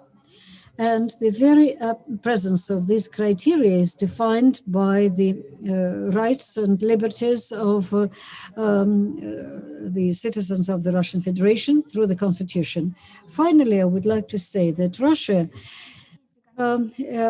signed the European Convention over 20 years ago. And if we take the enforcement of the rulings, we can see that many has been enforced, and there is humanization of the procedural legislation as part of that work, the division of the competences between the investigatory bodies and the prosecutors, and change conditions of keeping people under custody, the monitoring that is carried out by the government on the enforcement of the rulings of the court show that in these particular spheres we are able to see positive changes towards the compliance with all European standards, compensations, the review, and these are mostly followed. And so we can't say that Russia does not comply with the rulings of the European Court. This would be too populistic, but there are certain problems associated with that, and mostly these are related to constitutional identity. And then with that, when we take this particular issue of non-compliance and non-enforcement, we should always look at the situation from the point of view of the proportionality of the protection of the common good and the limitation of rights which are supported and assured by the European Court for Human Rights. Thank you. Thank you, Yulia. Thank you.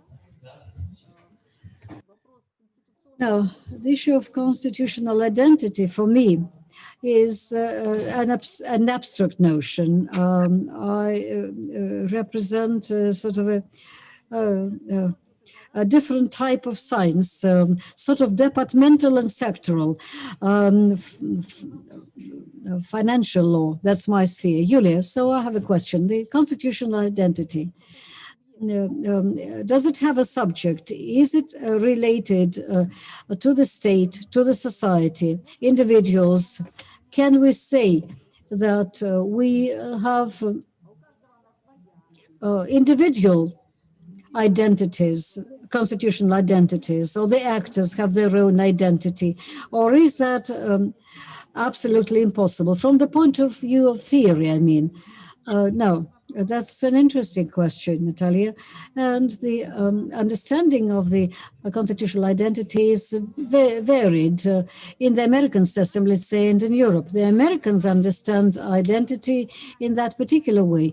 Every national or social group has its own constitutional identity. But Germans and Russia, we speak about our common constitutional identity, which is defined by the interests of the common good. This common good is reflected in the constitutional values. That's why I'm saying that if we consolidate anything at all in the constitution, it should reflect the public consensus and without dividing it. Thank you. Thank you. Great. That's what we should listen to and try to follow. Thank you. And I see that we have Жанна. Yes, Жанна Gaunova from Moscow. That's also nice. The Institute of Law and Comparative Legal Studies under the government of the Russian Federation. So please, John, I have the floor, the identity of the state in the context of constitutional reform. Yes, dear colleagues, hello, thank you so much for giving me the floor. I believe that's quite symbolic that we meet and discuss constitutional identity today on June 12th, on the Day of Russia, on the anniversary of adopting the Declaration on State Sovereignty. I believe it's quite symbolic. And I would like to start with the fact that every state has its own unique characteristics, formed under the influence of different factors, historic, economic, political, geographic ones, and so on. And it seems to me that this is the reason why not a single state in the world can exist and develop according to certain templates formed by other states. And as we know, one of the oldest constitutions today are the constitutions of the Netherlands and Norway of 1814. But the importance and the clearness of amendments allows us to say that constitutional development as a rule follows the development of society and state. The majority of constitutions that are in place today, they were corrected, the novel ones and the oldest ones. And we can say that as for relatively adopted Hungarian constitution of 2011 had 6 amendments and 661 articles were amended. And the amendment process is defined by the logics of constitutional development of the country. And studies show that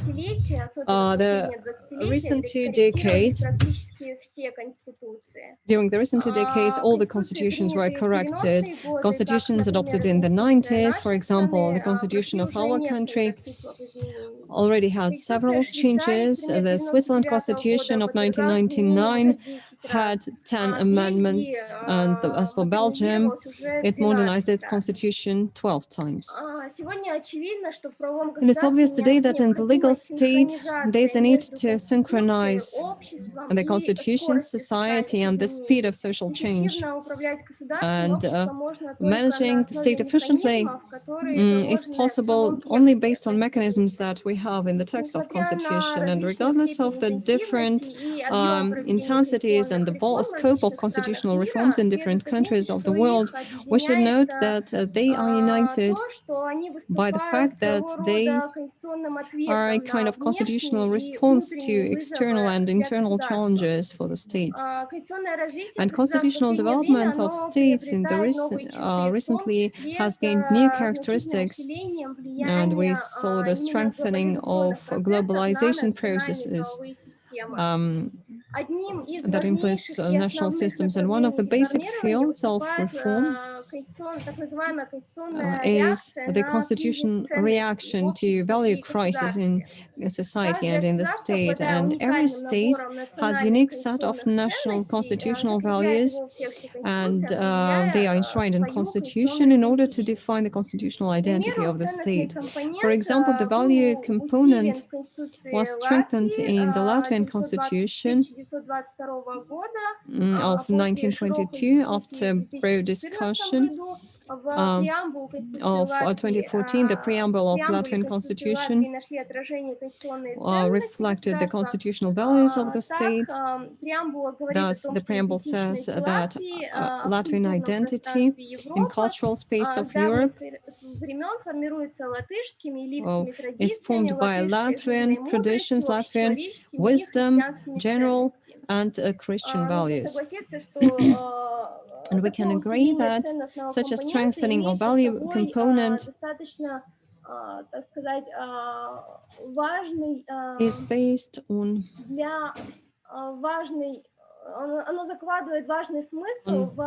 very important essence of the further constitutional development of the state. And as life has shown, frequently we have certain difficulties during the coordination of national values of the state and the values that are recognized by international community. For example, the constitution of the New Hungarian Republic of 2011 is based on Christian values, and the life of fetus is protected from the point of conception, and the relations between men and women in marriage are protected, and family is considered as a basis for nation preservation. I believe this approach demonstrates the need and urge to strengthen national identity of the state, which is quite characteristic of constitutional transformations in 21st century. And the above mentioned things support that constitutional reforms of 2021 demonstrate the rise of constitutional identity, and the most recent constitutions are characterized by cultural and historic specificity. For example, our nearest neighbors introduced amendments to the constitution that changed the scale and priority of national constitutional values. That's Armenia, Kyrgyzstan, Kazakhstan, and Azerbaijan. And same is true in countries that are located far abroad. For example, the Constitution of Egypt of 2014. In the preamble, it states that there were particular civilization gifts of the Egyptian community to humankind. And also it's important to consider the value formula of the Bahrain constitution that says that we need to listen to and to consider the global heritage of the West and the East, adapting what we believe is favorable and suitable and compatible with our religion, values and traditions. And all these provisions that are not always seem important in the constitution aspect, and sometimes they are called constitutional lyrics, they all are of particular importance. As it was mentioned by the chairwoman of the chairman of the Constitution Court, Valery Zurkin, through the prism of constitutional values, we developed the attitude of state and people. And along with that, there is a problem of balance between public and private values. And in contemporary constitutionalism, this balance is a bit dubious, and we should state that one value enshrined in the Constitution of the Russian Federation is human and human rights. And to my mind, as life demonstrated, this goal to restore values that are not enshrined in the Constitution is given to constitutional courts. And this is supported by the practice of the Constitutional Court of the Russian Federation, that substantiated a whole range of values that were not fixed in the Constitution, for example, fairness, legal definitions, stability, and proportionality, and also a range of other issues. And I would like to focus on the fact that constitutional reforms of the second decade of the 21st century is a new stage of state development. And to this end, I would like to define 4 blocks of such values that we see emerging from the constitutional reforms. The first block is dealing with the preservation of traditions of national statehood, and that's a Russian equivalent to is Article 67.1 that talks about the continuity of values. And the second block of values is traditional culture, national language culture, and even ethnic identity. And this is supported by the example of Latvian constitution that was changed in 2014, the inclusion of faith in God as an element of self-conscience into the Russian constitution, and also the state-forming nation mentioning. So it all demonstrates the introduction of this block of values into the constitution. The third block is the historical identity block that was included into the Russian constitution, and the fourth block is the block on correlation between the national and international law. These are issues that are quite legal, and in the legal field it was transferred to the sovereign choice field, and quite frequently we see that the sovereign choice is made to the benefit of the priorities of the national law. Not taking too much time, I would like to finalize with the words of a Spanish sociologist, Manuel Castells, that said that the world is establishing certain space of flows, and people continue to live in this space, areas of space. And you see that the development of national law should be carried out with considering the logic of world development. Thank you so much. Thank you, Jana. Thank you for the interesting speech. I was always interested to find the explanation of the number of changes into the of constitution. For example, some countries introduced 10 amendments, other countries introduced 2 amendments. And I know that economists have studies on the speed of economic development in comparative aspect. There are 2 blocks of countries. Some are developed at a higher pace, and others are developed in such a moderate pace, but all countries are developing economically. So the question is there any connection between constitutional change and the speed of economic development? Maybe that's a kind of border situation.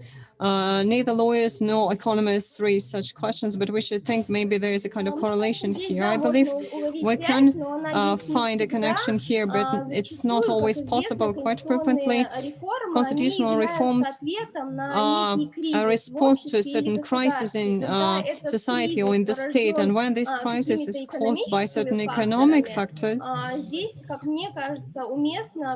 I believe it's quite expedient to introduce certain changes in order to improve the efficiency and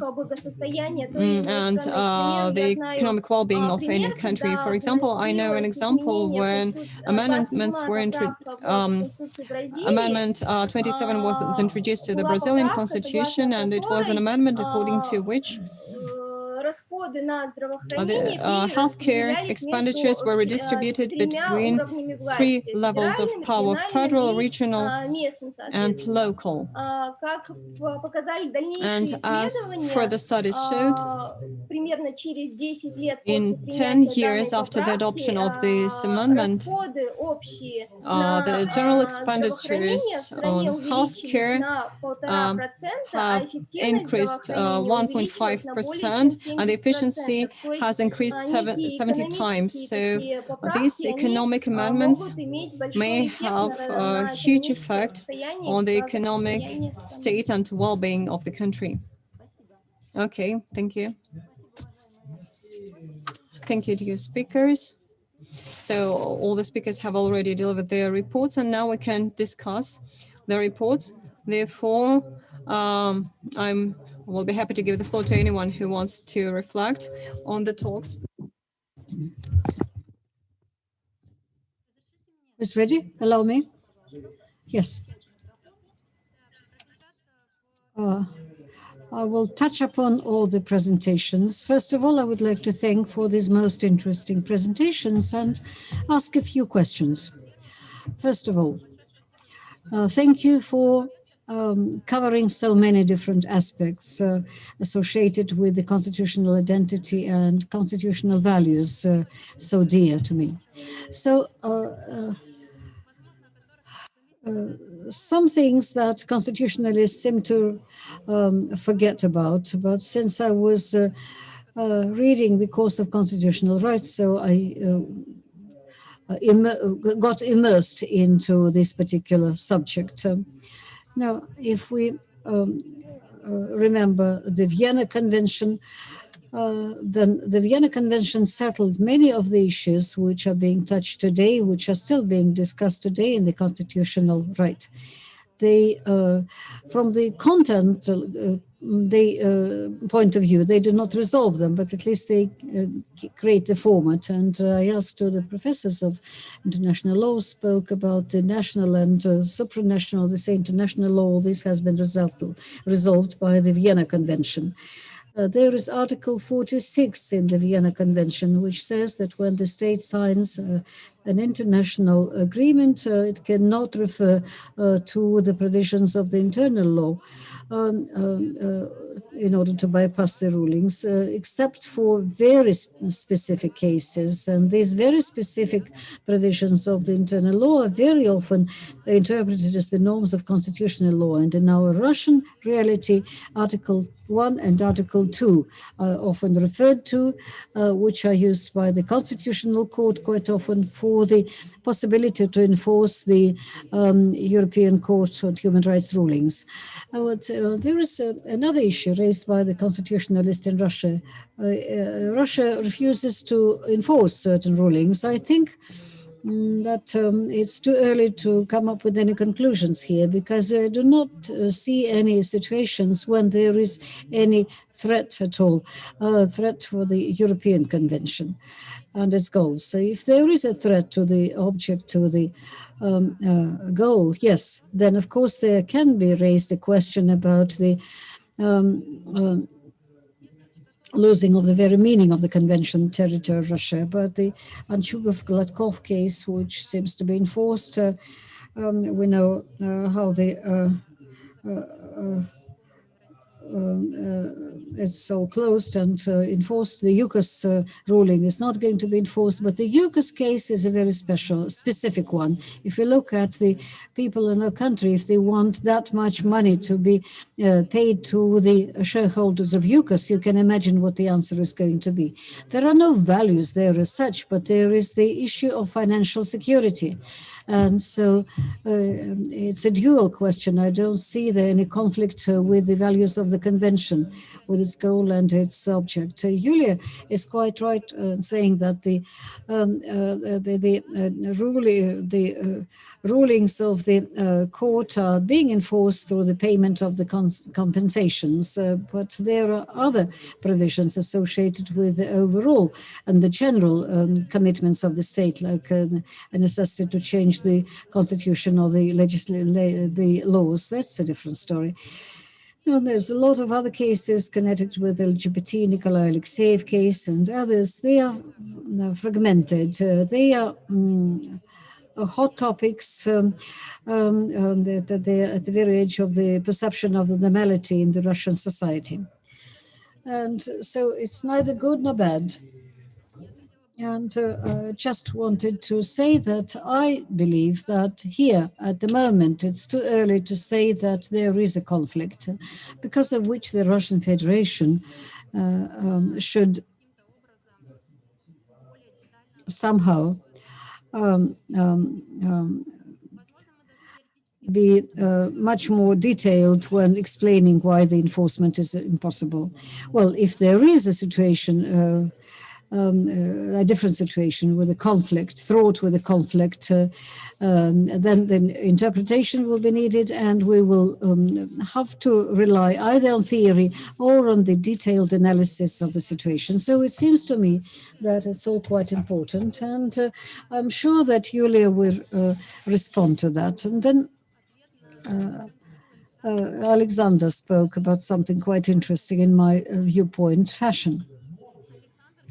Alexander said that in the public space, indeed, we began to speak about the Russian language, about the Russian nation in the context of the amendments. But you related this amendment with the ultra-right movements in Russia. That was one of the slogans of the alt-right, to include this amendment into the constitution, to write something about the Russians. And I believe that this is not something, it is that we should praise them for them. Why do you think other political actors followed them? Why was this taken to the level of the constitution text? I think many are quite critical about that, about the inclusion of this amendment into the constitution text, because it's against the multinational principle of the country. So they know that the Constitutional Court was very superficial, covering that particular issue. That's what I wanted to add. Thank you very much. Thank you. Alexander? Oh, thank you. Oh, thank you for your question and for this chance to say a few words. You know, I personally, I always remember that when I defended my dissertation, then it was necessary in those days to introduce the term the state-forming nation into the circulation. And then when this happened, and this norm was, no, it was not the norm that appeared. The definition did not appear, but the term turned into a constitutional one. I'm saying that this is all due to my effort. And but anyway, there is an element of populism in that, of course. That's it's within the logic of the constitutional retrogeneralization. Nikolai Petrushevsky spoke about that. We spoke about the primate of the liberal values and universal human values, and now we are in a defensive position. We all over. Including the ideological level. So that means we really have to justify this rather rigid national type of the state in order to make sure that no one infringes on our identity and sovereignty. And so we're playing the card of quasi-nationalism. I think this idea had emerged very long ago, but the society was to be prepared for that. Had we had that in the year 2005 or 10, this amendment in those days would not have been understood by the national subjects of the federation, by the entities.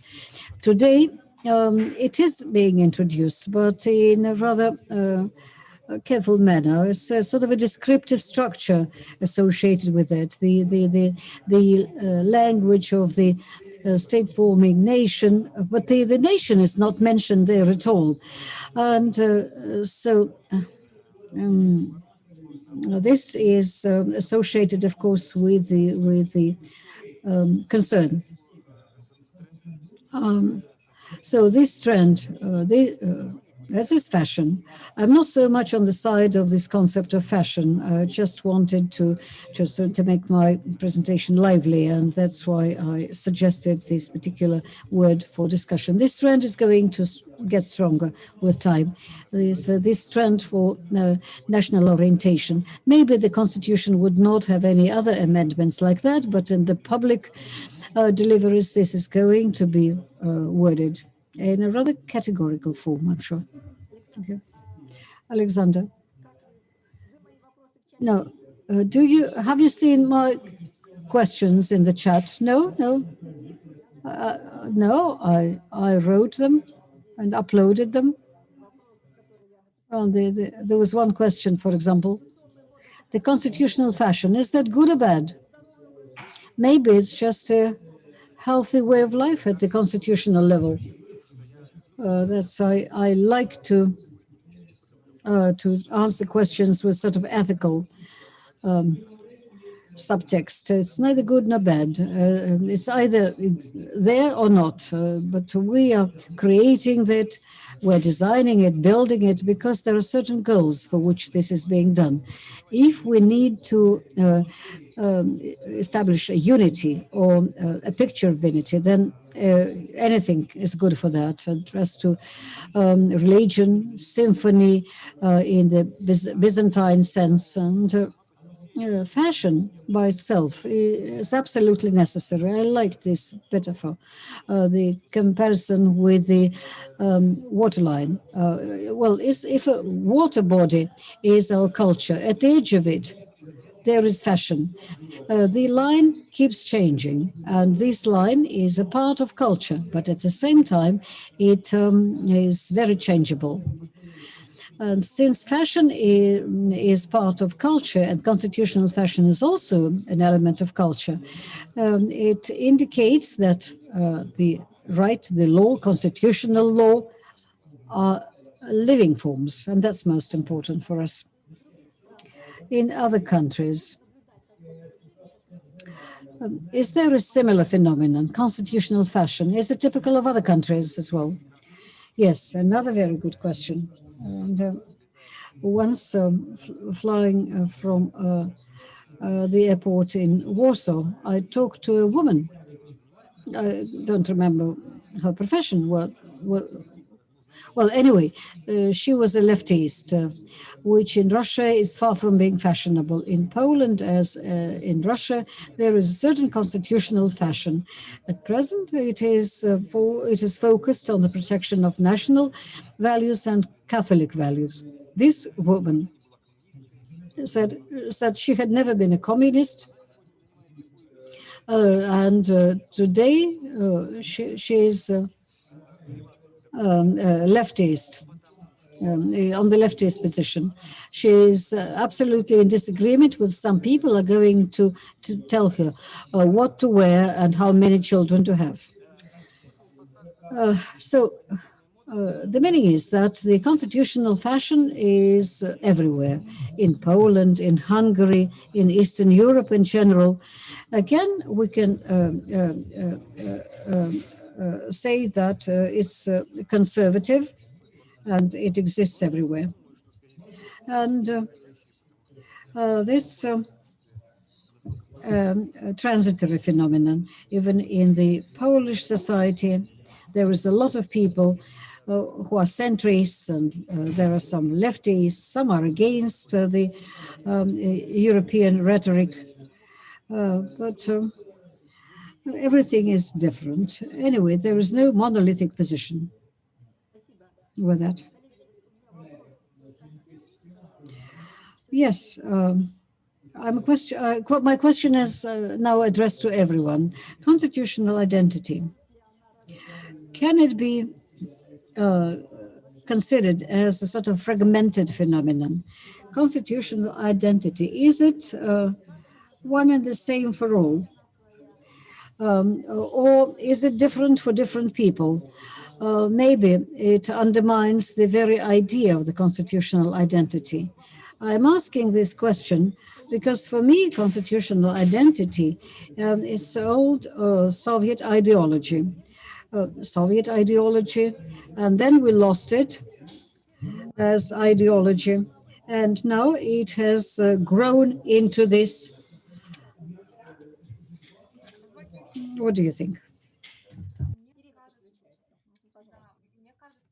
It seems to me that, first of all, it's a quantitative phenomenon rather than qualitative. So we can't say that it's a whole set of identities, even if we take the Russian Federation.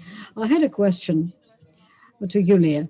No, said we have a lot of different nations, a lot of ethnic groups. So when the Russian constitutional identity is there, does it consist of these elements? It's should be there for the whole country. So I wonder how we can define it. It's a sort of a genetic code of the state for me. So why do we have these constitutional norms? Why are they like that? And there is globalization, of course, and we're all a part of different agreements and treaties. Democratic states are part of that. But how have we arrived at this principle? What do we understand by this principle? So this genetic code defines the identity of the state. And what should other states do that are polyethnic, like the Russian Federation? So what should we do about that? My question is to Yulia concerning the Russian Federation, our constitutional identity. Can it be established considering the composition of the state? What do you think? Can we say that? Can we say that there is a constitutional identity in the Russian Federation? Thank you for the question. Well, yes, I will first answer the question of Natalia Alexandrovna and then related to what you have asked me about. Now, I think that if we take constitutional identity, we should define, and we have already discussed that, national identity, constitutional identity. National identity, that's the identity of different groups. And spoke about different stories. Now we can talk about the national identity. They can have these different groups and nations and ethnic groups. They can have identity of their own, and they might have certain sovereignty associated with the constitutional building, but it's not so in the realities of Russia. So I would say that the constitutional identity by itself is not built of the multitude of different opinions, positions, interests, and so on. It's rather the situation when the nationality is identity. It's a characteristic of the state, and it contains the values which the state is protecting. If it is multinational, if it says that it wants to protect the identity of every single nation. So it's already a characteristic of this identity. And as for the filling in with the content of these constitutional norms, this depends on the historical and economic and political development of the state. Now, taking in your presentation, Irina, constitutional identity, how does it manifest itself when the constitutional conflicts are being resolved? I kept asking myself a question. The attitude of the authorities to the regions, the disputes at the level of the regions reveals the identity of the power structures, but not the constitution, but the power structure, to the fact that Russia is a federation. It's the question whether Russia is a federation. So it's not the constitutional identity that manifests itself when these conflicts are being resolved. It's rather the manifestation of the attitude to the constitutional norms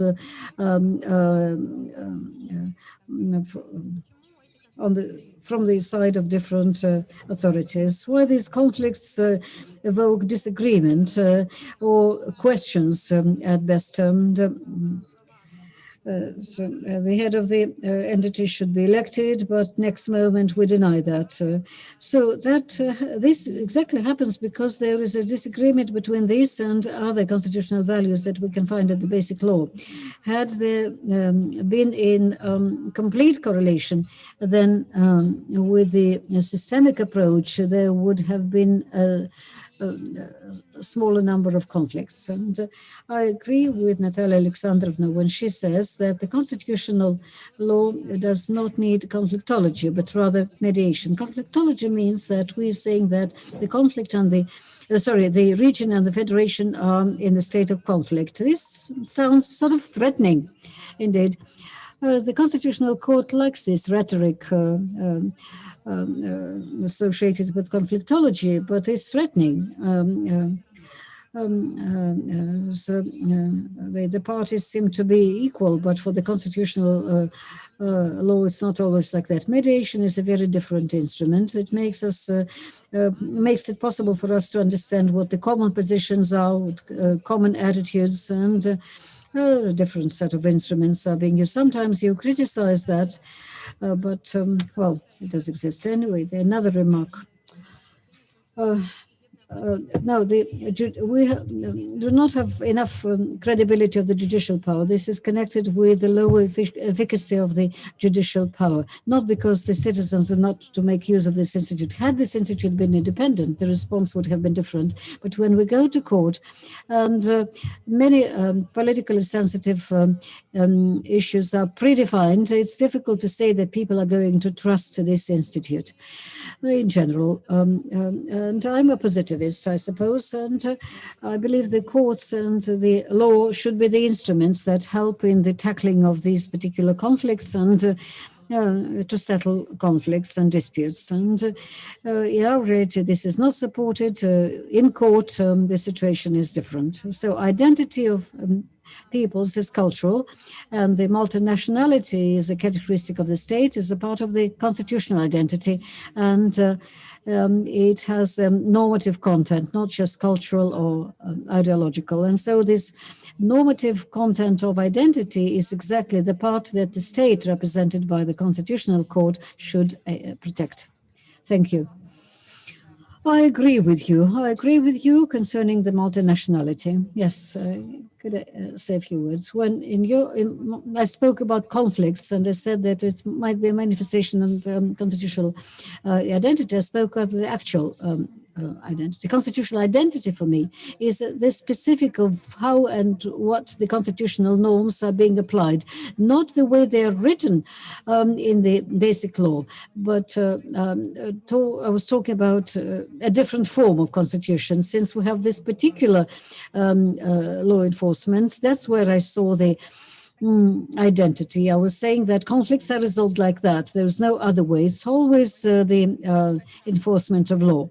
Now, when we take the constitutional identity, we first of all apply it to the legal or to the factual constitution. It seems to me that we should talk about the factual constitution, about the actual enforcement of laws. As for mediation, that's the first thing I was thinking about when they went into this theme of constitutional conflicts with our former prosecutor general of Russia, Mr. Kazanik, and now with Alexander Kostikov. And we concluded that mediation is not an effective way of the settlement for the constitutional conflicts, because in these conflicts, there are usually involved entities with different power level, a citizen and public power, governor, president, and so it's very difficult for them to come to any sort of an agreement, sometimes really impossible.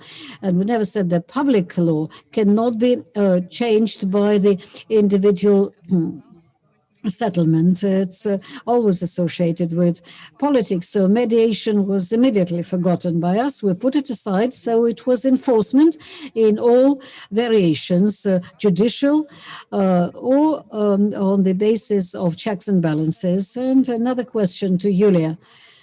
At the meeting of the constitutionalists in April, Nikolai Bonder said, I still remember it, he said we should forget the European illusions, finally, concerning the European Court for Human Rights and its rulings. So a constitutional court judge said that forget the European illusions, we have our own constitution, and so we are to make sure that it works. Should we agree with that or not? Should we part with those illusions, or the dialogue is still possible? Well, Irina, thank you so much for your remark. It's a very interesting one. But, you know, leaving European illusions behind is something that is offered not just by Nikolai Simeonovich, but also we hear it on the TV programs, and we also hear proposals to go out of the European Council because it just works to the detriment for us. And I believe many colleagues will agree that we can't talk about something being detrimental, because the European Court of Human Rights is the last institution for our citizens when all the internal options were already taken because people did not get protection at the interstate level. And here we are not just talking about some political affairs like minority rights protection. We are talking about the protection of convicts' rights. We are talking about a delay in cases consideration in Russian courts, therefore taking away this opportunity to address the European Court of Human Rights. I believe it's not correct if we talk about Article 2 of the Russian Constitution, if we talk about the rights and freedoms as a major value. And as for European illusions, well, we do have constitutional identity to this end that we can use in issues of regulation of marriage, social responsibilities, volume, our understanding of family, ban of surrogacy, for example, and other issues. But basically, as I've already mentioned, we should not that should not result in discrimination of those groups that are respected in general European space, that are protected in the European environment. And if we illustrate it, we are not urged to legalize single-sex marriages, even single-sex partnerships, but still we should respect that fact that in the European environment, such minorities are protected, and therefore the discrimination is not allowed. That's how I understand this balance. Thank you so much, Yulia. Dear colleagues, anyone else? Thank you. Thank you, everyone. And now I'm going to draw the conclusion, but not as a lawyer, step by step, but I'd rather be a philosopher here and a dreamer. And this is associated with the fact that quite recently in May, I went to Altai Republic. That's, you know, a time for us to study our native land, and I believe it's quite useful, proved to be quite useful. And Altai people are the people that have a traditional way of life, quite traditional. And my short trip and my impressions, maybe they lack some empirical study, but still, I believe that's true. You know, these people, Altai people, they got back to the basics, and they have no Soviet ideology left. And even Islam, they got back to their myths, you know, to the period when they lived in those unity with nature, when they observed natural rights. So now they find themselves in this condition. And there's a question here that is quite a philosophy one. What comes next? What should the state do? Should the state support them in their movement to their origin, for example, that this mountain belongs to this clan and this mountain belongs to another clan, and every member of the clan has a right to pray on this mountain, on this very mountain, and another member of another clan doesn't have the right to pray on this mountain. And so there's a question of roads and meadows as well. So where is this identity, the one that will allow to preserve these people in the indigenous state? If the people chose this state, should the state prevent that or support that? It's obvious that we need to find a balance, but how can we do that, and who can say where this balance lies? That is why that's the observation to share that I wanted to share, constitutional legal observation.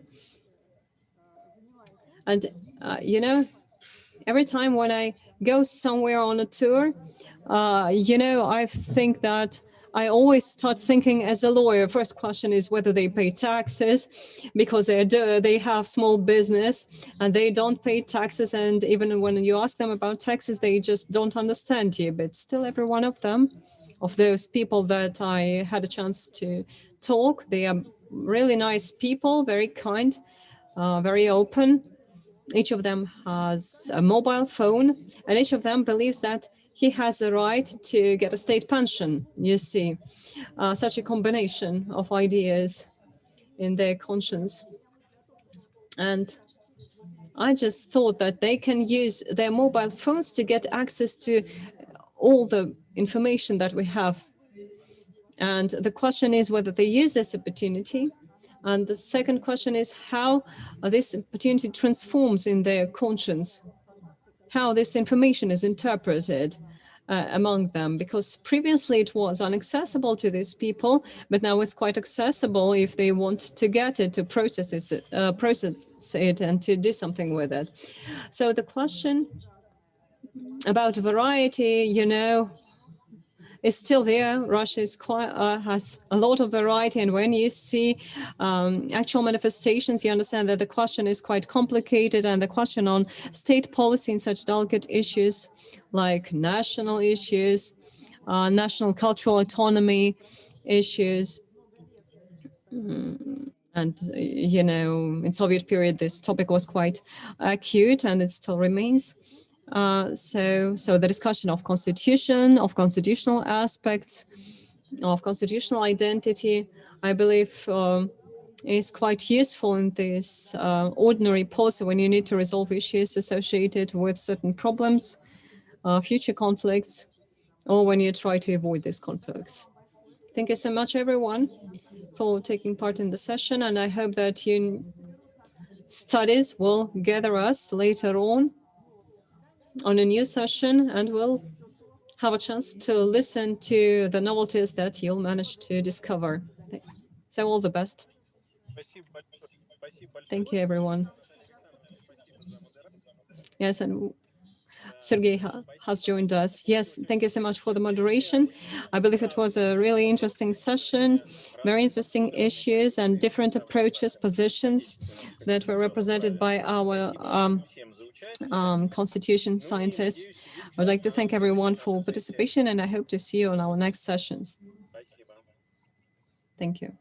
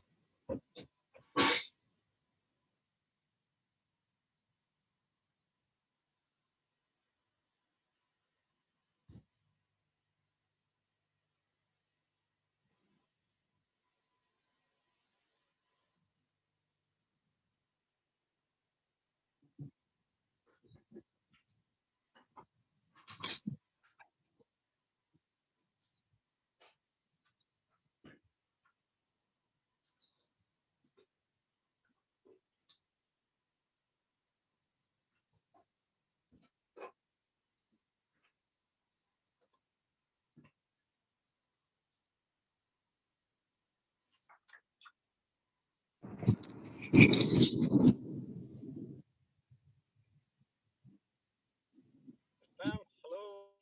Good to see you.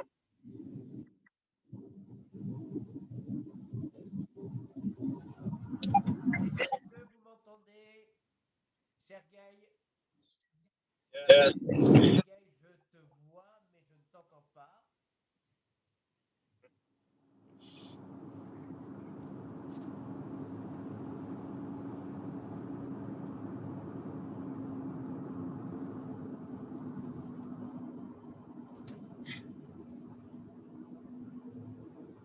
So I think everyone is here or not? No, not yet. We shall wait for a little bit.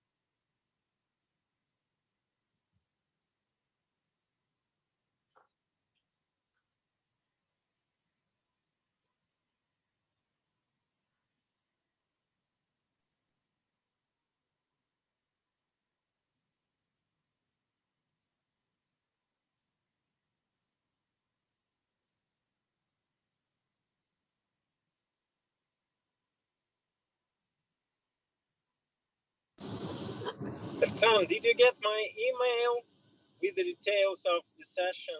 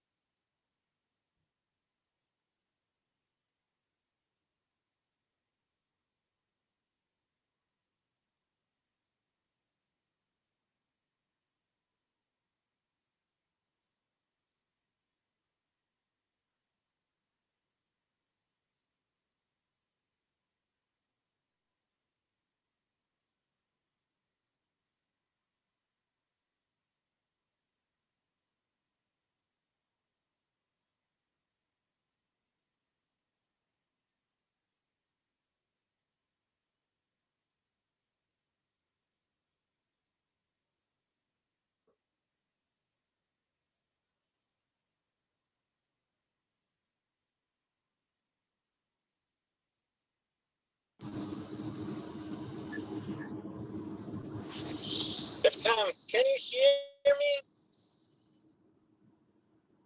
Tom, can you hear me? Yes, I am. Okay.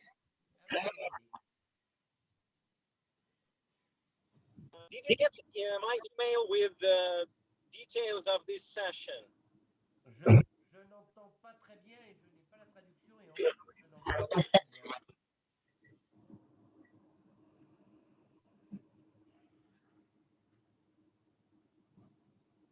Est-ce que je peux commencer? Could we start? Could we start? Je n'ai pas la traduction.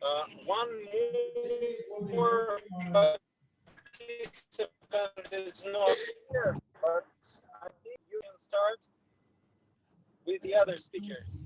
Ça y est, j'entends la traduction. Si vous me le permettez, quelques mots de présentation avant de donner la parole aux intervenants.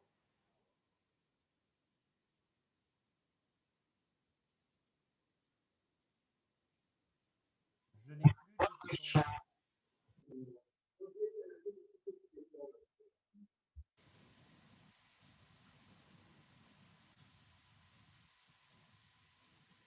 Je n'ai plus de son.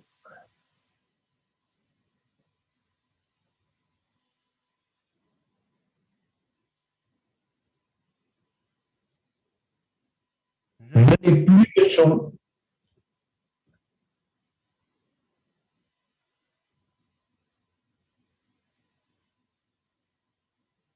D'accord. D'accord. Alors, écoutez, quelques mots pour commencer.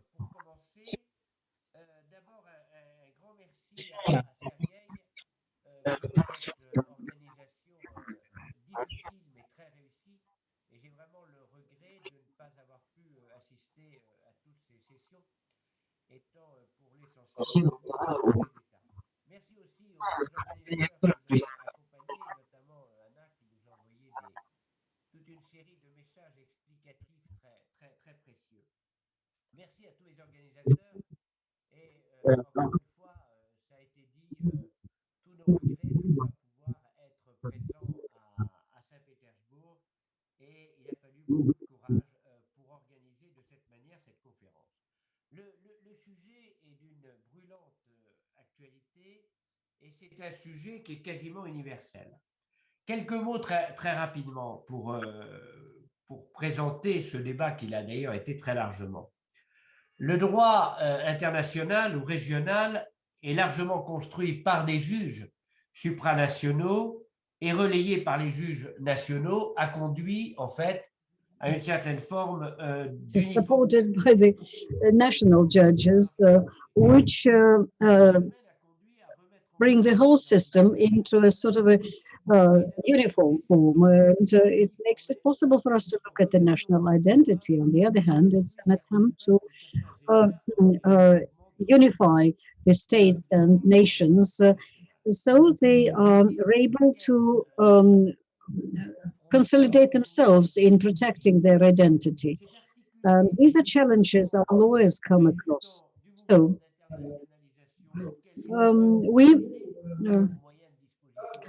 always think of how to reduce the level of negative attitude to these and how to protect the national interests of the state. I would select the following viewpoint. On the one hand, it is necessary to make sure that the states do not create barriers on the way to the fulfilling the commitments they take upon themselves. On the other hand, the states should comply with the commitments. So the problem is as follows. The relationship between international law and constitutional national law of the states cannot be placed into any sort of a hierarchy. We don't want to have a federal type system. The supremacy of the judicial practice of the European Court of Human Rights, so the supremacy of the national law, this approach or this or that approach might lead to an impasse. So I think that we cannot resolve this particular issue right now. We need to think of how to reconcile these two identities. On the one hand, the old European regional identity and or international identity, and the national identity on the other hand. Indeed, we can say that the European system, the European Convention for Human Rights, is foremost jurisdiction. Helps to resolve conflicts, first of all. But even the constitutional decisions are part of that. The judges regulate the relationship between the systems. And the supremacy of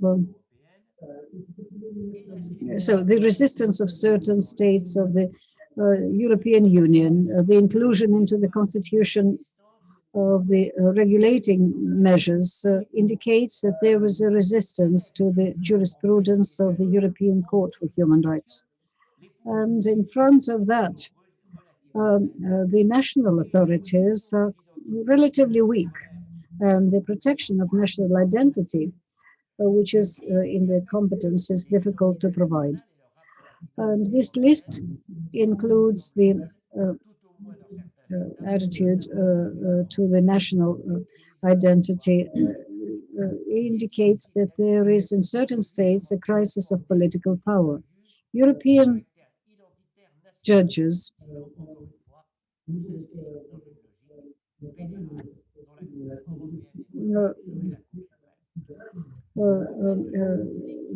are very often national judges. We don't want to have a federal system in place of the European system, and federalism cannot be achieved this way. We either move towards a certain explosion on behalf of some states, and the citizens will just be spectators. We can see here three potential pathways which we can discuss. The competition, European competences and national competences, their correlation. And this can be settled just by the politicians. In this sense, it's important to say that if if certain notions, the notion of the rule of law is a European notion, but it covers the notion of the rule of law and the division of power. Is that a complete autonomy of the judicial power? Is that the value to be protected? Anyway, apart from beyond these words, it's difficult to see the concept, the precise concept and the values that are hidden beneath all of that. And it's rather difficult to define the core. What are the components of the notion of the state based on the rule of law? And it's not easy at all to define that. Then the second aspect, subsidiarity. If the constitutional protection is insufficient, then the matter should go to the European level. And the third approach, the most difficult to carry out, it's the necessity to have a constructive dialogue. This commitment it goes through the invention of new structures, not to burden the functioning of the European institutes that are quite heavy already. But imagine an entity that brings together representatives of national European jurisdictions and responsible political actors when there is a conflict, let's say, between the judicial practice of Europe and the judicial practice of a national identity. And in this sense, we lawyers, no matter what our positions are, I know that the position that I described here is not shared by everyone. So there might be very different opinions in the world where dialogue becomes quite difficult. We still need to insist on building a dialogue. Apart from mutual accusations, apart from the development of sovereign European theories that lead us into a dead end, we should first of all look for mechanisms, for instruments, for the carrying out of the work, legal instruments that can facilitate the dialogue between the national identity and international identity, leading to the settlement of disputes and conflicts. Allow me for speaking at length, but I decided to make my contribution into the dialogue. Allow me to give the floor now to the speakers whom I will introduce very briefly, one after another, reminding them that if we want to have the dialogue, develop the dialogue, they can have 10 to 15 minutes. So 15 minutes maximum for a presentation. And then if we follow this rule, there will be time for discussion. So allow me to give the floor to Muiva Adigun, who is he works at the Faculty of Public Law of the Law School of the Ibadan University in Nigeria. And the topic he's going to present to us is constitutional identity.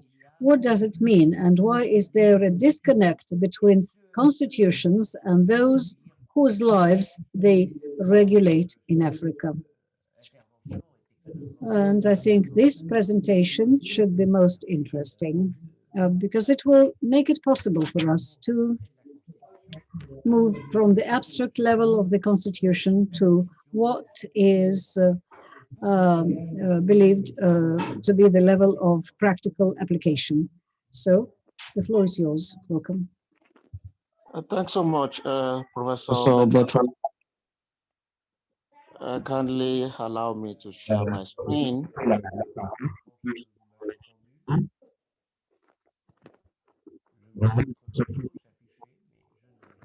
Just a few minutes, В каком please. языке будет речь?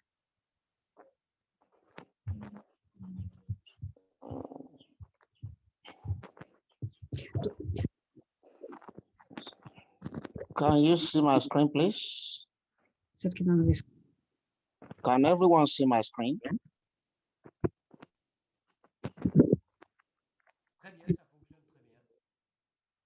Hello? Okay, can everybody see my screen? Can everybody see my screen?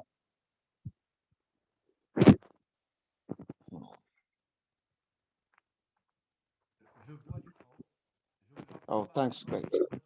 So my presentation is titled Constitutional Identity. What does it mean, and why is there a disconnect between constitutions and those whose lives they regulate in Africa? I start with the introduction. Constitutional identity is a controversial concept. Is it forward-looking or backward-peeping? And what does it portend for the present? Within the context of the European Union, it tends to reflect the quest of a member state to retain its national identity within the membership of the Union in the form of the principle of subsidiarity and the concept of the margin of appreciation. The United States, I contend that it tends to manifest in American exceptionalism. This study examines what it means and seeks to explain why there is a disconnect between people and constitutions in Africa. So my presentation is divided into 5 parts. The first part introduces the study, and the second part examines theories that are relevant to the understanding of the concept of constitutional identity. The third part proposes an understanding of the concept of constitutional identity, and the fourth part seeks to explain where there is a disconnect between people in Africa and the constitutions that seek to govern them. Then the fifth part concludes my presentation. So then what are the theories? Now, in examining the meaning of constitutional identity, I adopt philosophy of meaning, and then the concept of vogue gist in historical jurisprudence, Kelsian positivism, and Hegelian dialectics. Ogden and Richards, in their book, The Meaning of Meaning, were preoccupied with the relation of words to facts. So if words must denote facts, what is it that is denoted when a particular word or set of words are used? So I apply this, and I argue, and I question, if constitutional identity means anything or denotes a fact, what is that fact, or what does it denote? So to know what constitutional identity denotes, then the concept of vogue gist in historical jurisprudence, Kelsian positivism, and Hegelian dialectics appear to be relevant. So, Salvini, in System of Modern Roman Law, stated that law is rooted in the history of the people and is a reflection of their consciousness. Like people's manners, law is determined by the peculiar character of a nation. The peculiar character of a nation is also its national spirit, called the vogue gist. As the people grow, law grows with them and dies with them as they lose their identity. As the society becomes more complex, so its laws, and there will come a time when legislation will take over from customary law, which ordinarily is a direct manifestation of people's consciousness. Nonetheless, legislation must also bear the imprint of people's consciousness, since it is just an indirect manifestation of this consciousness. Let's look at Hans Kelsen. In Pure Theory of Law, he stated that law is made up of norms, and the legal system consists of hierarchy of norms. These norms are devoid of morals. At the hierarchy of these norms is the basic norm, from which all other norms derive their validity. This basic norm is called the ground norm. So the Constitution is not the ground norm. The Constitution may be the highest norm in a legal system, but it is not the ground norm because the ground norm is extra or meta legal.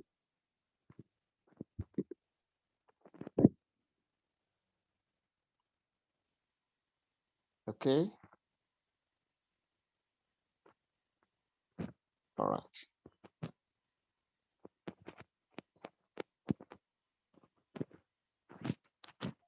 I don't know if you can hear me better now. Yes.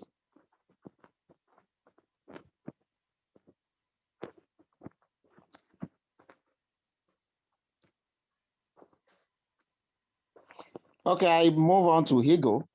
Hegel, in his interpretation of history, stated that history is a process through which an absolute yields its content progressively and unfolds steadily. The absolute contains within it a union of opposites. Thus, there is always a tension between the present state of affairs and the becoming one.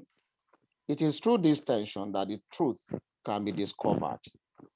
So in the absolute, the opposites are thesis and antithesis, and their interaction produces a synthesis.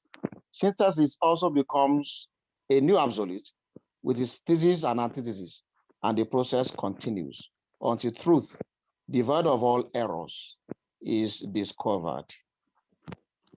Karl Marx now adapted Hegelian dialectics in his critique of Hegel's philosophy of right and other writings, and then applied it to the study of society. He called the process historical materialism. According to him, human society is full of contradictions, and that these contradictions make it inevitable for it to evolve. The human society as the absolute is made up of the capital as the thesis and labor as the antithesis.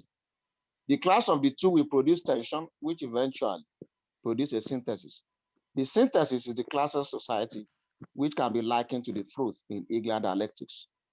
The classless society contains no contradictions, the same way truth contains no error. So I now apply these theories to my understanding of constitutional identity. In light of historical character of law, Kelsen, positivism, and Hegelian dialectics, constitutional identity can be said to mean a body of rules with which a state is governed. It is not the totality of all rules in the state. Otherwise, it will become blurred with the historical character of laws generally. It is just those rules through which a state is governed. These rules are the highest norms. They are not the basic norm. However, like the historical character of law, these rules assume their identity by reflecting the identity of the people they govern. Although the identity of the people exists, it is not fixed. It keeps changing. Therefore, constitutional identity is an evolving process and is constantly changing. It tends to involve two processes. The constitution of a state entity assumes its identity by reflecting the history of its people, such as colonialism, military rule, apartheid, ethnic composition, etc. Once a body of rules through which a state is governed reach an height and emerge. Oh, okay, sorry.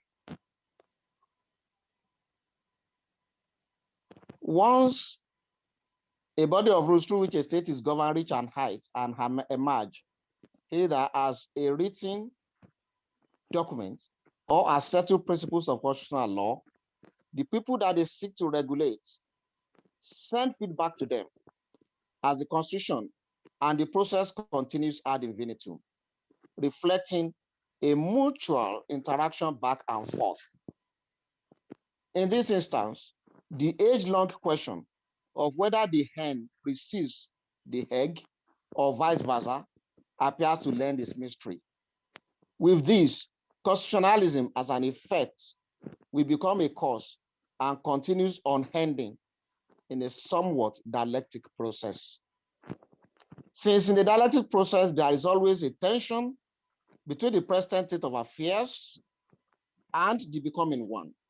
A constitution, as a body of rules with which a state is governed, will always reflect this tension between the people's past, manifesting the present, and their future in terms of aspiration. The tension reflects inadequacies to which solution must be proffered. The inadequacies constitute the antithesis. They can be likened to an error in Hegelian dialectics. So having discussed my understanding of constitutional identity, I now proceed to address the question of why is there a disconnect. With respect to the question of why there is a disconnect between constitutions and those whose lives they seek to regulate in Africa, such concepts as federalism, decentralization, devolution, regionalism, local autonomy, self-determination,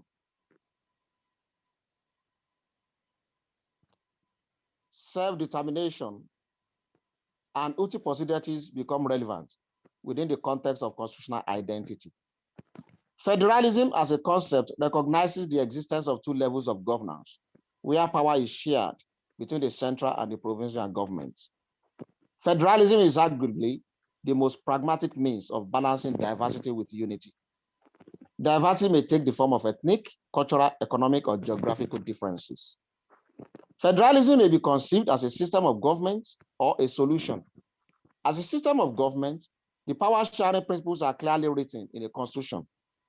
However, as a solution, it is not tied to a set of constitutional principles or textbook rules. Federalism as a solution may manifest as constitutionalization, proportionality, decentralization, devolution, regionalization, local autonomy, and other similar arrangements to redress a wrong. The idea of self-determination within the concept of federalism is that internal self-government is a right to be enjoyed within the territory of a state. This is reinforced by the principle of uti possidetis juris, which in Africa maintains the existing territories of African states at independence from colonial domination.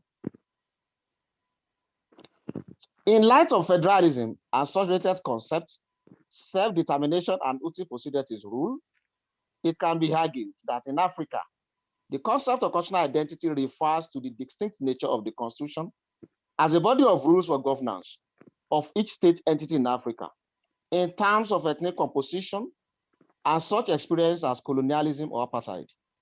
These constitute their respective vogue-gist. Vogue-gist in this instance is not the spirit inherent in their respective ethnic nationhood, but the imprint or stamp placed on their collective experience.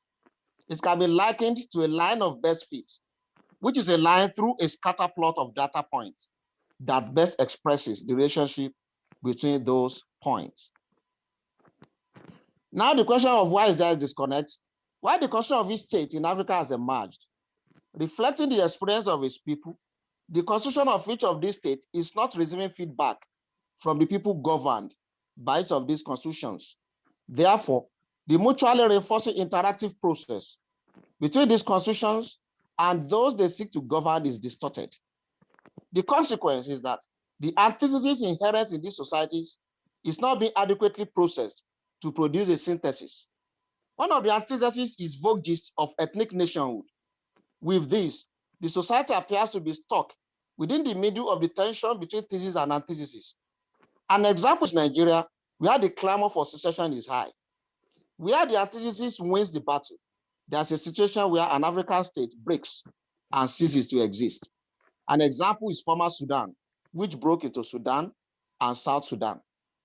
Of course, with the emergence of new states out of the former one, the dialectic process begins again for each of them. However, this distortion does not occur in all African states. There are indeed African states that are relatively stable. An example is Botswana, Therefore, there's no attempt to generalize in respect of all African states. Conclusion. I argue that if dialectic process can be distorted, the response, if it can be questioned if dialectic process can be distorted, the response is that it can. Anything to the contrary will produce what I call social fatalism, to which humans are subjected helplessly. The distortion in African states is brought about by lack of visionary leadership who could manage dexterously the ethnic diversity in Africa to achieve unity. I conclude that by arguing that constitutional identity is a body of fundamental principles with which a state is governed. It reflects the history of its people, such as colonialism, military rule, and ethnic composition. It is constantly changing through a dialectic process.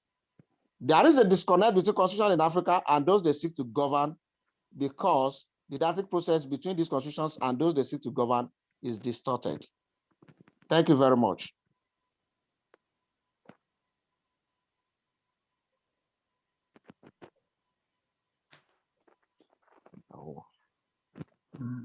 Merci beaucoup, merci beaucoup, chers collègues. Je vous remercie d'abord d'avoir parfaitement respecté le temps, mais bien sûr, pas seulement. Je relève d'une part la manière dont vous avez ancré, fondé votre réflexion sur la théorie, et vous avez très vite montré qu'en fait, s'il y a une règle universelle, That if we have a universal rule, that the identity can be integrated into historical context. And second point is that I would like to emphasize that you've shown it quite well, that the Constitution is likely to be the connection between the past and the present and the future as well. And it's quite probable that the traditions can be projected like that into the future, how the people see their future.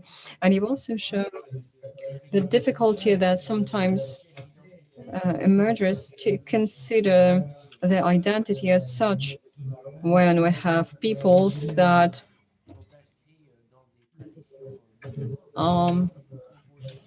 that at the same time have certain tradition, and these peoples are divided into ethnic groups. And for example, when there was a colonial period in the history of those peoples, and at the same time, you have this transformation of society. And I would like to find some basic elements. And I would like to tell you how the Venice Commission always stated that there's no good constitution as such. There are constitutions that are well adapted to some other people. Certainly there are general criteria that characterize a good constitution, but constitution can be good only if it adapts to the people of the country. And we have 10 more minutes to discuss this first report. Now I open up the opportunity to debate.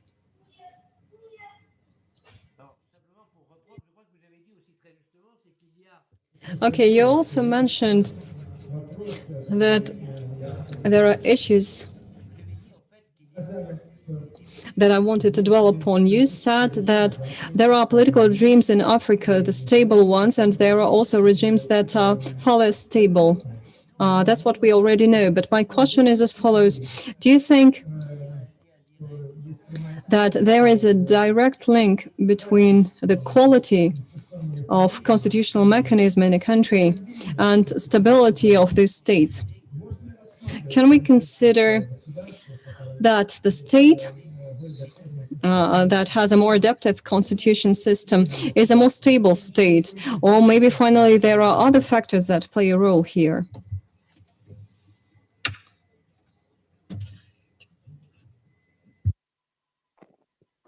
Thank you so much.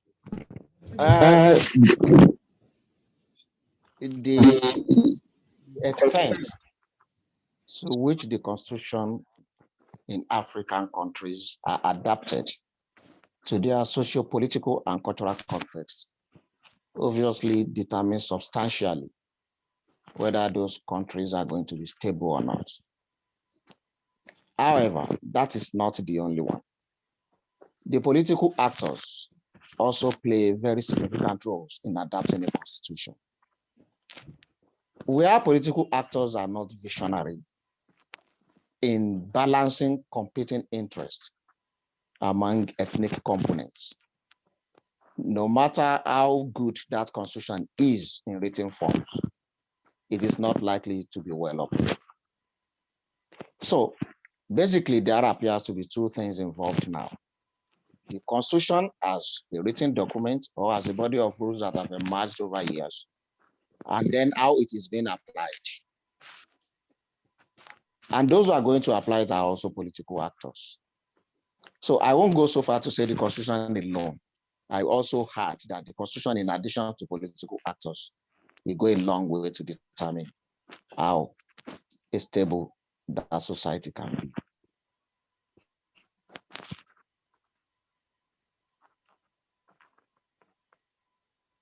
Oui, d'une certaine manière, vous voulez dire que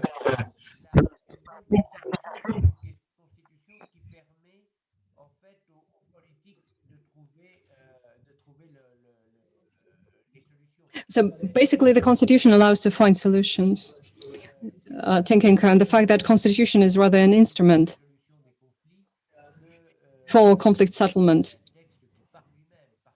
And basically, the text that has certain qualities, and the text will be able to lead to stability and to progress in society, of a specific society.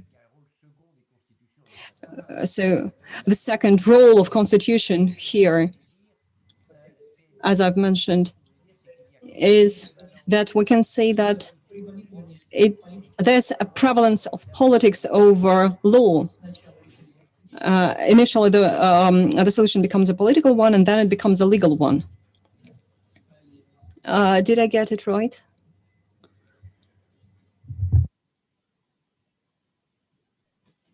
Yes, you do.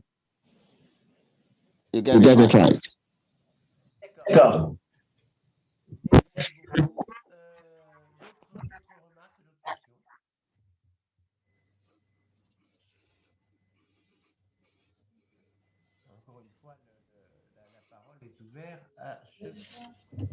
And once again, if anyone was willing to ask a question, feel free to do that. So no one? Okay. But please feel no regret, because you can always get back to these questions later on during other speeches. Well then, do we have Mr. Yumbi here? I see you, but I don't hear you. You need to turn on the microphone. So please turn on your microphone on your computer.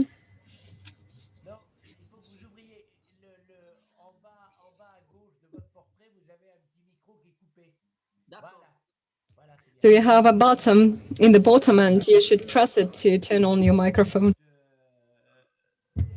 So Mr. Yumbi, please. You represent the Sorbonne University of Paris. And I'm very pleased to give you the floor so that you could continue to share ideas. And let's have a look at African constitutional identity, because this question is frequently discussed on the basis of the discussions between the Council of Europe with different states, and even for us, that's of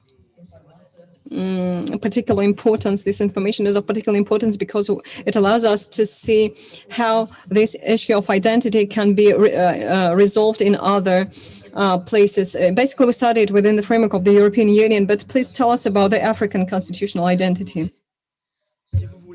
Yes, thank you so much. Well, actually, I'm not PhD. I don't work at the Pantheon Sorbonne University, I work at Dijon.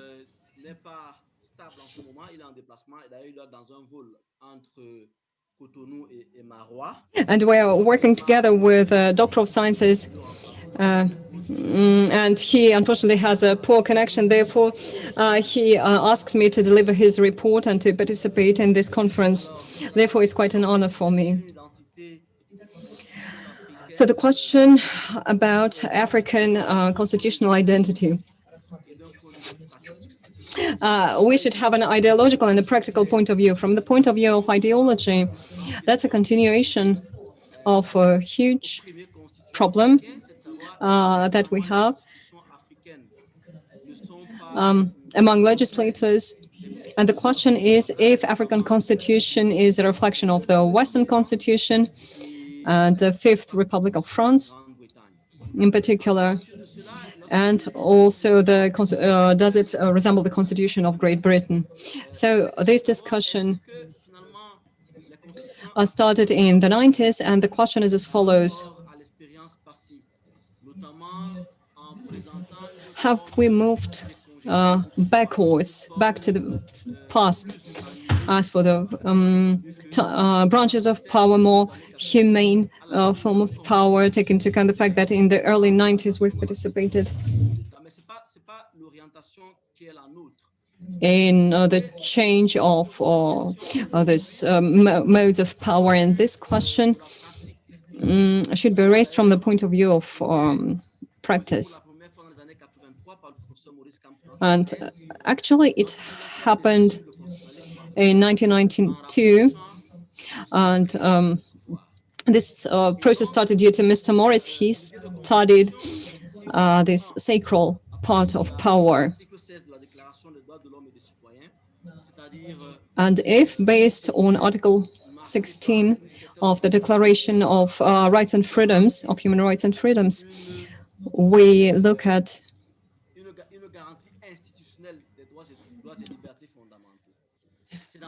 those rights and freedoms that are guaranteed, we'll see that as for constitutional identity in Africa, we are talking about the sources of power, about the law implementation, and we are talking about this uniform concept of power.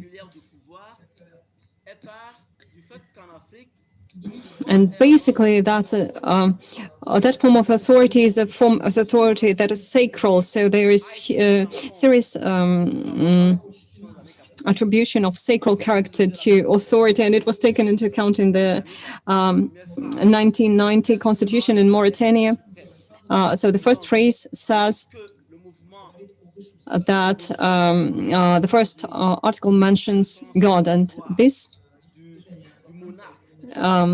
is a movement that we have in France and in the United States, and this power was transferred from the sovereign to people. So the sovereign power now belongs to people. And it turns out that, in fact, people are becoming the author of law. But in Africa, that's a kind of sacral essence, and that's not the same. That is not the same that we have in other states. So it's something superior, some superior creature that is the holder of political power in the state. And this transfer, this is the transfer of power to the President of the Republic. We see it in Benin Constitution. It makes it obvious that the President has the power. So the President is the holder of power given by this supreme creature. So the supreme creature, a kind of general ancestor that was a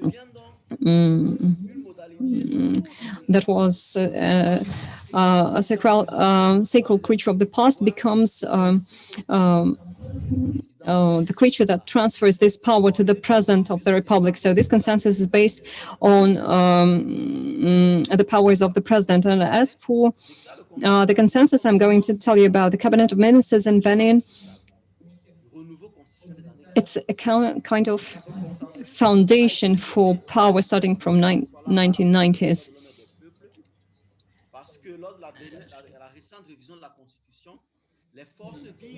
So Benin has a kind of new insight, and they took into account all the important elements. The constitution was updated according to the most recent trends. So the power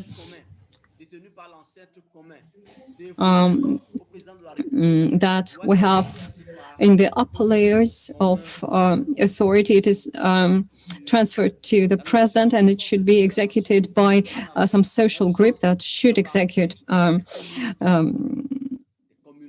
And in Africa, we are also talking about variety of structures and elements of this element of power. And when we go beyond the borders of this power, the freedom and preservation of freedom is following the law enforcement. La liberté est... So freedom is... Почему я слышу только? Я тоже. L'exercice de la réunion. Parce qu'en Afrique, l'idée de réunion, Нет, я не... l'idée d'association, telle qu'elle est conçue par rencontre une idée dans la tribu d'où je viens. Il y a les castes qui sont les castes d'âge qui sont structurées de cette sorte que Слышу французский, а должна слышать русский. les exigences de cette caste-là. C'est pourquoi nous avons présenté l'identité constitutionnelle africaine comme fondée sur des valeurs qui lui sont propres. So, now, within the framework of the values that are typical of them, and these which need to be reconciled with the values in general, universal values. I think that's quite a challenge.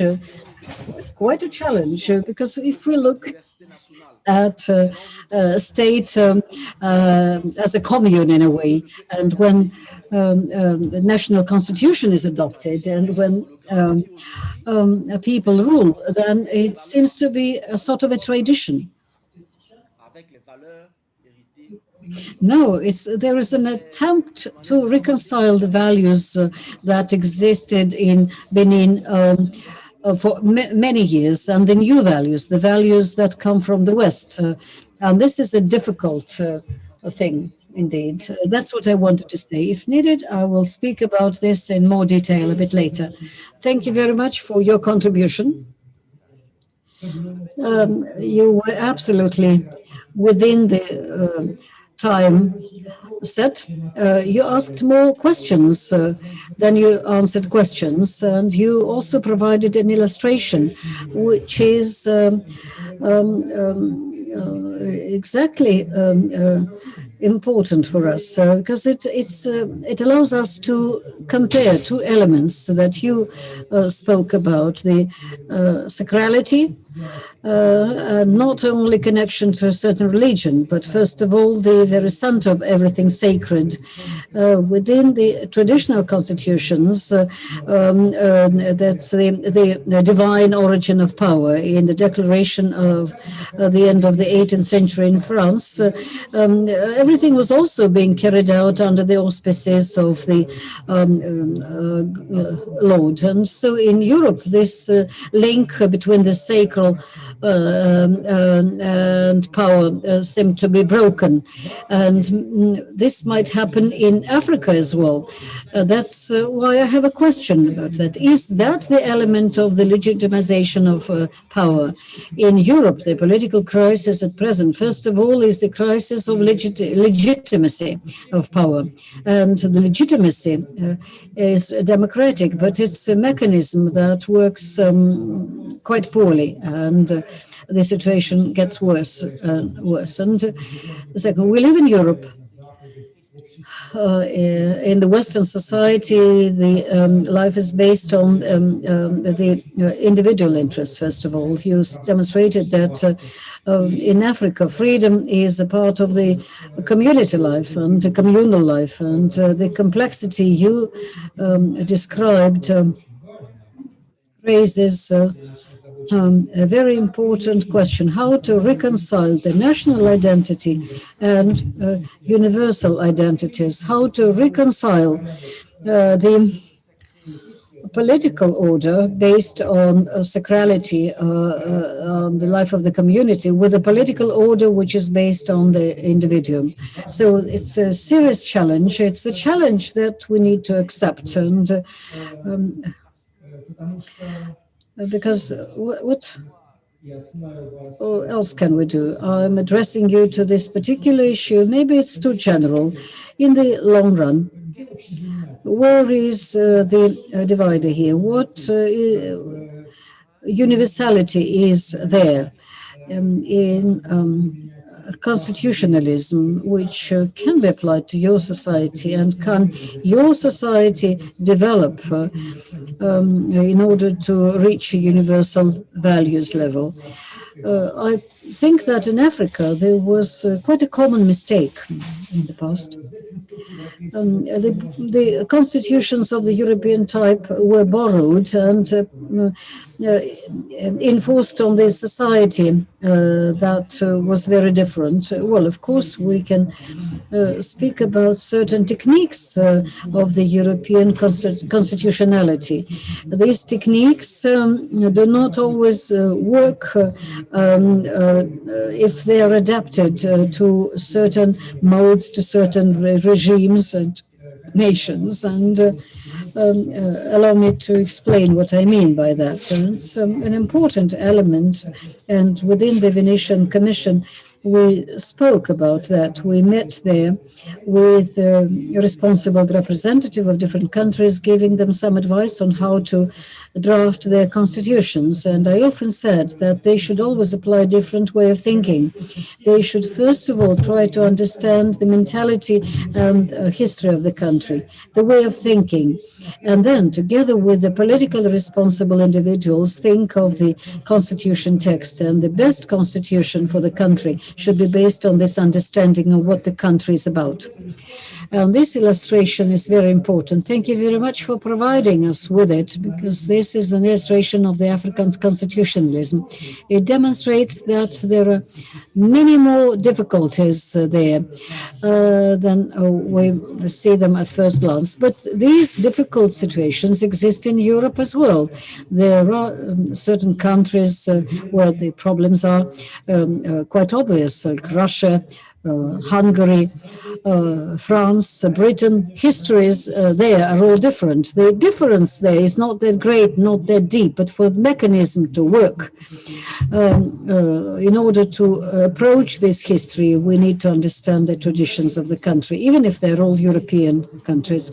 Accept my apologies for talking at length. Questions and comments, please. We would like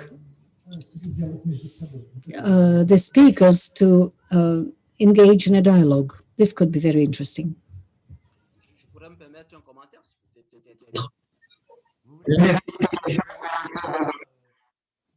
I'd like to add to the discussion. Yes, the reconciliation. Now this, really should add a few words to that. Reconciliation between the universal values. Now, we need to understand that the elements there, the elements follow the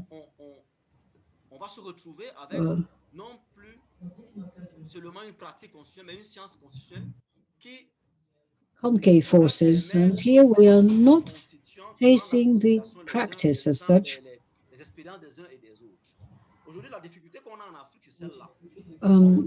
Within which we can consider the interests of both parties.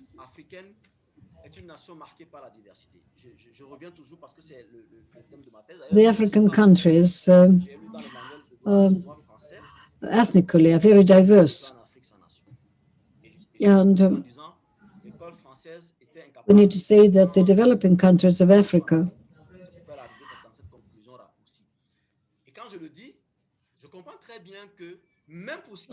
when I say that, I understand that even in the terms of political power and democracy, if we speak about the universal law, we still need to understand how we can reconcile the parties. A lot can be based on the experience. And when we say that a dialogue is needed with the power, then what will be the relationship with our past, with our history? The experience that the society had gone through should inspire the text of the Constitution. And any other questions? Any other comments? No? Right. In any case, let me repeat that the discussion is open. You can always go back to any of the presentations. You can always ask questions and put forward your comments. Allow me to give the floor now to Sergei Manjosov from St. Petersburg, from the St. Petersburg State University. I can see him there.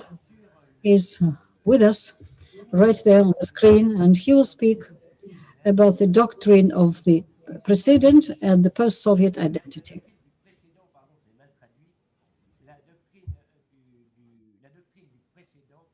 Et l'identité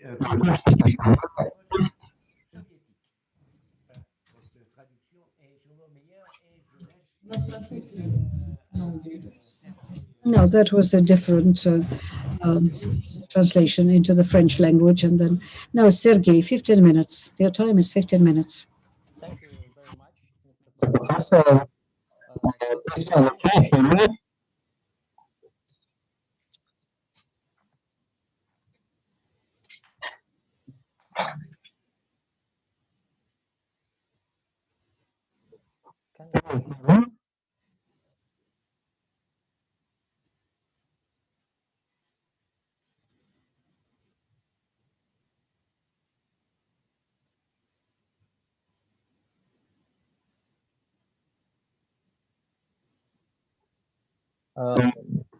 Is it okay? Can you hear me?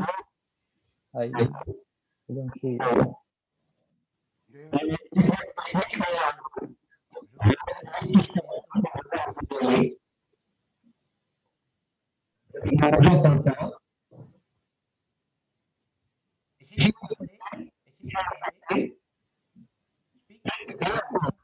But no, will you please speak? Speak into the microphone.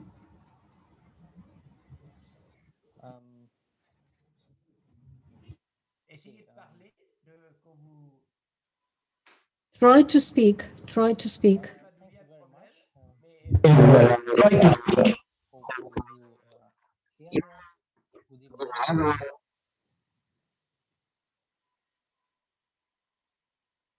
Is it okay? We can hear you.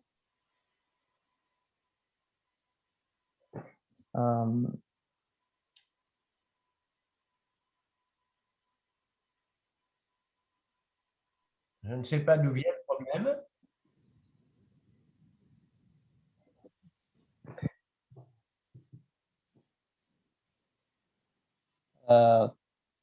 Переводчики меня не слышат, похоже. We don't hear you. Translators don't seem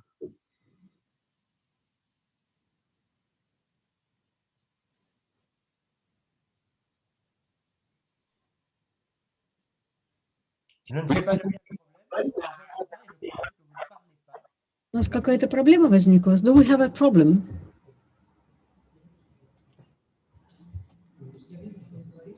No, I can see that you are talking, but we can't hear anything. Try again. Try to speak without the microphone. No. Плохая идея. Good evening, everyone. Again,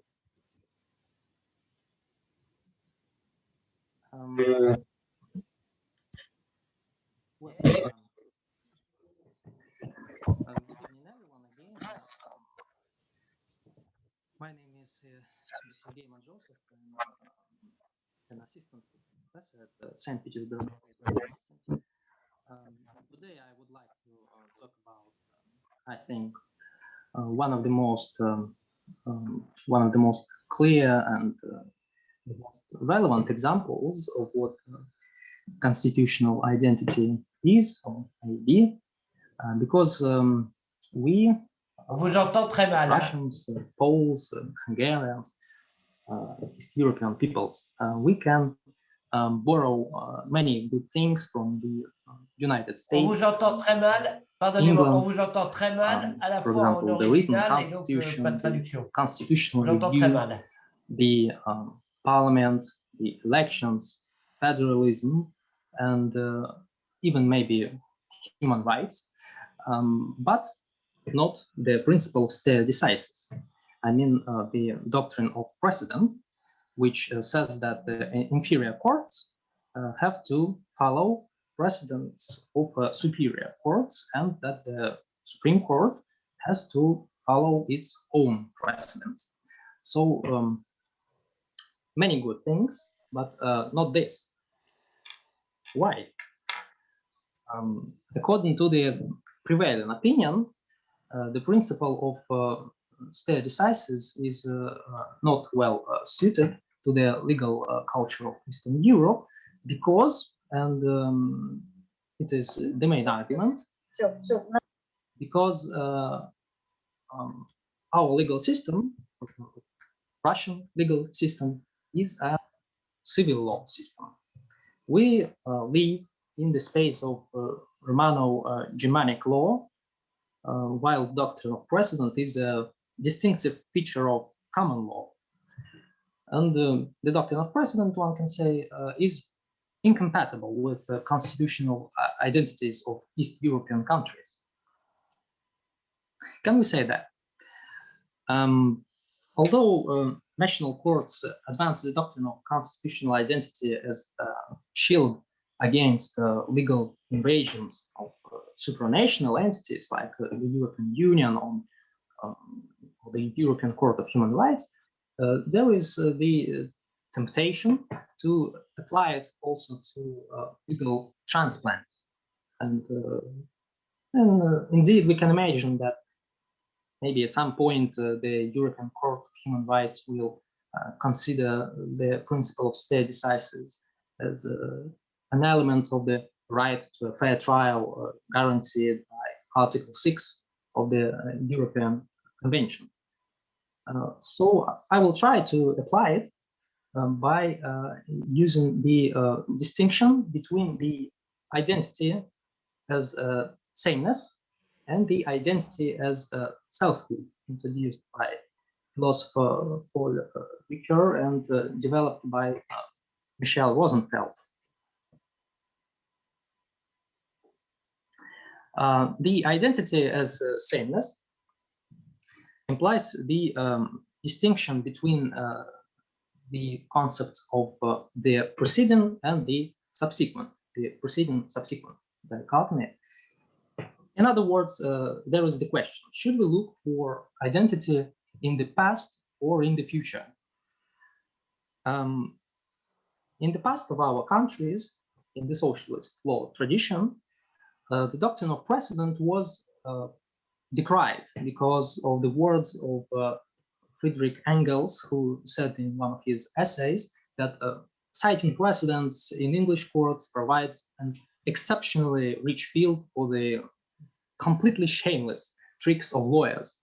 It's a bad thing. So in the socialist law, which is of course good law, there is no place for precedents. But it is obvious that the primary aim, the primary intention of the constitutional reforms of the early 1990s in the East Europe was to get rid of the socialist law tradition, to undermine it, not to perpetuate it.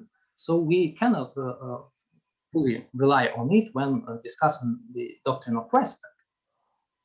I don't want to say that the post-Soviet constitutional identity is something like tabula rasa, but if not the socialist law tradition, then what?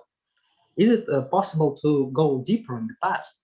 For example, can we refer to the legal tradition of the Russian Empire or Austro-Hungarian Empire? It is doubtful, because, for example, the Russian Federation has not declared itself as a successor to the Russian Empire. Technically, it is a successor to the USSR. Some countries lost their sovereignty a long time ago. Some had never had it before the collapse of the USSR. And as a result, it is not clear what kind of concrete order in terms of Carl Schmitt, what and whose constitutional tradition stands behind the general principles, behind the general formulas of a new constitution, including those about the separation of powers and judicial independence, which are often cited by opponents of the principle of stare decisis in East Europe. So maybe the other concept, the concept of the Rechtsstaat, mentioned by many constitutions, would be more helpful in discovering a strong connection between Eastern Europe and Western Europe. However, there are still two difficulties. First, in the text of the constitutions, or in the Constitutional Court's judgments, this concept, the concept of the Rechtsstaat, often goes hand in hand with the rule of law language that refers to the common law tradition. And this ambiguity makes the legal order, the legal culture, open for the convergence towards the stare decisis. Secondly, the concept of the Rechtsstaat over the decades, over the centuries, has proven its changeability. It's changeable. Today, it is not the same as it was in the 19th century.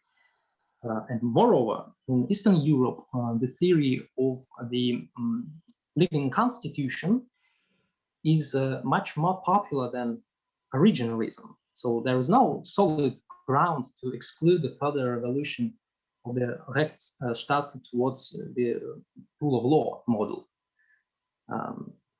The theory of a living constitution is often taken for granted. So it is very difficult in this context to argue that the constitution is a living tree which is growing, which is a living organism, while the constitutional identity is always the same and it does not change. We have this option, of course, but we need a reason in any case. There is the question. Now, let me move on to the second aspect of the identity as selfhood. It implies the distinction between the concepts of the separate and the dependent.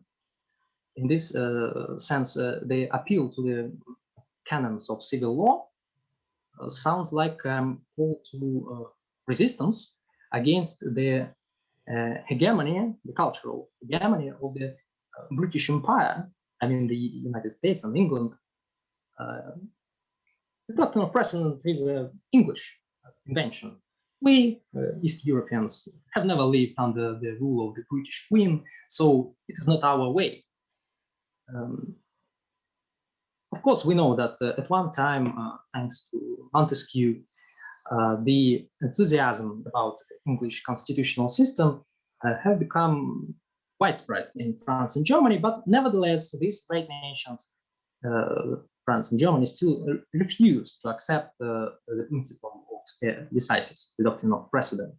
And probably this is what makes East Europeans especially skeptical about that doctrine. Why do we have to be more English than, for example, France or Germany or Austria or Spain or Italy and so on? I don't have an answer, but I suppose that the fear of being more English than other great nations reveals that very dependence on someone's view that we hope to avoid. It is not selfish when we say that we don't like some idea because, for example, Germans don't like it. This type of reasoning does not help to construct our constitutional identities by ourselves. Finally, what is constitutional identity? What can be preceding or subsequent, separate or dependent? And what is the obstacle to the doctrine of precedent in Eastern Europe? In my view, we always should do our best to translate a debate, no matter what it's about, into the debate about rules. So what is constitutional identity? It is some kind of rules. We can speak about rules either in positivistic or non-positivistic terms. I am basically a positivist, so it is evident for me that constitutional identity is not a good and omnipresence in the sky, as Justice Oliver Wendell Holmes Jr. would say on this occasion. But on the other hand, it is also not the articulate voice of some sovereign. There are written law and unwritten law, and constitutional identity can take both of these forms. But we know exactly that the constitutional identity is not the constitution by itself, because then the concept of constitutional identity would be superfluous. It is some appendix to the constitution, but we don't have the constitution identity bill passed by the parliament, signed by the president. The constitutional identity can be some portion of legislation as well as some portion of case law and so on.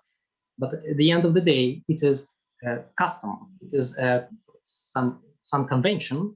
It is how we use our national constitutional language, how we use phrases like état de droit in French, Rechtsstaat in German, правовое государство in Russian. The national constitutional identity is the most important dogmas established by the national constitutional jurisprudence. And maybe in this sense, the principle of stare decisis, the doctrine of precedent, is in fact incompatible with constitutional identities of Eastern European countries. Because, as I have said at the beginning of my speech, here and now, it is a prevailing opinion that the judge is not constrained by precedent. But even the well-established dogmas and the prevailing opinions can change. We can change them by the force of an argument.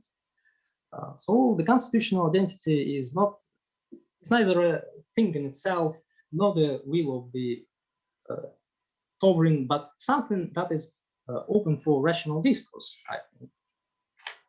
Thank you very much.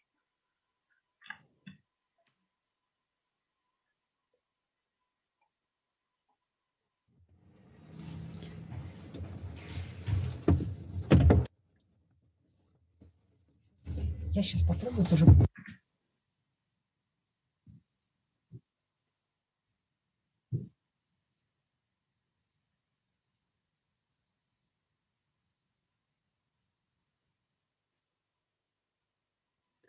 Excusez-moi, mon micro s'est désactivé.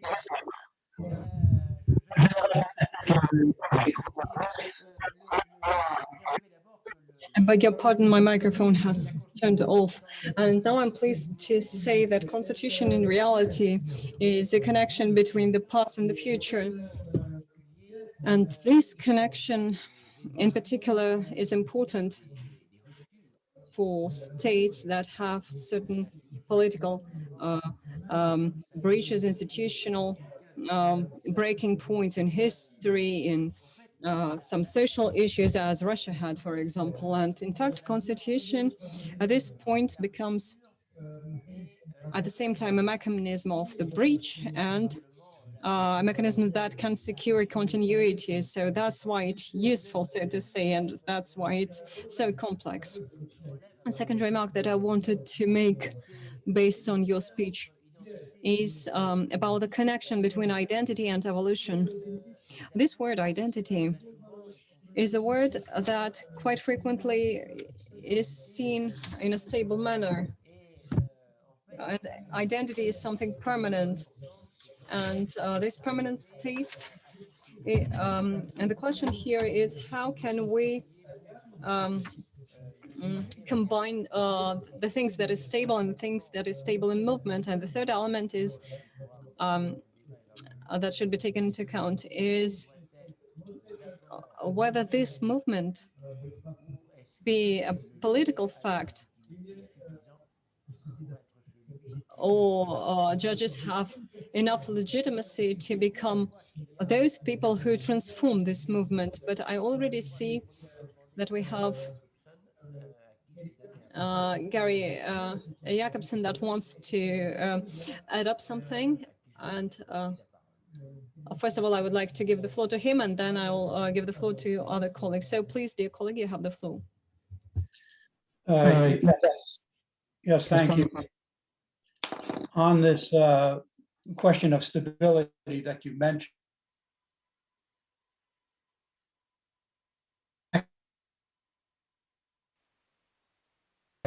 precedent in a way that I would hope might lead to a somewhat more nuanced, can anyone hear me? Okay, a more nuanced appreciation of the concept. Perhaps a metaphor would be helpful. If one thinks of the identity of a table, one would imagine that any table that can be described as such would have a horizontal surface and a base. Those are the essentials of a table, of all tables. Just as we might want to associate certain attributes with a constitution as such. But of course, a table can be many things. It could be a table that one works on, or you might want to attach a green felt surface to it and put pockets on each corner, and suddenly you have a changing table, and it becomes an opportunity to play a game, which we call pool, so that the identity of the table changes over time, of course, in terms of what one chooses to do with it in relation to other things. But what remains stable, of course, what remains same is the fact that it is a table.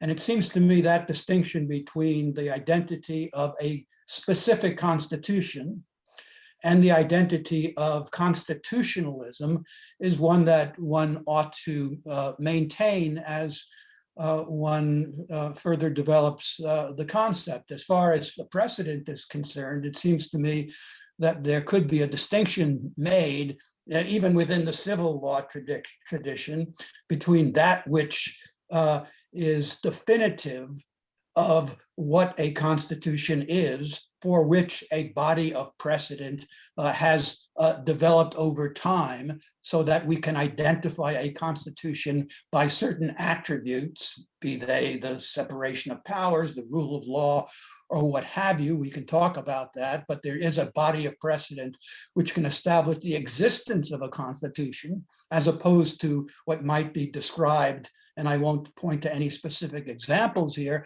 as a sham constitution. And those developments which can change the surface of the Constitution such that it changes over time, and perhaps there the idea of stare decisis is a less compelling one.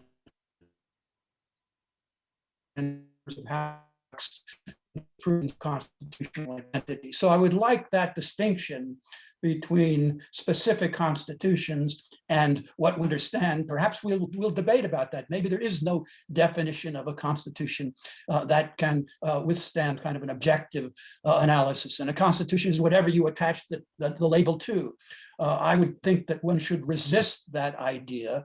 And part of the resistance to that idea might be to rely on a body of precedent as it pertains to the very definition of a constitution, the table as such.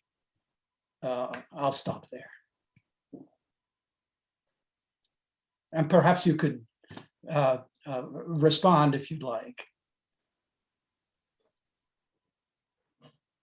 Merci.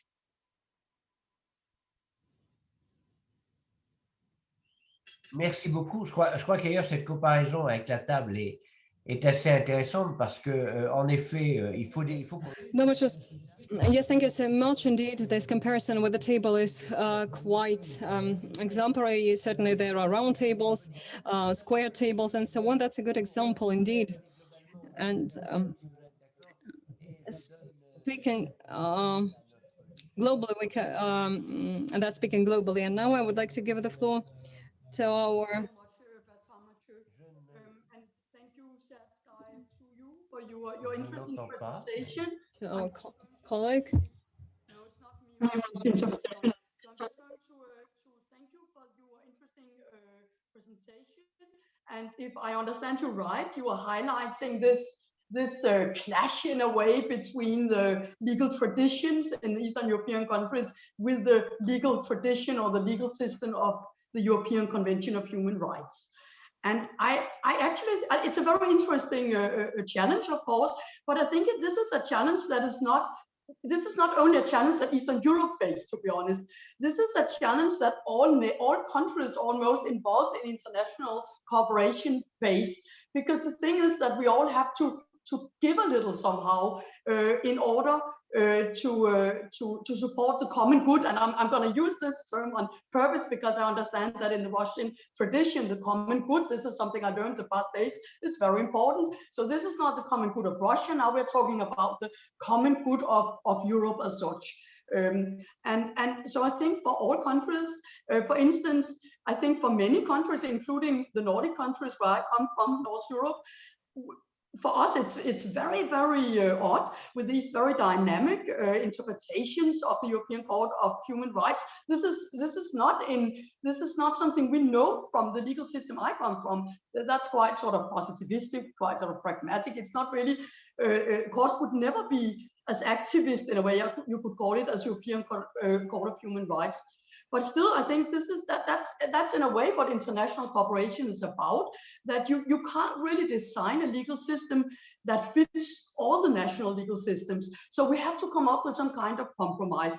And even if a court at the beginning, a legal system at the beginning of its lifetime might be closer to some legal systems than other legal systems in Europe, for instance, then I think over time, these international legal systems, they also develop. And I think that somehow it's not really a special problem maybe for Eastern Europe, I think, and maybe it's not even a problem. That's what I'm questioning in a way. I'm just saying, isn't this just a very natural thing with these sort of international legal systems that you know we all have to compromise a little in order to sort of have a common legal system, which is, I guess, in favor of the common good of Europe in this case. My second question would be, so what do you think about that we have judges from all the European countries on the European Court of Human Rights? I mean, in a way together, coming with all the different legal traditions from the different European countries. What do you think? Doesn't that help a little? Doesn't that mean that we somehow get move a little closer somehow to sort of a real common legal system and not a legal system sort of based on one particular European system? Thank you so much, Sergei, and I really enjoyed your presentation, by the way.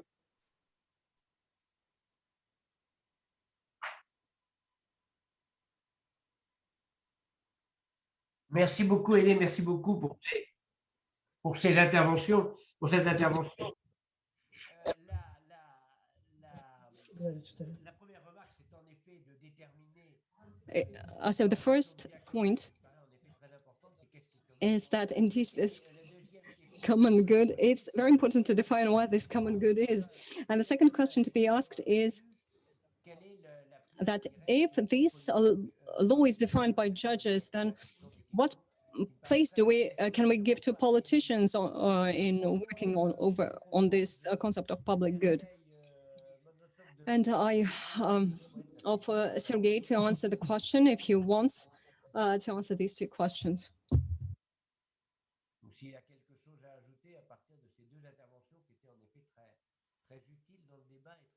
So if you have anything to add based on these two reports, it would be nice to listen to your opinion.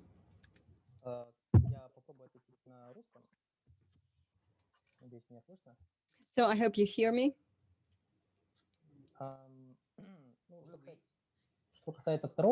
Well, as for the second question,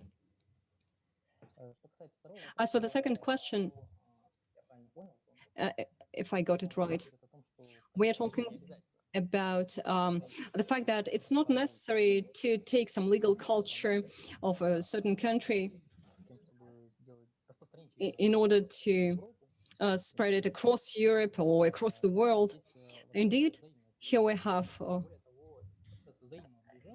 a kind of mutual approximation of, for example, in Europe, and this process is ongoing. If we talk about the precedent doctrine, that I've already mentioned, here this process is quite obvious because in England, although they have the precedent doctrine, still it had certain changes. And that's a well-known fact that initially at the start of the 20th century, when the British, the House of Lords was quite strict about working with precedents, it stuck to the precedent law. It was seriously criticized by English scientists and English doctrine because they compared English precedent doctrine with a continental doctrine of legal practice. And they made a conclusion that the continental model is a more flexible one and it is more suitable. And in some period of time, the British House of Lords heard this criticism, and we know that in the 60s, the House of Lords decided to stay away from their own precedents, and they can change their positions on certain issues and maybe change their opinions. And precedent in this case is a source of law that is not a mandatory, fully mandatory. It's mandatory to some extent. And this actually demonstrates that the English legal system can evolve in the field of continental to the direction of continental systems. And on the continent, they frequently discuss the movement to this English legal system, gradually understanding this idea that the court should be should have continuous judgment, that the precedents should be somehow mandatory for them. Therefore, I don't say that there is certain need to spread someone's legal culture across the globe, or German, British culture. That's a process of dialogue, a process of discussion. Because constitutional identity is basically the object of discussion, of criticism and protection as well. And as for the first question, maybe I got it right. Maybe you could repeat this first question. Yeah, thank you so much, Sergei. So my question was, I'm just going to get the translator off, so there's no background noise. So here we go. So Sergei, my first question was, I just told you that it's not only Eastern Europe who is experiencing that they have a different legal tradition, a different legal system than the European Convention of Human Rights system. That's also an experience many other countries have. For instance, the Nordic countries where I come from. It's also different from our legal system. I mentioned as an example these very dynamic interpretations that the European Court of Human Rights make. That's very different for us as well. But I believe that is actually a price when you want to have a European cooperation, that we all have to give in a little. We have to pay a little price, all of us, in order to have a common cooperation, in order to support and facilitate, I would say, a common European good. And I'm just saying that it's not really, yeah, I'm just in a way saying that that's in a way the price we all have to pay for a greater common good. That was my first sort of comment on your presentation, put in a very short way.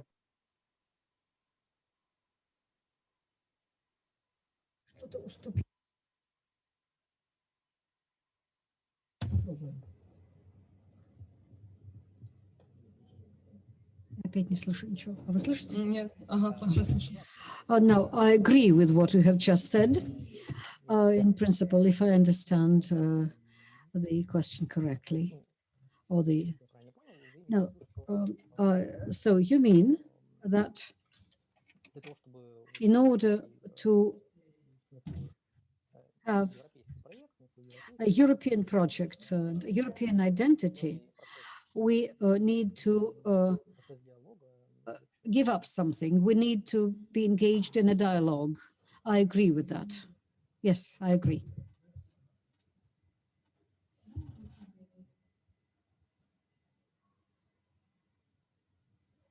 D'autres observations? Are there any comments, any other comments? Right. Oh, thank you. Thank you very much for the dialogue. It takes us back to the core of the problem that we won't be able to resolve, I'm afraid. But, well, it's necessary to move towards common public good. At the same time, it's necessary to understand what particular elements of the national identity might create certain difficulties, and where there is a different understanding of this common good. We understand that there is some common good and some common interest, but it's difficult to define it. And obviously, we need to work on that. Further, allow me to give the floor to our next speaker, Maria Vlakovic from the Belgrade University. And she will speak about the practical case about the situation in the Republic of Serbia in the process of the European Union integration. Right. She will speak about the constitutional identity of Serbia. So what is it in the context of the integration in Serbia? You also have about 15 minutes. Je ne sais pas si vous nous entendez.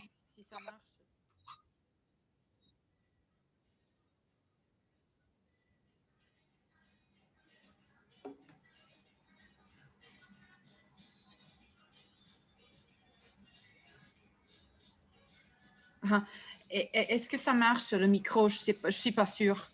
Je vous entends, moi, maintenant. Je ne vous Ah, entendais vous pas avant, entendez. maintenant je Ok. vous entends. Ok, vous nous entendez. Moi, je vais parler en anglais quand même, mais je voulais juste voir si vous nous entendez et si vous pouvez entendre la... Ok, ça va. Je vous remercie encore une fois. C'est une grande occasion de participer à cette table ronde. Et donc, comme vous avez dit, donc, mon, on peut dire, sujet pour aujourd'hui est vraiment de traiter le contexte des intégrations européennes dans la République Serbie et on peut dire l'évolution, mais je ne sais pas si c'est le mot propre, on peut discuter un petit peu de l'identité constitutionnelle. Maintenant, je passe donc en anglais. Okay. I will speak in English because I have written the presentation and the speech in English, even though I am actually a PhD candidate in France and in Belgrade. And this is also a part of my PhD thesis, treating the constitutional identity in the context, of course, in the European integration context with the case study of the Republic of Serbia. And what I wanted to name actually my presentation was the Republic of Serbia in the quest of finding its own constitutional identity. Firstly, I would like to start just to say my brief plan, how I will do my presentation in order to be in line with the minutes. So firstly, I would do some introductory part. Secondly, I will just do a brief constitutional history to show you a constitutional background of the present constitution and constitutional identity in the Republic of Serbia, because we all know that Serbia comes from a very, very unique and interesting constitutional history, being a part of Yugoslavia. And then afterwards, I will talk about the constitutional treatment of ethnic minorities in the present constitution of the Republic of Serbia. Following on that, I will, with that, tackle the issue of European integration process as part of the democratic transition that Serbia is part of, as all the other Western Balkan countries. And finally, I will just briefly tackle on the issue of territorial integrity that we are dealing with when we talk about the historical constitutional identity and the constitutional identity of the Republic of Serbia in the modern times. So without further ado, introductory remarks, I would like to be very, very short on that. So my idea is just to present that there is the constitutional identity is without any doubt a very complex notion, and we have seen it throughout these days of this roundtable. And it doesn't represent only the core constitutional values that are foundations of the constitutional order, but they are they determine individuality and specificity of a particular legal order, that evolutionized in time. So the crossroads between the continuity of the constitutional identity and its dynamic nature could be depicted very well with the example that I took, and that is the example of European integration process, meaning that I would like to show what is the transformative power of the European integrations on the post-communist and post-socialist Western Balkan states that are going through this whole EU accession process, and more specifically on the Republic of Serbia. So the Republic of Serbia is a candidate country, meaning a candidate for the entrance in the EU, and is in the process of, I would say, not building its constitutional and political reality, democratic political reality, but rebuilding its political reality. And it underwent a really 2 decades of democratic transition of its not only political system, but also economic and legal systems. So the idea to show the Europeanization of the Serbia's legal order, because it has a strong influence on remodeling of certain parts, or just the understanding of certain parts of our constitution and constitutional identities. But this should not really deny the, as the French would say, noyau dur, that is confirmed in numerous constitutional texts, having in mind the present constitutional text that we have before us. So, of course, I want to start with the premise that the constitutional identity is not formed and defined once and for all. And it's determined actually in the changed and evolved context in which it exists. And that's why I said at the beginning, it's at the crossroads between the normative text that we have before us, which is presented in the formal constitution on the one hand, and history, constitutional morale, constitutional tradition, understanding, and finally interpretation and acceptance on the other. So I don't want to go, because I don't have a lot of time to go into details, because I think that there are people who are very much more experts than I am to talk about the constitutional identity in comparison to the other, or to the history of constitutional identity when we talk about the period time that it's passed. But I want to show how the constitutional evolution of the constitutions that were prior to this constitution in a way influenced the idea of the identity and the understanding of the identity of the Republic of Serbia constitution that we have right now. So with the first constitutional trait, that is the constitutional identity, I would like to say that in order to be able to determine and to interpret, or at least to make, I would say, a brave attempt to interpret the present Serbian constitutional identity that stems from this text, it's necessary to explore it, as I would say, through the lenses of the previous constitutions that defined strong political processes and legal transformation, starting from the 1974 Constitution of the Socialist Federative Republic of Yugoslavia to this Constitution of Republic of Serbia in 2006. So Yugoslavia, as I already said, possessed a very unique constitutional history that really determined and that really influenced the constitutional identity of all the other countries that are part of ex-Yugoslavian and Western Balkan countries. So I would just like to mention a brief example of how this constitutional evolution just had some traits that really influenced the constitutional identity of the Republic of Serbia. I wanted to do a case study of the basic principles of each constitution that was in our recent constitutional history. And I took the definition of a state from 1963 Constitution of Socialist Federative Republic of Serbia, where there was, as we said, the pouvoir constituant was on the working class, and the national principle was really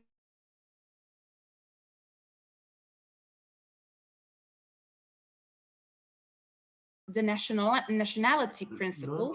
And do you hear me? I don't know if it's with the interpretation or with my speech.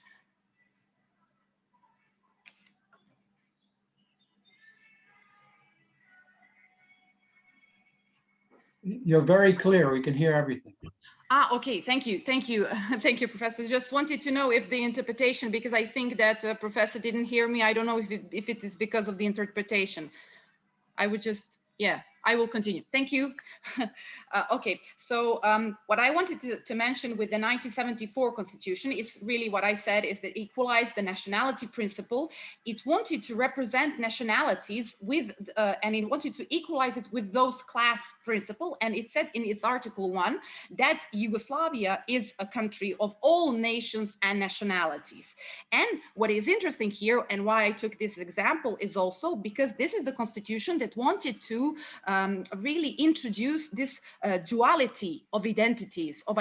So you had the identity of the republics that were republics that were part of Federative Republic of Yugoslavia, and you had the identity of Yugoslavian constitution. So each republic had its own constitution and its own national identity, but parallelly with that, we had the constitutional identity, which was in the letter of the 1974 Constitution of Yugoslavia. So I took this because in a way, we can maybe sometimes we can make a parallel with the European identity, the identities of member states and the European identity, or the identity of the European Union, as we could say.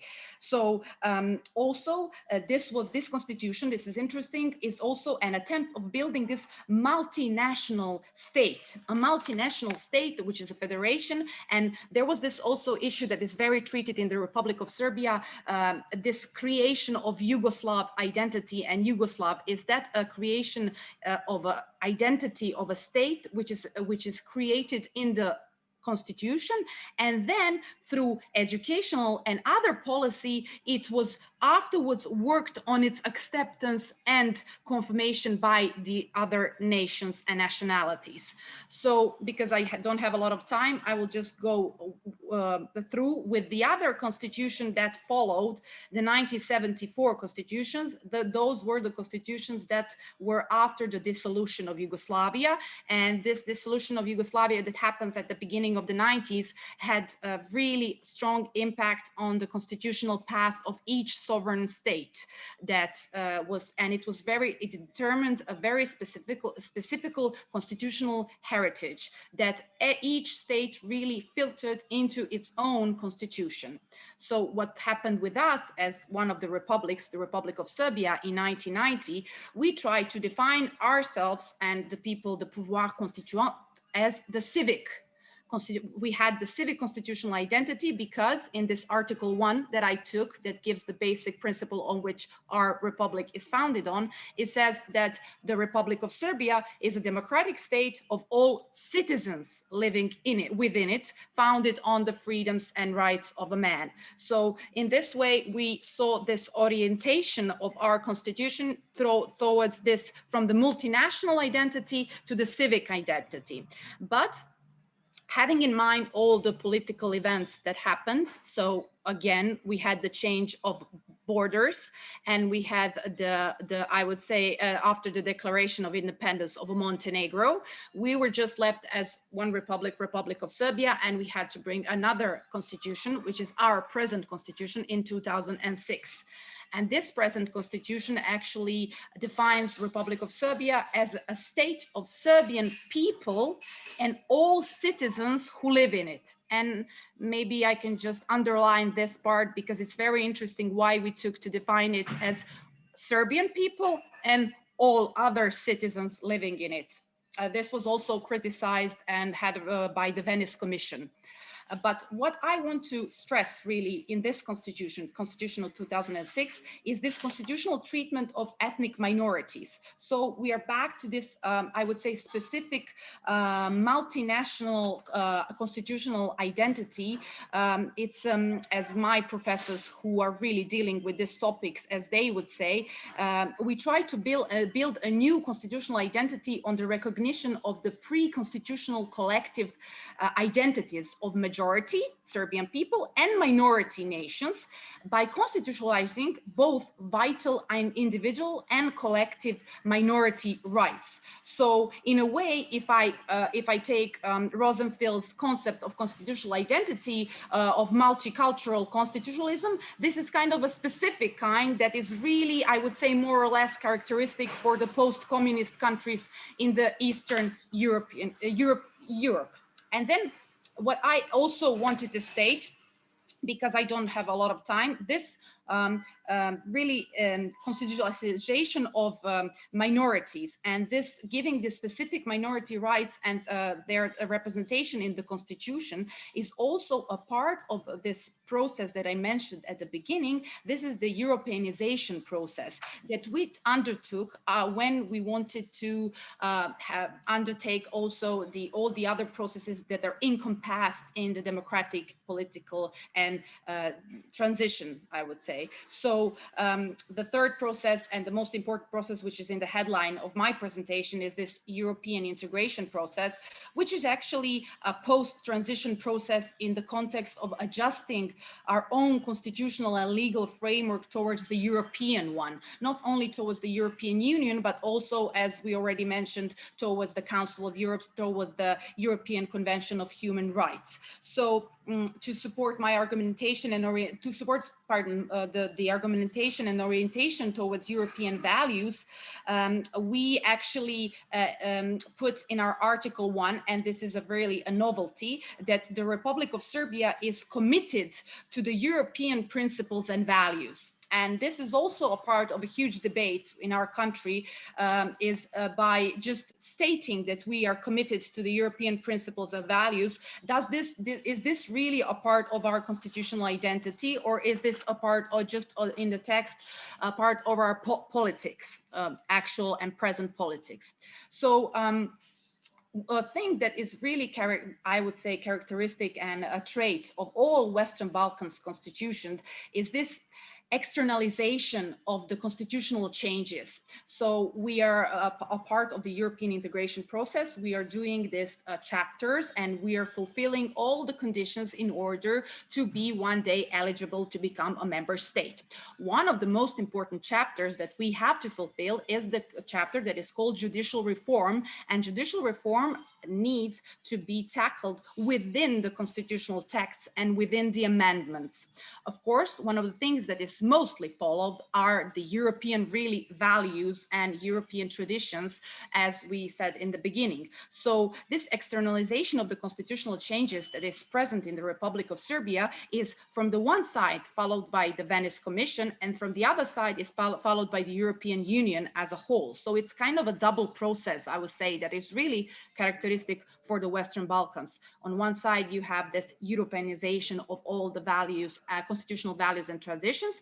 And on the other side, you need to ensure, in a way, a pluralism or a respect of national uniqueness. So I see that I actually am talking more than 15 minutes, so I will just try to be more brief.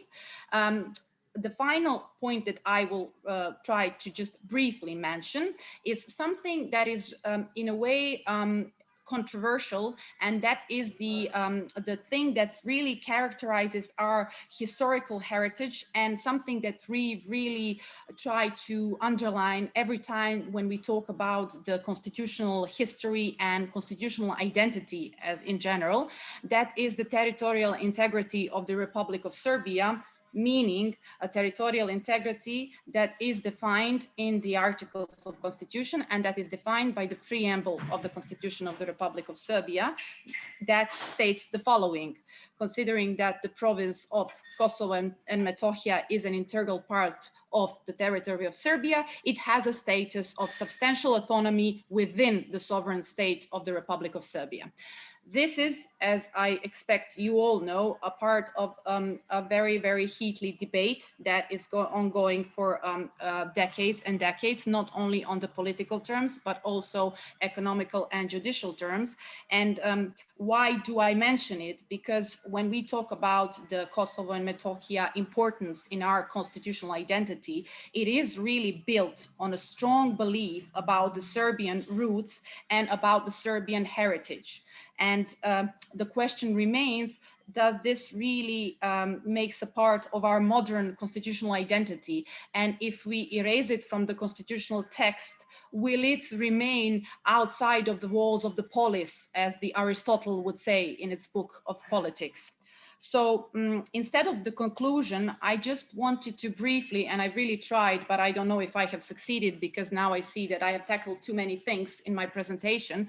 I wanted to identify the key determinants that appear in the Serbian constitutional evolution, and I wanted to point out what are some of the key traits of our constitutional identity that is, I would say, in the process of rebuildment of Serbia as a civil democracy. And I will try to determine what were the challenges that are present in understanding actually of our constitutional identity outside of these walls of our constitutional text. So I thank you once again. I hope you heard me. If I need, I'm open to your questions. Thank you.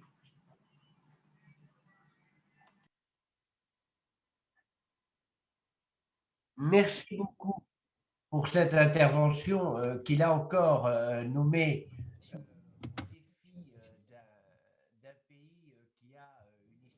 Didier spoke about the challenges of the country with such a particular destiny, with such a particular history. And listening to you, I thought that your constitution has a kind of deconstruction and reconstruction at the same time. Deconstruction from the point of view of Yugoslavia, and also reconstruction from the point of view of being integrated into Europe. And this example shows us how the constitution is working in between, and the society is also has this multicultural impact, and it raises the question of identity and values.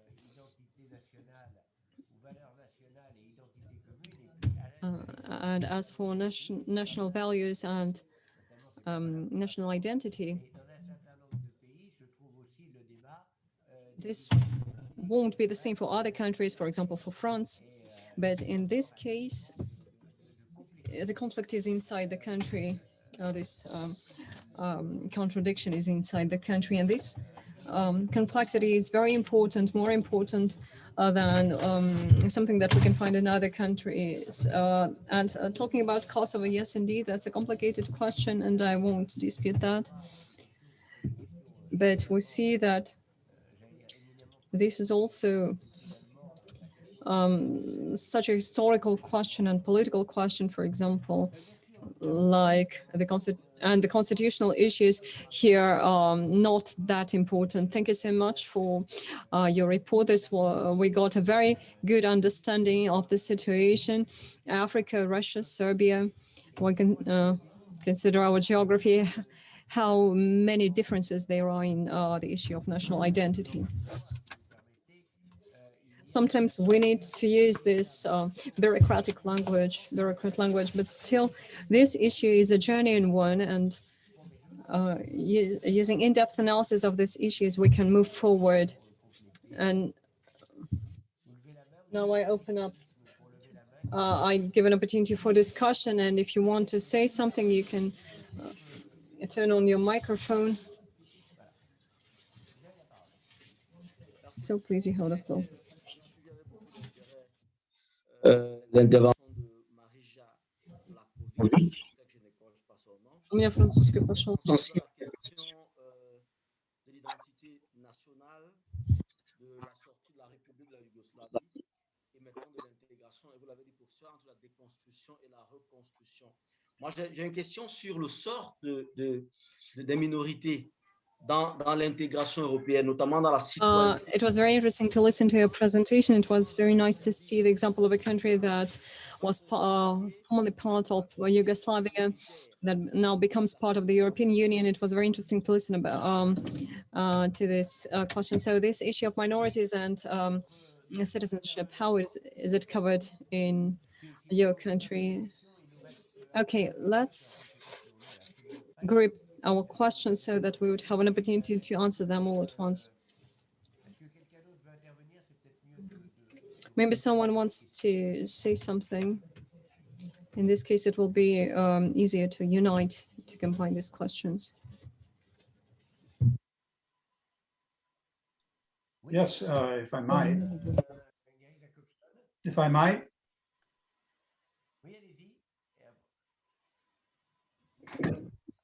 Yes.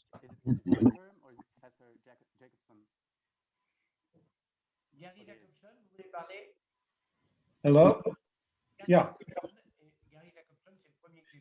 Yeah, I just very quickly, I found the presentation really quite illuminating, actually very excellent. I have one question just by way of illuminating further and clarifying. So you refer to Article 1 as an aspect of Serbian constitutional identity, which attempts to embrace the principle, as you say, the principles and values of the European Union. And that's, that's not unusual. We see that in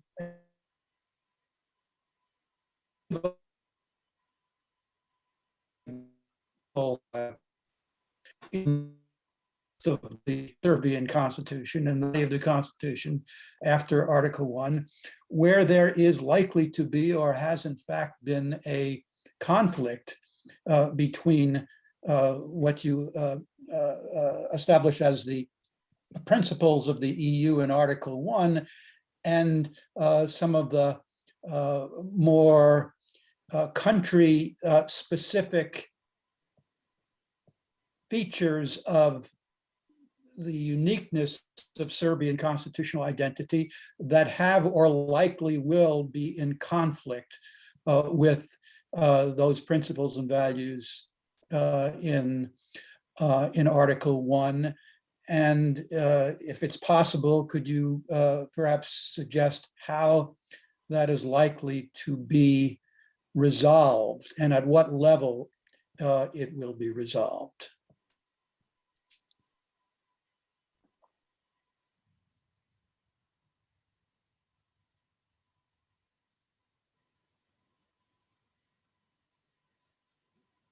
Oui, un petit mot. Maintenant, je donne à Jacob Gaspérin.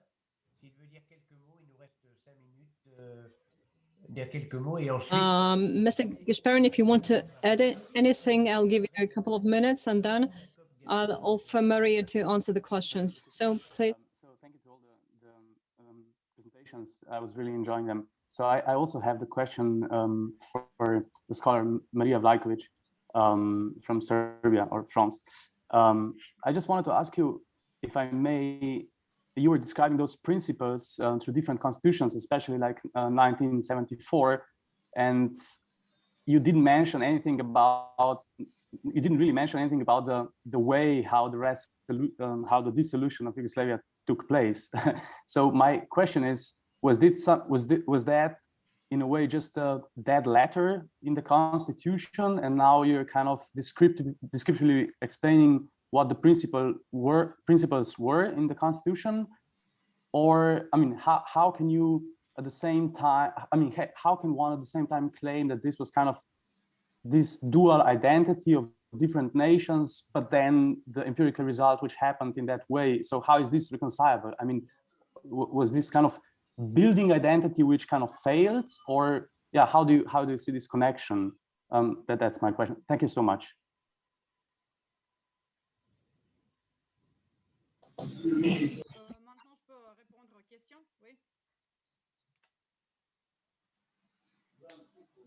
I will try to answer the questions right now, because I would like to thank you first of all for all the questions, and they are very interesting, because I'm very, in that way, when you ask me, I in a way concentrate on some things that maybe I lacked off while I was presenting. So I will start from the last one, if you don't mind, and then I will go through the first question. The last one was regarding the constitutional identity of the constitutions of 1974 and then onwards. I would say, and that is treated, of course, in our constitutional part of the constitutional science, is that 1974 constitution actually did not succeed in creating this double identity. And in a way, it was said that in fact, the political authority was transferred to republics, and it reduced the power of federal government. So in 1963, when first the communists came to after the Second World War, and there was the constitution, and then the other one in 63, everything, the attempt was to put everything to the federal government. But afterwards, with 1974, even though in the letter of the constitution, we tried to create a constitutional identity, and we tried to, in a way, I didn't want to say it's a hard word, to enforce it. I think that the republics had their own sense of national identity and national constitutional identity, which they were more close to than the constitutional identity that was given in the letter of the federal constitution. And I think it was also the case in 1928, when we had another constitution that was the first attempt to have a joint state between Serbs and Croatians and Slovenians, and we did not succeed then, and we tried again to create another constitutional identity, I would say a supranational identity, which in the letter of the constitution, but without the constitutional practice, I would say. So that was not just the, I would say, the consequence of all the political events that happened. Of course, they did. And of course, there were these, something that other republics were afraid of. For example, we had, this is interesting, we had a provision in the constitution of 1974 that all republic constitutions cannot be in direct conflict with federal constitution. But despite that, Croatians did bring another constitution where they said that they want to separate their country from the Federal Republic of Yugoslavia. So it was actually, I think, this double identity never actually existed, if I can say like that. And then passing on, because I know that we have to follow the time, to the question regarding this Article 1 of Professor Jacobson, and when we said that we are actually trying to be in line with all the European values and traditions, what we are doing actually is I think that is a part of the European integration process. For example, I will give you a current example. Right now, we are in our National Assembly, constitutional amendments are being brought regarding the independence of judiciary. And what is, for example, with our country, the judiciary, all the judges are elected not by the independent bodies, but by the National Assembly. And when we had the visit from the Venice Council and the visit from the European Commissions several years up till now, they said that this is contrary to the séparation des pouvoirs and also contrary to the l'état de droit or rule of law or whatever. So if you have in your Article 1 your commitment to the European values and the rule of law value is being the fundamental one, the meta principle, as we can say, how come in other articles of your constitution you don't follow through? So this is an example where we need to make constitutional amendments in order really to follow what we said in the Article 1 and what we want to be a part of this, a part of the European tradition and European constitutional traditions. I don't know if I answered correctly, not correctly, but did I actually answer your question? I tried to give an appropriate example, and this is the example that was actually last week in our National Assembly. So, and the third question was regarding the minority status in the Republic of Serbia. This is a very interesting issue because many people, when we brought this constitution in 2006, a lot of professors of constitutionalism were against this, I would say, this representation of ethnic minorities, and in a way that they were given a whole chapter in our constitution. They said that the rights of minorities should have been protected under human rights, and of course under the ethnic minorities are equal to all the others, etc., etc. But what we did is actually we tried to go back, as I said, and try to build our constitutional identity, or reconstruct our constitutional identity on our pre-constitutional collective identities. And we had that one actually before 1963. So we just came back. And about the European citizenship, this is the topic that is that it will be just dealt with in the future. We don't have an answer right now. How are we going to, but I didn't have the time. I actually had 4 issues that are current and relevant regarding our European integration process, which we are not treating right now in the process of constitutional amendments. And one of them is being how we as the Serbs, and how the Serbian people and all other citizens, or Serbian people with multicultural constitutional identities, how we are going to fit in the European citizenship norms that should be fulfilled as being a part of the EU. I thank you, and if you need any more clarifications, I'm here. Non, c'est moi qui vous remercie beaucoup, mais je crois qu'on a épuisé notre temps. Thank you so much. I believe we've spent on all our time already. So our time is up, and I would like to thank all our participants for their input, because I believe you did not provide certain generalizations for your cases, and your presentations made us think and about these specific examples. And we did not use abstract language. Thank you so much for that. And I would like to thank everyone who helped us, to work during this day. And thank you very much, everyone. And I would like to particularly thank the organizers of the conference. So thank you once again, everyone, and have a good day.